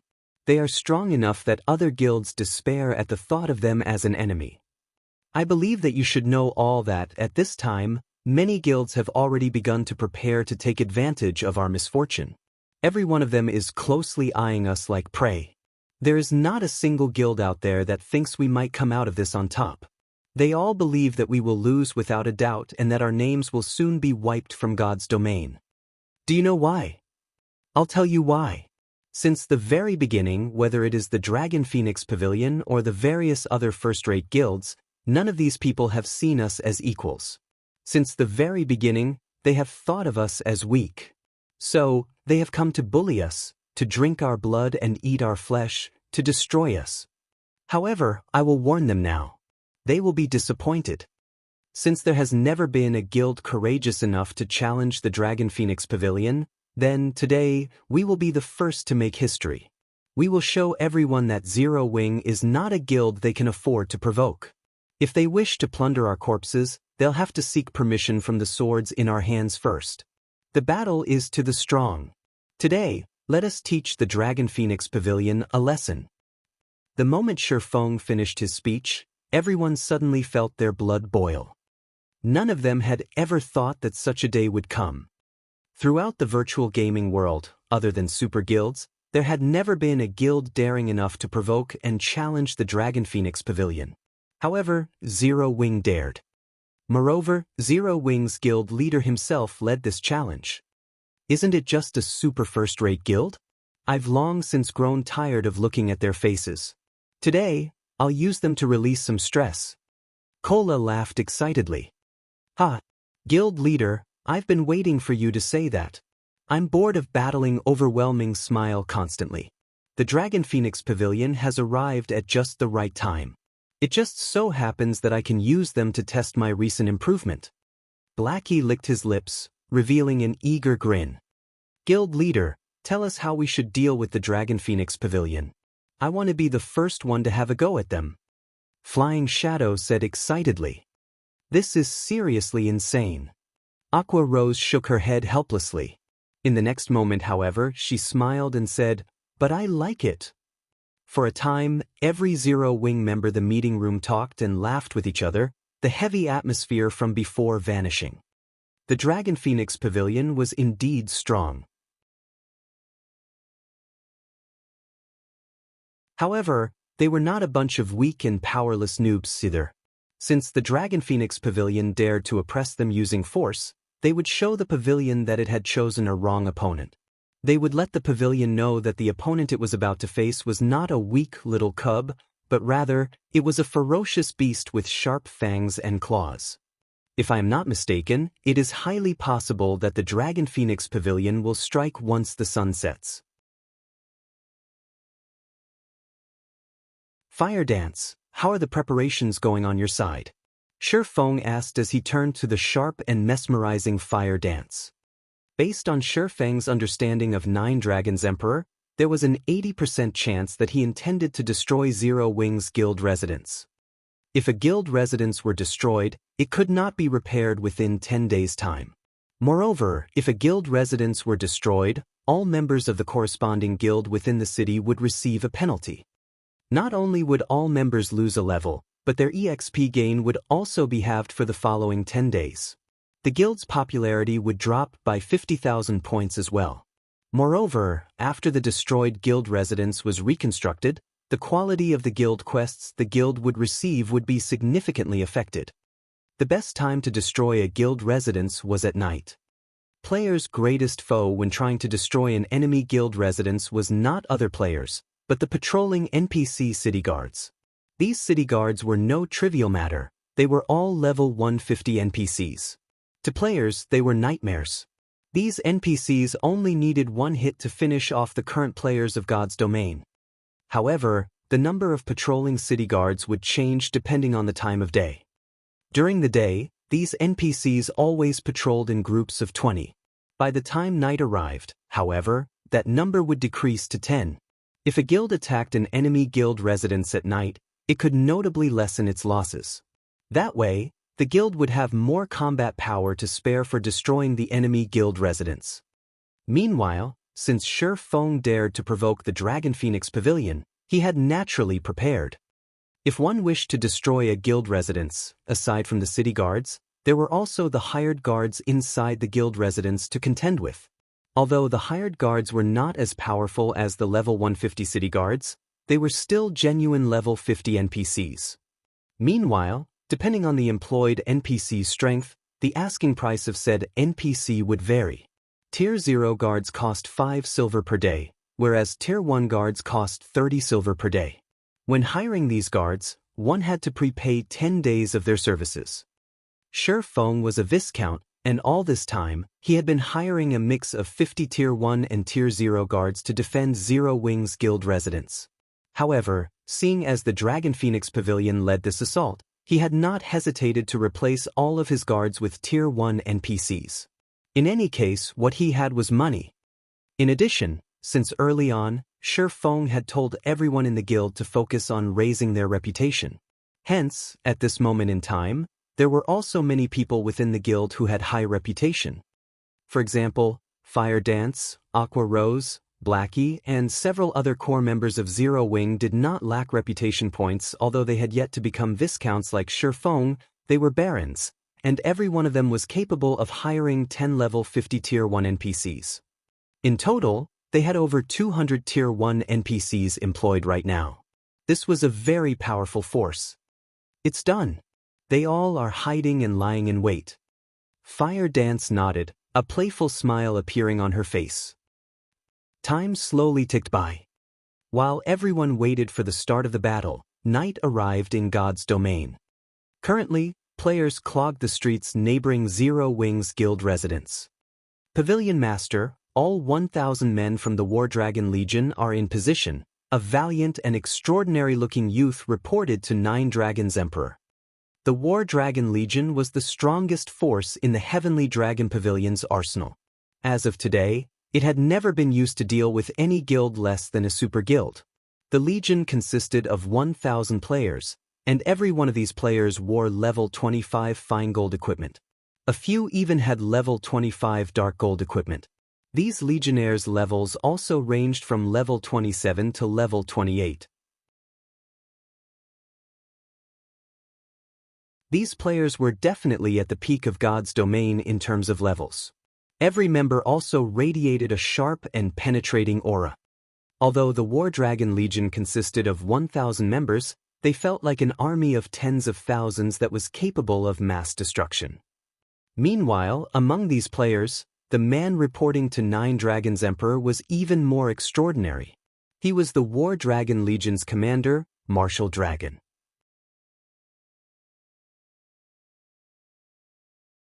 He was a level 28 Berserker, and the majority of his equipment consisted of level 25 dark gold equipment.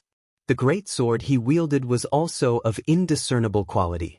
However, judging by the blade's capability of even tearing apart air, one could tell that it was an exceptional item with a single glance.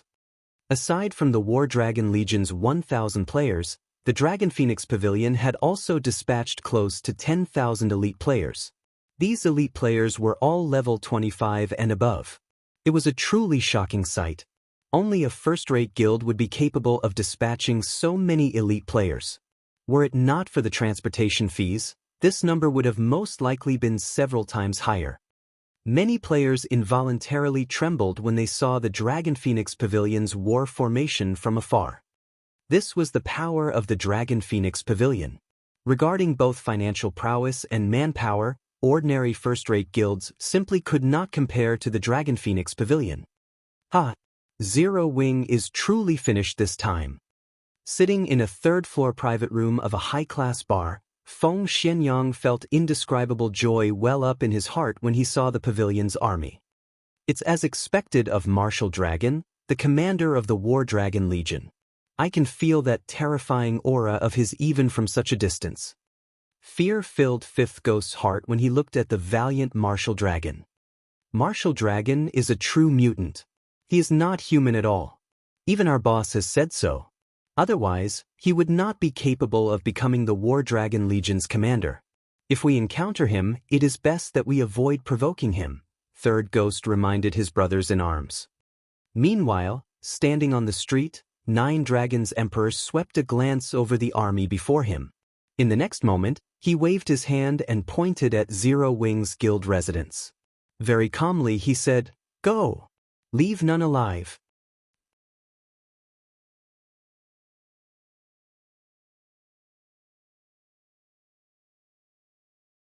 Chapter 550, Exceeding Expectations.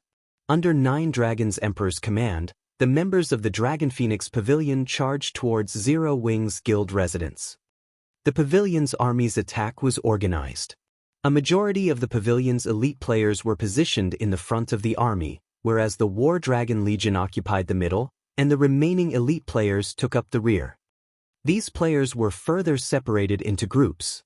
However, unlike guild wars that usually involved thousands of players, the Dragon Phoenix Pavilion had grouped its members into parties of 6.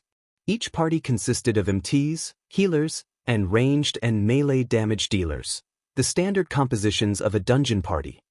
Although this militaristic configuration was not suited for a large battlefield, it was perfect for battles in narrow terrains such as a city. The army could react to all sorts of problems in a timely manner. It has finally begun. Purple, did you order those assassins under you to record this battle? Galaxy Past, who sat comfortably in a third-floor private room of the high-class bar, asked. Smiling, he stated, "This is a good opportunity to collect data on the Dragon Phoenix Pavilion, particularly the experts from the War Dragon Legion. Every member of the Legion is worth noting. It might come in handy in the future." This high-class bar offered an excellent vantage point. He could see practically everything that occurred around Zero Wing's residence. However, Galaxy Past was still not satisfied with this. He had positioned assassins under his command in several other buildings in order to record the battle from the closest distance possible. Just how strong was the Dragon Phoenix Pavilion? Particularly, how was the pavilion's strength after joining God's domain? Other than a few upper managers of the Dragon Phoenix Pavilion, nobody knew the answer to these questions. Now that the pavilion launched an assault on Zero Wing's residence, it was clear to see that their strength was nothing to scoff at. Otherwise, every large guild would have already attacked guild residences that they found to be an eyesore instead of letting those guilds with little strength live this long. Just the patrolling guards were enough trouble. The hired guards were no trivial matter either. They all were level 50 NPCs. To current players, these level 50 NPCs were still too powerful to handle. However, the truly troublesome issue was the players of the guild itself. Zero Wing had definitely taken some precautionary measures. It was normal for around 20 to 30,000 players to defend the guild residence at all times. Even if the Dragon Phoenix Pavilion had deployed the War Dragon Legion, Zero Wing's guild residence would not be so easily destroyed. The pavilion would have to reveal some of its true capabilities, and this was precisely what Galaxy Past and all of the other large guilds watching wanted to witness. As God's domain was still in its early stages, there had yet to be any major conflicts between the various first-rate guilds, super guilds, and the Dragon Phoenix Pavilion. However, that would not necessarily remain the case in the future. It was better to prepare ahead of time. Hence, the Star Alliance wasn't the only guild to send a large group of assassins to record the battle. Many other guilds had also dispatched their assassins, all of them hoping to uncover even the smallest detail about the Dragon Phoenix Pavilion's background. Meanwhile, inside Zero Wing's residence, The guild's members had long since prepared for the upcoming war. Every one of them stood, waiting, inside the guild residence. Guild leader, they've arrived. Initial estimates put their number somewhere over 10,000, with the weakest among them being elite players. Their equipment is also a match for our elite members, Aqua Rose reported. Everyone's heart skipped a beat upon hearing Aqua Rose's report. Although Zero Wing had 50,000 members, they only had around 14,500 elites. Yet, the Dragon Phoenix Pavilion had casually mustered a force of 10,000 elite players. This was simply too frightening. Sure enough, the pavilion is both rich and powerful, Shifeng laughed. This situation did not surprise him. After all, the Dragon Phoenix Pavilion was a super first-rate guild.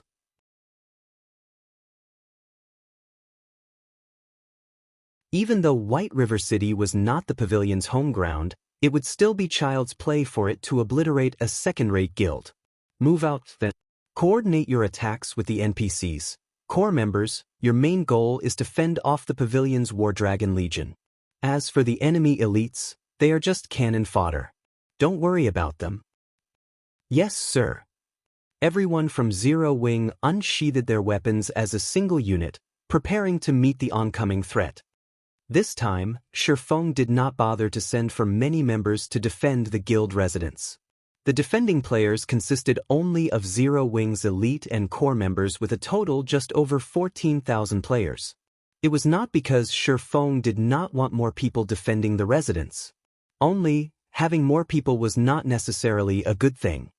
A normal member of the guild would only find their death by joining this battle. Moreover, the battlefield was very cramped.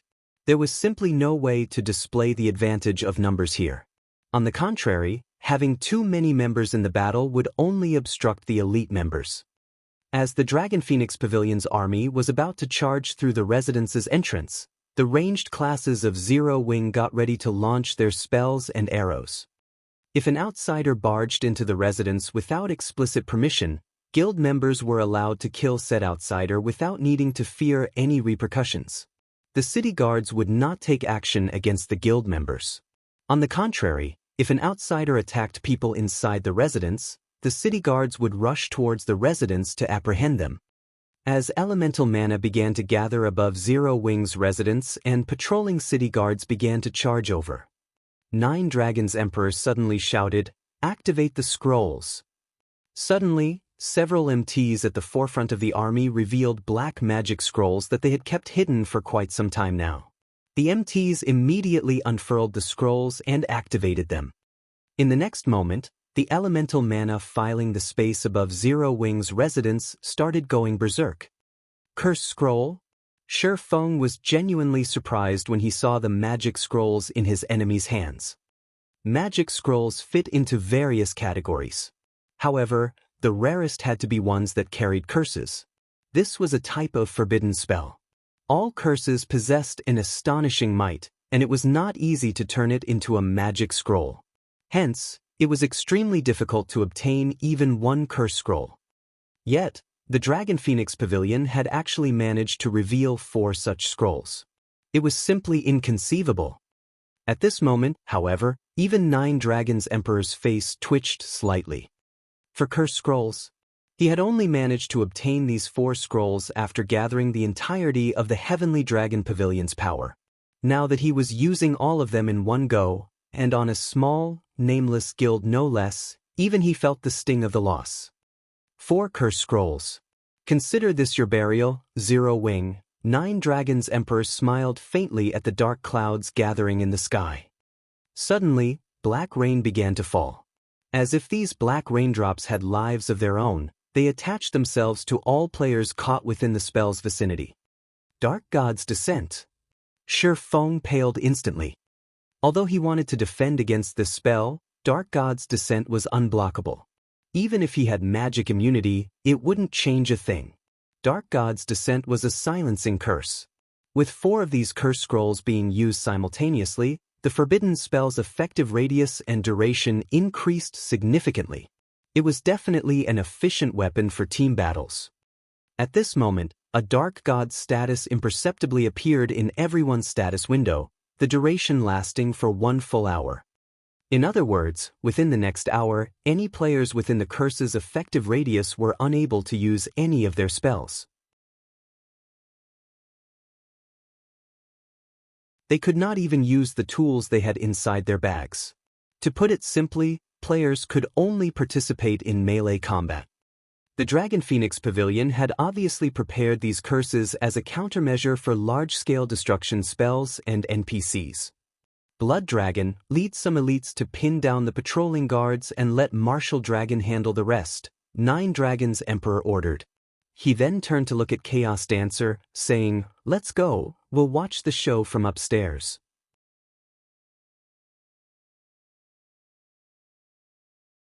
After receiving the command, Blood Dragon led the elite players, who were positioned at the rear line and remained unaffected by the Dark God, and charged towards the 10-level 150 patrolling guards. At the same time, Martial Dragon shouted, "Kill! Annihilate Zero Wing! Leave not a single player alive!" The War Dragon legions suddenly charged into Zero Wing's residence. As for the other elite players, they were tasked to delay the residence's NPC guards. When silenced, an expert strength stepped into the spotlight. When the War Dragon Legion's 1,000 members charged into Zero Wing's 10,000-plus elite members, they were like wolves among a flock of sheep. Immediately, the members of the War Dragon Legion started a slaughter. At this point, Zero Wing possessed more than 400 Tier 1 players. It had more Tier 1 players than every guild in White River City combined. Naturally, all those capable of becoming Tier 1 classes at this stage of the game employed powerful techniques. Even if they were not yet experts, they were not far from that hurdle. Zero Wing's members were also famed for having amazing equipment. Even if their techniques were lacking, they could make up the gap with their equipment. In front of absolute strength, all manner of tricks were useless. Even so, Zero Wing possessed far fewer experts than the Dragon Phoenix Pavilion. Not to mention, the members of the War Dragon Legion were experts who had undergone careful screening. Do you think we're that easily bullied? All guards, to the lines. Shifeng commanded. Suddenly, an additional 200 Tier 1 NPCs emerged from the guild hall. Moreover, these Tier 1 NPCs were all melee classes.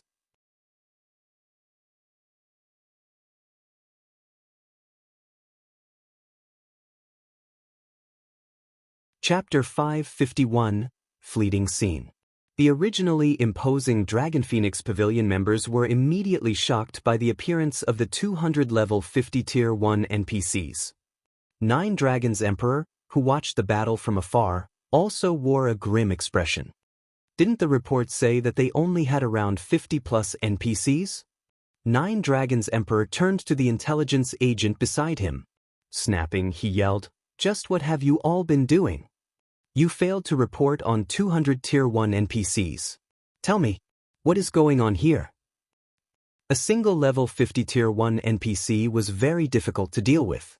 Each one required a team of elite members to pin down. Now that there was an additional 200, this would greatly affect his plans. Suddenly, cold sweat appeared on the forehead of the reconnaissance unit's leader. He was so frightened he could not utter a single word. Originally, he had tried to think of an excuse to save himself. However, he knew full well what kind of personality the 9 Dragons Emperor had. The more he tried to justify himself, the graver the consequences would be. "Forget it. You won't have to do your job anymore. Someone will replace you in the future." 9 Dragons Emperor waved his hand, having his subordinates escort the recon leader out of the building and dismissing him from the Dragon Phoenix Pavilion. "Chaos, instruct the Blood Legion to send help. With the Blood Legion's strength, they should be able to hold back 200 NPCs. At this moment, 9 Dragons couldn't care less about how Zero Wing had managed to obtain all of these NPCs. He had no choice but to involve the originally inactive Blood Legion in the battle. "Understood. This subordinate will lead them over now." Chaos Dancer nodded and smiled. A short moment later, the 1,000-strong Blood Legion, which had been on standby, charged into Zero Wing's guild residence. Meanwhile, the various large guilds watching the battle from afar were also shocked by the sudden change. Sure enough, Zero Wing is quite capable. With so many Tier 1 NPCs, even the Blood Legion will not be able to hold them off for long. After all, each level 50 Tier 1 NPC is the equivalent of a level 50 special elite. Galaxy Pass sighed. If any other first-rate guild stood in the Dragon Phoenix Pavilion's place right now, they would have no chance against Zero Wing. Particularly, that large-scale silencing spell the pavilion had used before the battle began significantly restricted the NPC's combat power and had even sealed Zero Wing's large-scale destruction spells. Zero Wing had lost all their advantages with just this single move.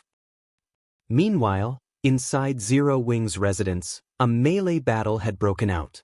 The scene in the residence looked just like a battlefield from ancient times. Currently, the magical classes who boasted the highest power could only fight using their staffs. The magical classes in God's domain were different from other virtual reality games. They were not completely incapable of participating in melee combat, but they were not specialized in it. They possessed very few skills that could be used in a melee battle. In addition, their classes mainly focused on intelligence and vitality, making them even more inferior in melee combat. At this moment, however, nobody could care less. Even the healers of either side fought each other, not to mention the other magical classes. Compared to the one-on-one fights between the magical classes, the battles between the physical classes were intense. Currently, none of them could use any skills or tools and had to rely solely on their combat techniques. It was especially true for the War Dragon Legion. A majority of the War Dragon Legion members consisted of physical classes, and everyone was an expert among experts. Normally, they were capable of soloing a special elite of the same level, and some were even capable of putting up a good fight against a chieftain of the same level. Elite players could become elites in the first place not solely because of their levels being above average. It was more due to the fact that they could solo an elite monster of the same level. Hence, they were called elite players. Meanwhile, in the eyes of God's domain's ordinary players, experts were individuals capable of soloing a special elite of the same level.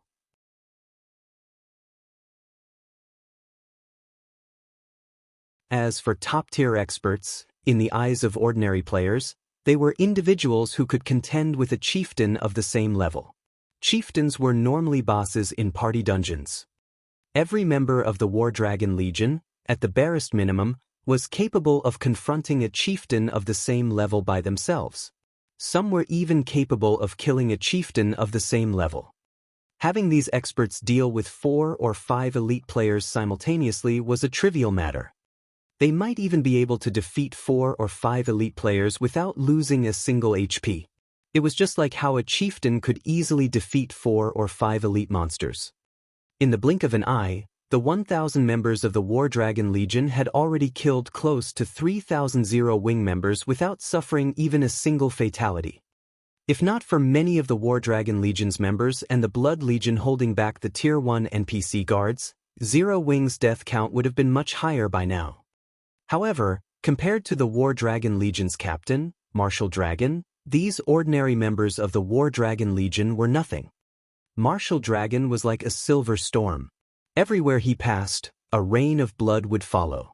When half a dozen elite members of Zero Wing dashed up to Martial Dragon, they were instantly struck by Martial Dragon's bone-chilling and immeasurably heavy aura, their complexions turning pale and movements becoming extraordinarily sluggish.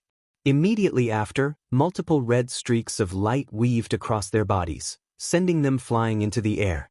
In the next moment, blood poured out like a fountain from multiple wounds. When these elites returned to the ground, a piece of equipment dropped beside them. Their bodies were no longer capable of movement. The War Dragon Legion is truly frightening. There are many among them who are even stronger than I am. That Martial Dragon is especially impressive. If I fought him, I'm not confident that I could even block a handful of moves before he defeated me. It is no wonder why people are saying that the Dragon Phoenix Pavilion's strength is the closest to a super guild. This Martial Dragon can indeed put up a fight against those old fellows. Galaxy Past stated incredulously. Super guilds had not become such because of their massive financial prowess or their large army of experts. The true reason was those inhuman experts that stood at the very top of the virtual gaming world. Martial Dragon had precisely the potential to become such an expert. I heard that Martial Dragon is a talent that only appears once every 10 years in the Heavenly Dragon Pavilion. It seems that this was not an exaggeration. Purple Eye watched Martial Dragon's figure that resembled a god of war, awe and anticipation, as well as some hints of jealousy, filling her eyes. To experts like herself, it was an instinct to revere the strong. At the same time, she also wished to challenge those powerhouses who stood at the summit. Martial Dragon was someone who had already obtained the right to challenge such individuals, so how could she not be jealous? Purple Eye even considered exchanging a few moves with Martial Dragon right this instant. Even though she knew she was no match for the man, the exchange would still benefit her immensely. If an expert wished to improve themselves quickly, they could not just rely on self-research and experimenting. They needed to fight various other experts, using the experience to learn and improve their own shortcomings. Only then could they improve quickly. While Purple Eye focused on Martial Dragon's every move, hoping to learn something through his actions, she suddenly noticed Martial Dragon's gaze shift to another location, his eyes revealing both traces of shock and excitement. Turning to look where Martial Dragon had shifted his attention to, Purple Eye similarly found herself shocked. Who is that person? Purple Eye's small mouth widened as if she had just seen a ghost. She had just watched 3 War Dragon Legion members die instantly. That's right, all 3 of them were killed in the blink of an eye. Moreover, they were the experts of the War Dragon Legion, not some noobs that could be found on the streets. Against multiple of such experts, not even Purple Eye was confident that she could emerge victorious. Yet, that person had succeeded. Moreover, she had done so with ease. After a moment of shock, Purple Eye was finally able to get a clear view of that player. Possessing an alluring appearance, she wore form-fitting black leather armor that fully displayed the graceful and mesmerizing curves of her body. She also wielded 2 blood-red short swords that emitted dazzling flames. At this moment, it was as if she stood at the center of Zero Wing's residence. That is Fire Dance? Purple Eye dared not even believe her own eyes right now.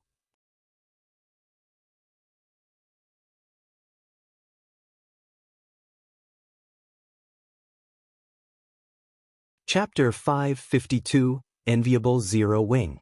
Purple Eye repeatedly rubbed her eyes and did a double take at the alluring figure. In the end, she was 100% sure she had not seen wrong. Why is this so different from what was reported? Purple Eye had read many reports on Zero Wing. The Star Alliance had gathered on every noteworthy expert in Zero Wing. There were also videos of every one of these noteworthy experts. Fire Dance was one of the few most noteworthy experts in Zero Wing. Hence, Purple Eye had a very good understanding of Fire Dance's strength. However, the data on Fire Dance had only noted her as a top-tier expert and that she was only barely able to contend with a chieftain of the same level. Hence, Purple Eye had not placed any importance on Fire Dance at all. Only Aqua Rose could be considered a worthy foe for her. Fire Dance had not even ranked on her list. Now, however, Fire Dance had easily defeated 3 top-tier experts. How could this strength not shock Purple Eye? It was especially true for that blade-like aura surrounding Fire Dance. Even while watching from such a distance, she could feel a sense of great danger with that aura. It felt as if Fire Dance could appear right before her at any time and launch an attack. With such a dazzling and dangerous aura, it was difficult for Fire Dance not to attract attention. Not to mention, there were many experts present on the battlefield, and every one of them possessed the sensitivity of a mouse. These experts detected the source of the danger instantly. 4 of the War Dragon Legion members closest to Fire Dance charged towards Fire Dance simultaneously. As if they had planned this, they coordinated their actions perfectly, launching an attack from all sides.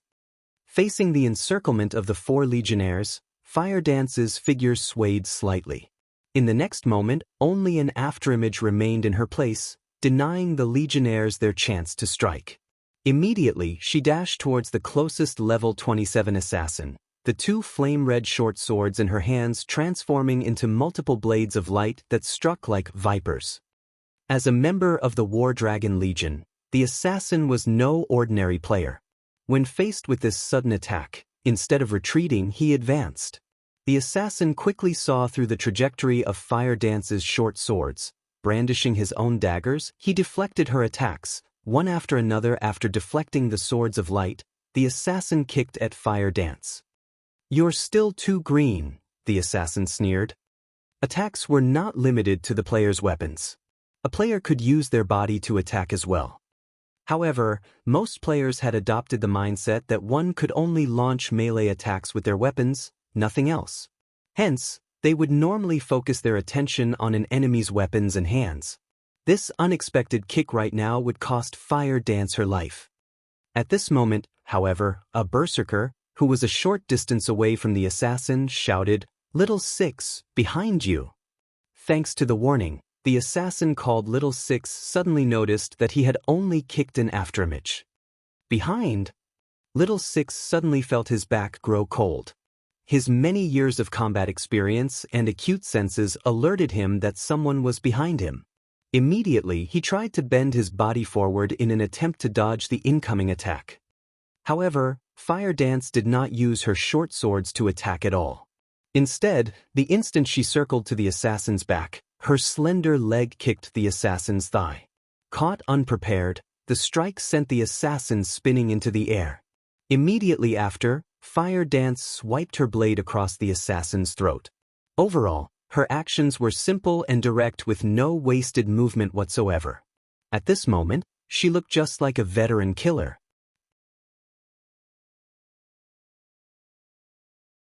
By the time the 3 other War Dragon Legion members caught up to Fire Dance, this assassin had become a disembodied soul under Fire Dance's swords. Although the entire process seemed slow, in reality, everything had happened in the blink of an eye. In the time it took Fire Dance to steal the assassin's life, the legionnaires had only crossed a distance of 10 yards. When the 3 legionnaires arrived before the female player, they slid to a halt, their eyes locked onto Fire Dance's seductive body. At this moment, they no longer dared to approach this charming, yet deadly assassin casually. "Purple, why haven't I heard anything about this Fire Dance? She can actually slaughter 3 War Dragon Legion members so easily. Even now, facing 4 legionnaires simultaneously, she dealt with one of them swiftly. Could she be a new talent that some super guild has recently nurtured?" Galaxy Past asked, unable to help his shock. As the guild leader of a first-rate guild, he was very well informed regarding the virtual gaming world. Even so, from the information he had received, there was no news about a character named Fire Dance. However, his knowledge of super guild's activities was limited. As Purple Eye was someone who had come from a super guild, she should have a better understanding of super guilds. Moreover, judging from how Fire Dance had defeated the members of the War Dragon Legion so efficiently, she definitely wasn't someone new to gaming. Normally, only experts nurtured by super guilds possessed such outstanding skills. Guild leader, although I, too, think that she might be a new talent from some super guild, from what I have seen of her techniques, I can say with certainty that no super guild has nurtured her. Her every move looks more like she is fighting a real battle. Her attacks do not resemble combat techniques used in a virtual reality game, Purple Eye said, a bitter smile on her face. That makes sense. Galaxy Past nodded, a hint of jealousy surfacing in his heart. Why was he jealous? It was because Fire Dance wasn't the only person performing exceptionally on this battlefield. There was also the Guardian Knight Cola, the Assassin Flying Shadow, and many other members of Zero Wing. The combat power each of them displayed was extraordinary. Only, Fire Dance shone brightest of them all. Zero Wing could not even be considered a second-rate guild, yet it possessed so many experts. Hence, how could he not grow jealous? So what if Zero Wing has a lot of experts? So what if you can pick a fight with first-rate guilds? Now that you've offended the Dragon Phoenix Pavilion, today will be your last. Watching the battle from afar, while Feng Xianyang was envious, he also celebrated Zero Wing's misfortune. Inside Zero Wing's residence, although Fire Dance and the other core members of Zero Wing were wantonly slaughtering the members of the Dragon Phoenix Pavilion, at the end of the day, its enemy was still the Dragon Phoenix Pavilion. As the strongest legion in the Heavenly Dragon Pavilion, the War Dragon Legion would not be taken down by just a few experts. Immediately, a large number of experts began to circle Zero Wing's few top-tier experts. However, Fire Dance's situation was slightly unique from the others. Only one person came forth to deal with her. This person's appearance immediately attracted many people's attention. He was none other than the War Dragon Legion's commander, Martial Dragon, the man that stood at the apex of the War Dragon Legion. You're very skilled. Join the War Dragon Legion. I guarantee that you will immediately become one of its party leaders. After some training, you can even become the vice commander, Martial Dragon proposed as his gaze took in Fire Dance's figure. The members of the War Dragon Legion were stunned. They had never thought that Martial Dragon's evaluation of Fire Dance would be so high as to offer her the position of vice commander. The highest position in the Heavenly Dragon Pavilion belonged to the Pavilion Master, and following that was the commander of the War Dragon Legion. As for the vice commander, that person would definitely be the third most influential person within the Heavenly Dragon Pavilion. There were countless experts within the Heavenly Dragon Pavilion hoping to climb the ladder to become the vice commander. And now, that position was already at Fire Dance's fingertips. You sure are insincere.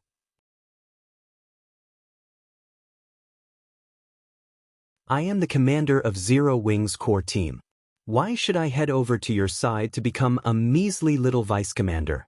Fire Dance revealed a playful smile. She was not interested in the position of vice commander in the slightest. It seems you still do not know what significance the position of vice commander holds, nor do you know the significance of the position of commander. Then, I'll show you just what the commander of the War Dragon Legion is.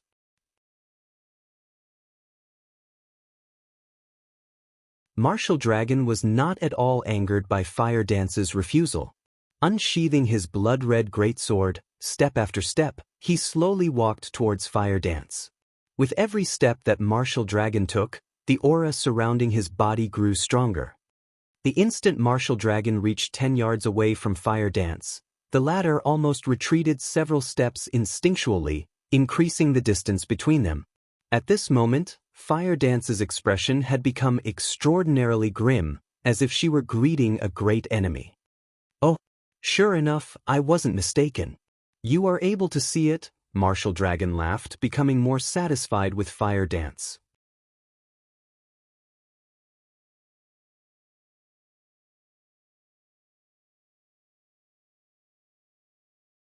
Chapter 553, The Difference of Top-Tier Equipment. How about it? This should be sufficient to convince you to join the War Dragon Legion, right? Martial Dragon asked once again. This time, instead of replying, Fire Dance quietly stared Martial Dragon. Just what kind of monster is this person?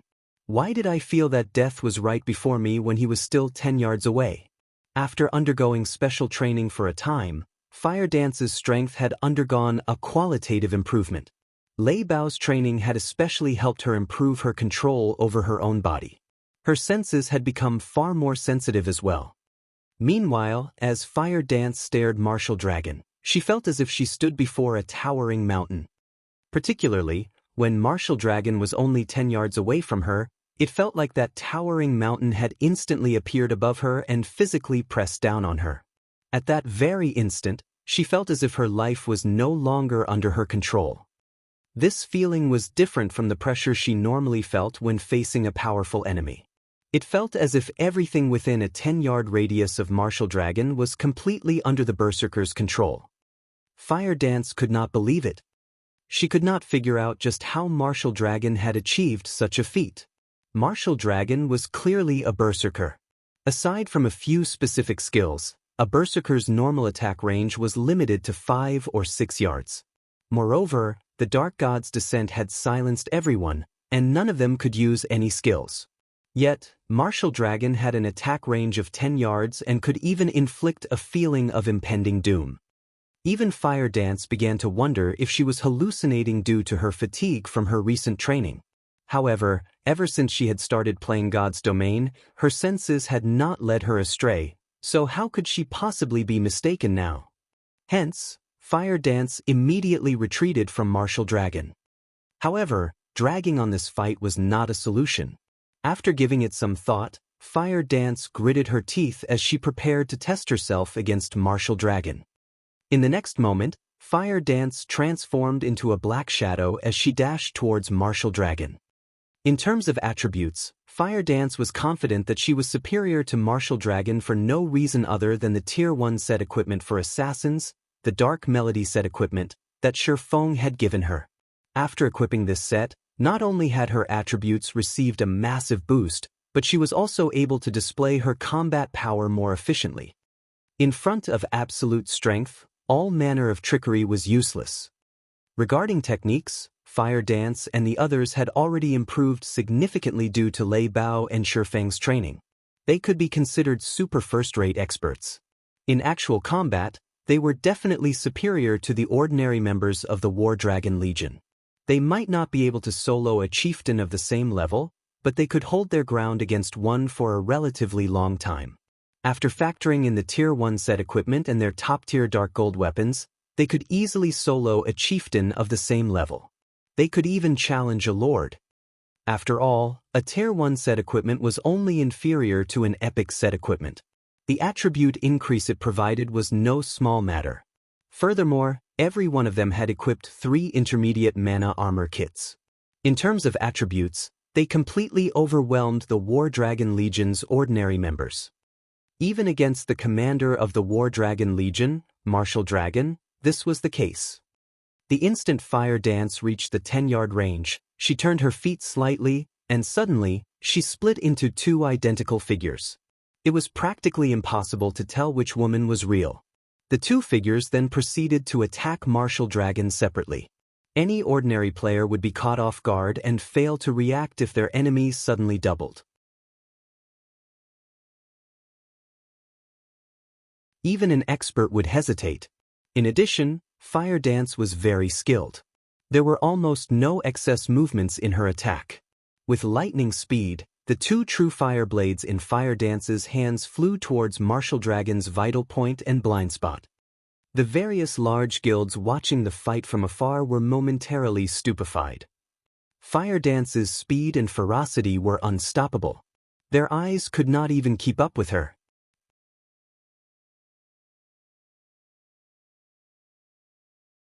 Even an expert would be finished. However, the instant before the true fire blades struck Martial Dragon, a red streak flashed, deflecting both of Fire Dance's attacks. At the same time, the resulting impact forced Fire Dance into a retreat. Is he even a berserker? How can he draw his sword so fast? Fire Dance was forced to retreat 3 steps before she stabilized her body. At this moment, however, both of her hands were numb. Berserkers were famed for their strength, so Fire Dance did not find it surprising that Martial Dragon's counterattack had repulsed her. However, she was an assassin, a class that was famed for its speed. She had clearly struck first, yet Martial Dragon still managed to block her attacks. This Fire Dance is not bad at all. Unfortunately, the gap between her and Martial Dragon is immense. It is so wide that even she hasn't realized its extent. Watching the fight from afar, Nine Dragons Emperor revealed a faint smile. Pavilion Master, how could you possibly compare that little girl to Martial Dragon? It is impressive that this little girl possesses such skill at such a young age. If she joins the Dragon Phoenix Pavilion, her future will be limitless. In a few years, she might even become a second Martial Dragon. The old man serving Nine Dragons Emperor similarly smiled. Martial Dragon was one of the strongest combatants that the Heavenly Dragon Pavilion had to offer. He was also a rare talent that only appeared once a decade. The virtual gaming world changed by the day, and every year, the Dragon Phoenix Pavilion would recruit a large number of players with potential. Meanwhile, the The fact that Martial Dragon was known as a genius that only appeared once every 10 years in the Dragon Phoenix Pavilion showed just how much talent he possessed. How could a little girl, who had never been nurtured by a super guild, possibly compete with such an individual? Before, although it seemed as though Martial Dragon's block had been extremely fast, in reality, that was not the case. It was only because Fire Dance had failed to notice Martial Dragon taking half a step backward. And it was precisely this distance that had given Martial Dragon's greatsword sufficient time to catch up to Fire Dance's short swords.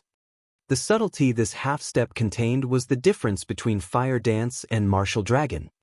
Before Fire Dance could recall how Martial Dragon had managed to counterattack, Martial Dragon suddenly moved. The instant he moved, Fire Dance focused all of her attention on the berserker's body. Martial Dragon's movements were very fast and polished.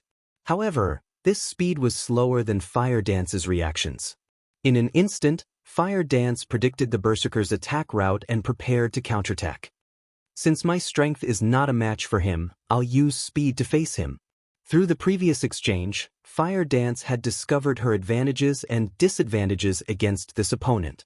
Assassins possessed extremely high agility. Hence, regarding movement speed, they were leaps and bounds above berserkers. With that in mind, Fire Dance planned to fight a moving battle with Martial Dragon. Fire Dance instantly dodged the attack from Martial Dragon's greatsword. She then sidestepped and sent a strike at the berserker's neck. Evade. Counter. It was a simple attack pattern. However, Fire Dance had completed both steps almost simultaneously. Just as Fire Dance considered following up her counterattack with another attack, her complexion suddenly paled as she felt that something was off. When her counterattack landed, she had not felt her blade slice flesh. Unfortunately, it was too late to react. Martial Dragon, who stood proudly before Fire Dance, had raised his blood-red greatsword and swung it down. A red blade of light flashed towards Fire Dance.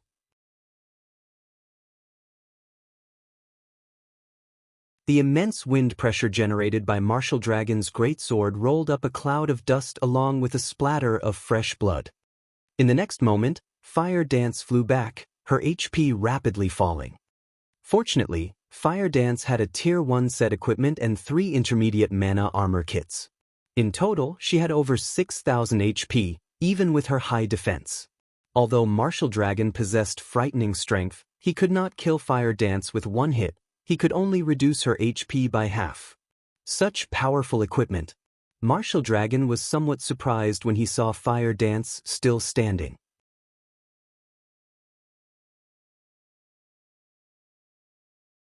However, he quickly discerned the reason why he was unable to kill the assassin with a single hit. Equipment capable of allowing an assassin to survive one of his strikes definitely possessed powerful attributes. At this moment, even Martial Dragon envied Fire Dance. Even Nine Dragons' Emperor, who watched the battle from afar, glared at Fire Dance enviously. It really is a wonder how you people from Zero Wing manage to obtain such exaggerated equipment. However, although your equipment is excellent, it will only prolong your suffering. Saying so, Martial Dragon advanced once more, swinging his greatsword towards Fire Dance, who had only barely recovered from her fall. Just as the red blade of light was about to strike the assassin. Who? Martial Dragon's hands suddenly froze as his gaze quickly swept through his surroundings. An expert who has awakened a domain is actually bullying a young woman who has yet to even enter the refinement realm.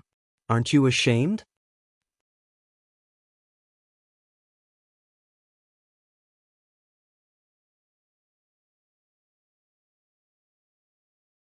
Chapter 554, Overwhelming Attributes.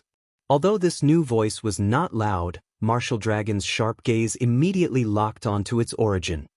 In the direction Martial Dragon was looking at, a plain-looking man in armor slowly emerged the warring crowd. Despite so many players focusing on killing each other, nobody had bothered to attack this man. It was as if none of these people had noticed him. Everyone was still focused on dealing with their own opponents. Only when this man's black sword pierced through the backs of the Dragon Phoenix Pavilion's elites did these elites notice the man's existence. By then, however, it was too late. Since the war had begun, nobody had noticed that this ordinary-looking man had killed many War Dragon Legionnaires and Dragon Phoenix Pavilion elites. He was practically a god of silent death. One hit Azura. Surprise and excitement filled Martial Dragon's eyes as they landed on Feng. Sure enough, your reputation is well-deserved. You really do possess some ability. A technique that could allow one to move unnoticed was no trivial matter. The concept might sound very simple, but when it came to its realization, not many could achieve it. This required a combination of special breathing techniques and footwork. Not to mention, Feng even wielded this technique with such ease. Despite having met many experts in the past, Martial Dragon had never encountered one capable of such a technique. One could say that such a technique was extremely convenient in a group battle. Since this technique could allow a player to avoid attention, then it could naturally be used in reverse as well, forcing others to focus on oneself. Martial Dragon had originally intended to finish off Fire Dance with his last attack. However, due to that sudden surge of killing intent from Feng, Martial Dragon felt as if someone had suddenly appeared behind him. Martial Dragon had no choice but to halt his attack in order to respond to the new enemy, allowing Fire Dance to escape with her life as a result. Fire Dance, go deal with someone else. Leave him to me. Feng sent Fire Dance a private message. Guild leader, be careful. Fire Dance nodded. Although Fire Dance was reluctant, she turned and moved to deal with other enemies. Martial Dragon glanced at Fire Dance's departing figure, not bothering to chase after the assassin. Instead, he focused his attention on the slowly approaching Feng. What's going on with Martial Dragon? Fire Dance was within his grasp. Why didn't he finish her off before moving on to deal with Black Flame? Feng Xianxia, who watched the fight from afar, shouted with frustration and confusion. His hatred for Zero Wing ran deep, and he wanted nothing more than to kill Zero Wing's upper managers hundreds of times. If not for Zero Wing, he would not have encountered so many problems. He would have long since become the hidden overlord of Star Moon Kingdom's eastern region rather than ending up in his current dire state. He even had to obey the 7 ghosts. Young Master Feng, Martial Dragon is not at fault here. It isn't because Martial Dragon didn't wish to finish her off, but because he couldn't, Third Ghost said, laughing bitterly. He then explained, Fire Dance is much faster than Martial Dragon. If she focuses on running away, even Martial Dragon cannot catch her. Not to mention, Black Flame has currently locked onto Martial Dragon. If he attempts to chase after Fire Dance, he will reveal a gap in his defense, giving Black Flame an opportunity to attack. Black Flame's combat power is astounding. He is far above Fire Dance. Moreover, that technique that makes others ignore his presence is also the perfect technique for assassinations. If Martial Dragon focused on Fire Dance, it is very likely that he would feel the bite of Black Flame's sword. How could Martial Dragon possibly dare to focus on Fire Dance?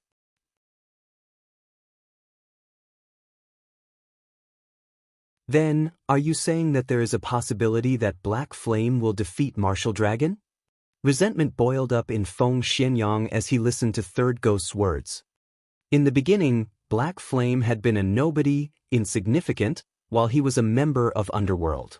Black Flame had spoiled his good fortune many times, yet, the more he fought Black Flame, the more he discovered how helpless he was against the man.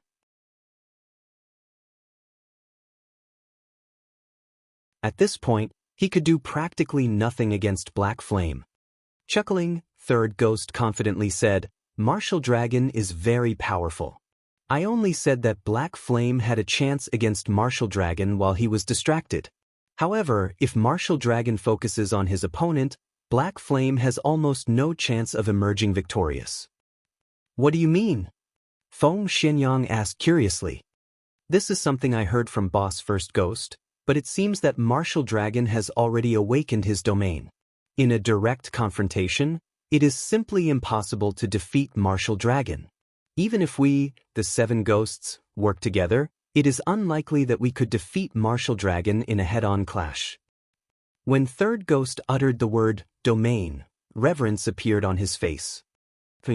Within a certain range, the wielder of the domain could achieve absolute control. One could even count the number of raindrops that fell in their domain. Only by training one's five senses to their extreme limits could one reach such a realm of control. Domains were practically a myth. Normally, only the geniuses among geniuses had the possibility of grasping such a technique. One could say that domains were the dreams that countless experts sought. While Third Ghost explained the situation, Martial Dragon and Shifeng gradually approached each other. 30 yards, 20 yards, 15 yards. One after another, the upper managers of the various large guilds witnessing this war shifted their gaze towards these two players. One was Starmoon Kingdom's #1 expert, Black Flame, while the other was the Heavenly Dragon Pavilion's top fighter, Martial Dragon. Both were peerless experts that could deter an army by themselves, so how could they possibly miss out on a battle between the two? Guild leader, who do you think will win? Purple Eye asked. Although she was a top-tier expert herself, she had no idea what the outcome of this battle would be, as she had never witnessed either of the two fight with their full power. I suspect Martial Dragon will win. The Dragon Phoenix Pavilion is a super first-rate guild. Moreover, you should have seen the strength Martial Dragon displayed a moment ago. That's a domain. Envy and admiration filled Galaxy Past's gaze as he looked at Martial Dragon. Rumor has it that Martial Dragon qualifies to compete with those old monsters, and it would seem that those rumors are true. I wonder when I will be able to set foot on that stage as well. Purple Eye nodded in agreement. In reality, she really hoped that Black Flame would emerge victorious. After all, there had yet to be a single first-rate guild daring enough to provoke the Dragon Phoenix Pavilion, yet, Black Flame had done just that.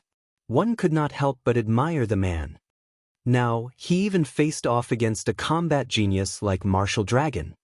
Unfortunately, Black Flame had yet to reach that stage.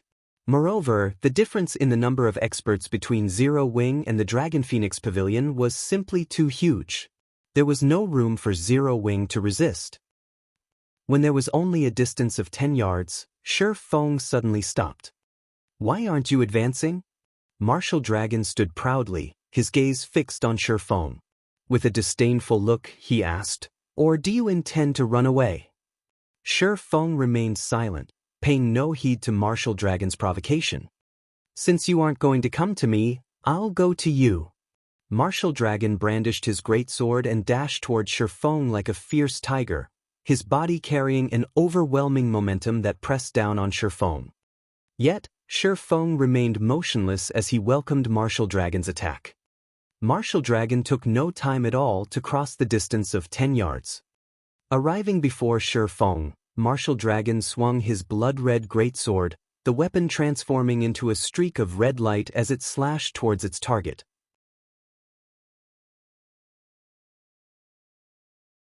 Martial Dragon's attack was both simple and crude. At this time, Shifeng, who had made no effort whatsoever to dodge the oncoming attack, finally moved, the abyssal blade in his hand transforming into a streak of light as it met Martial Dragon's greatsword. Boom! When the two swords clashed, a crisp, low-pitched sound echoed throughout the Zero Wing residence. The pure exchange of blows between the two powerhouses caused even the pavement to crack and shatter beneath their feet.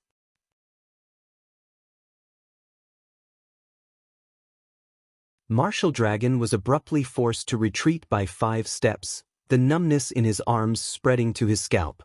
Martial Dragon then shifted his gaze to Shifeng, and what he saw left him stupefied. Shifeng stood steady in his original position like an immovable mountain. The difference in their strengths was obvious. You're tuning in to the Wang Lin's Journey YouTube channel. Don't forget to subscribe and join us on this journey to catch the most captivating stories.